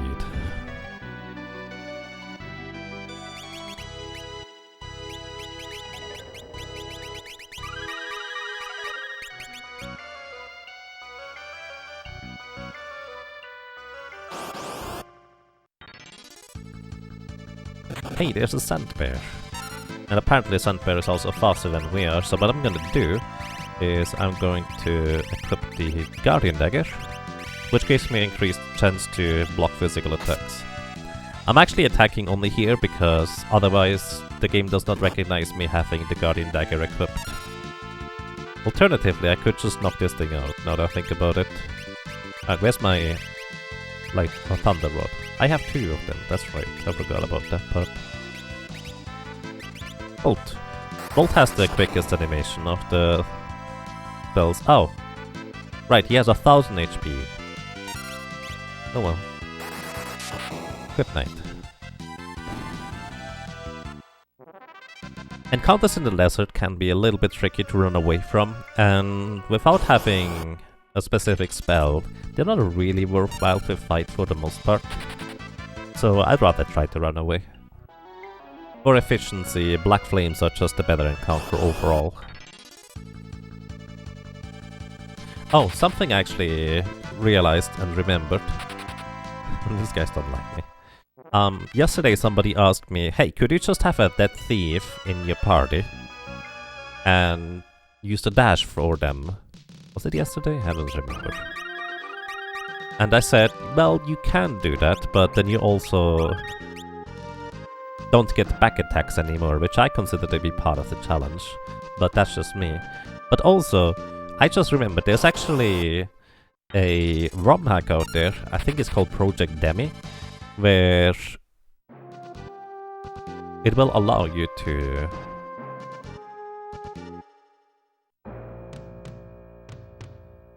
the ROM hack basically allows you to just run and shorten all the conversations, etc. So we can either go to check out 2 cutscene spots on the right and follow the king, or we can just walk over here.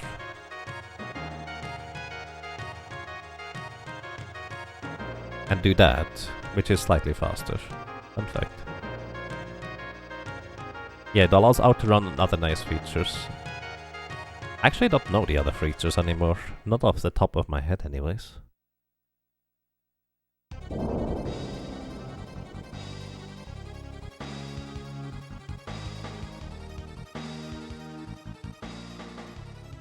Oh yeah, cutscene skips, I guess.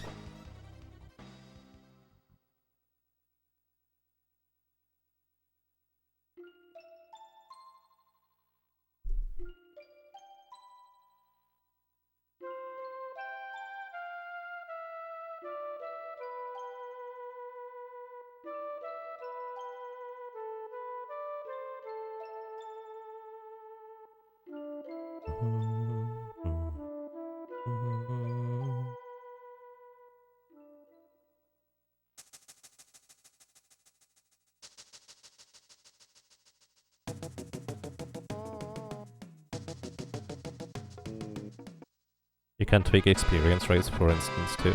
Oh, interesting. You presumably wouldn't do it for a challenge like this? Well, I wouldn't, but I don't think it would be an inherently bad thing for somebody else to do that. Because if you're more interested in figuring out strategies and then subsequently executing the bosses,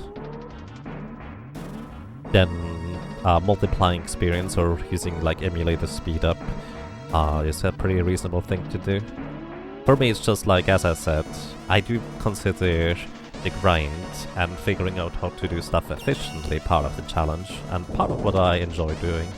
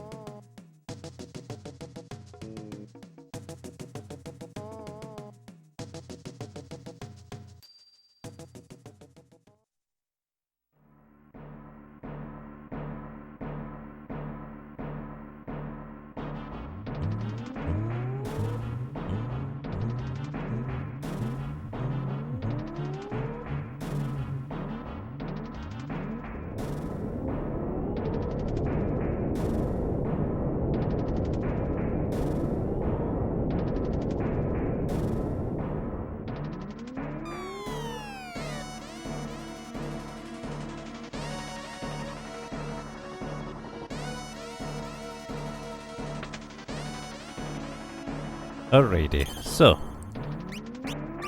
upcoming we have another boss.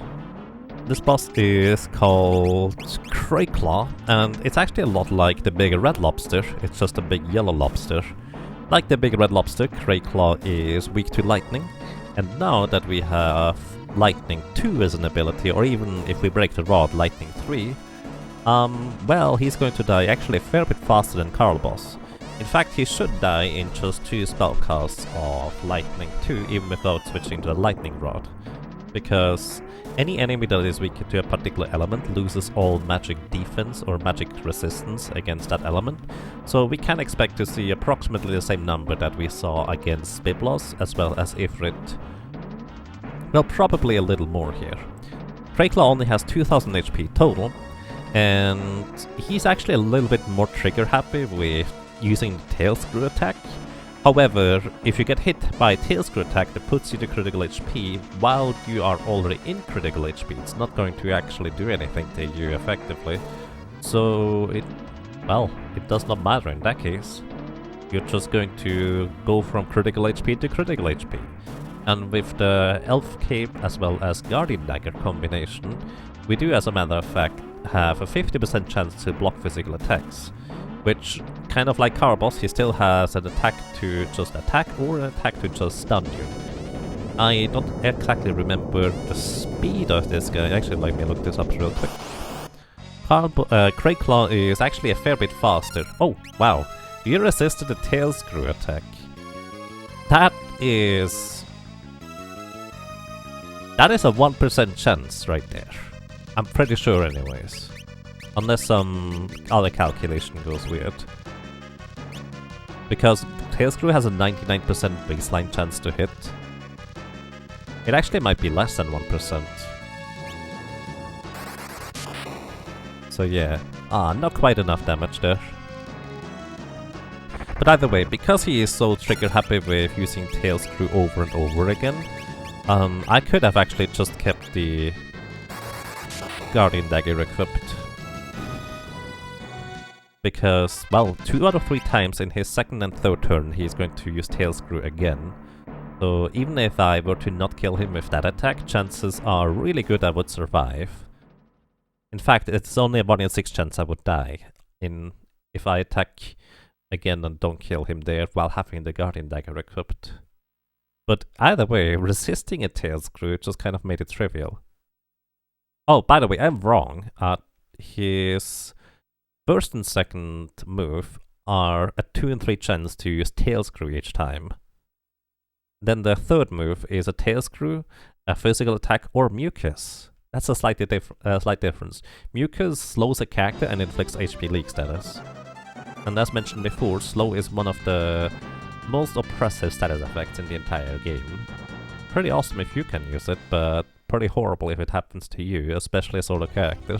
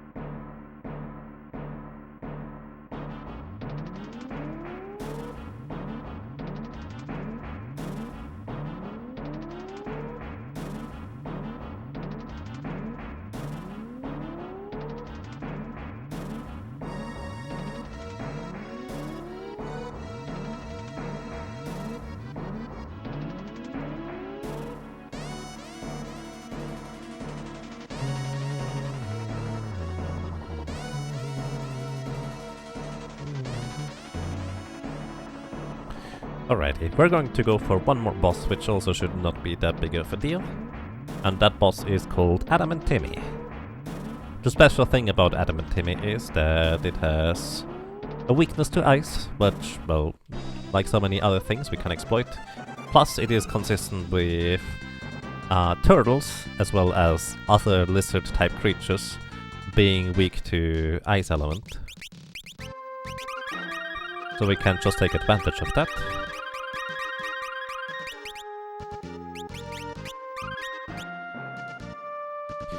On top of that, Adam and Timmy, despite being a turtle, is faster than our Black Mage.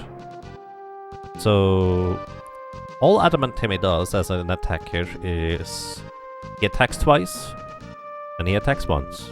He attacks twice, then he attacks once. That's kind of all Adam and Timmy ever does. And that's why I have the Guardian Dagger equipped going into the fight, because that gives me an additional chance to block the physical attacks here.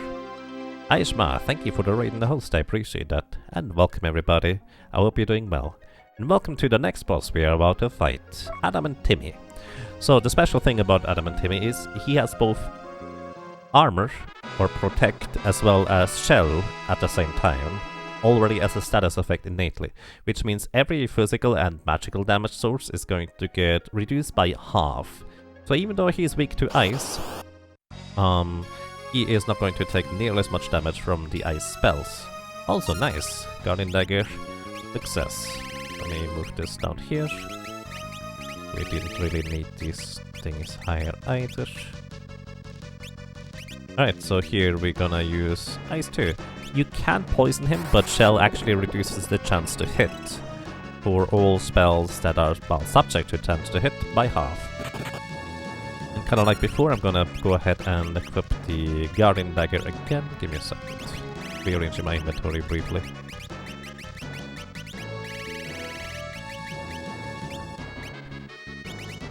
So it's gonna be easier for later. Equipping the Guardian Dagger again and using Ice 2.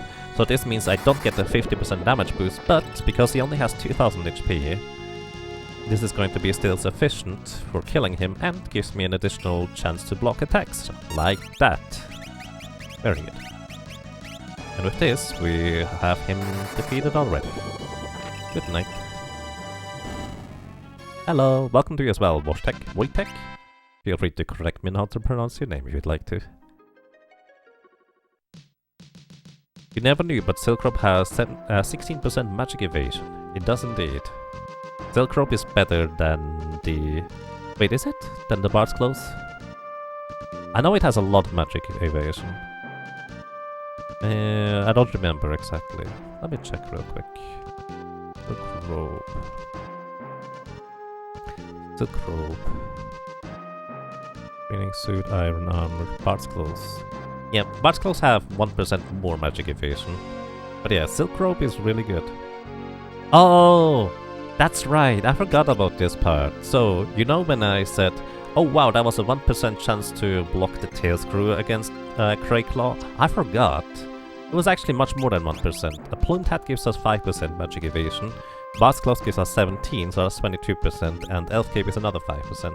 So we actually more had like a 27% chance to not be affected by Tail Screw. So that's way more, way less impressive, I guess.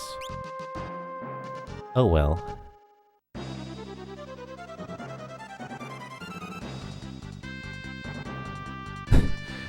If that's easier to say. Well, I don't know whether it's easier to say, I just don't know how to pronounce that.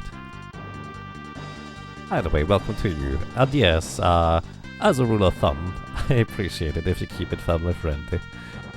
But yeah, welcome. I hope you have a nice day so far. And also, welcome to good music. That's okay, don't worry. Thank you, Rico. Alrighty, we're actually gonna buy stuff here because items in this shop in particular are only half the price, so if I want to stock up on tents, and I kinda want to, this is the best place to do so. This is basically the reason why I haven't bought any tents before.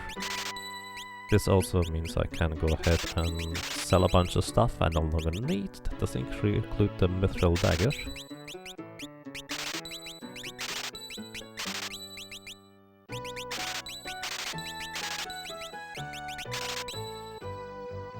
Unfortunately, we can't use the Stealth Rope. It is medium armor. It would give us more agility. Then again, it doesn't give us magic evasion. Leather helmet, silver armband.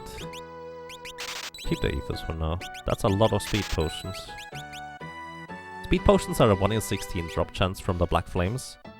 But well, we defeated 250 of them, so it kinda makes sense. I'll keep that. Don't need the Silk Rope anymore. Right, buying a bunch of tents. They are basically the cheapest way of refilling my MP on the fly. I don't think I will need that many tents, but I think the Summoner and the Blue Mage both used a lot of them. Alrighty everybody, so this is it for now from me for the Final Fantasy V Solo Character Challenge Run. So if you were here just for that, thank you very much for watching, for listening and for lurking. And well, I hope you keep enjoying your stay.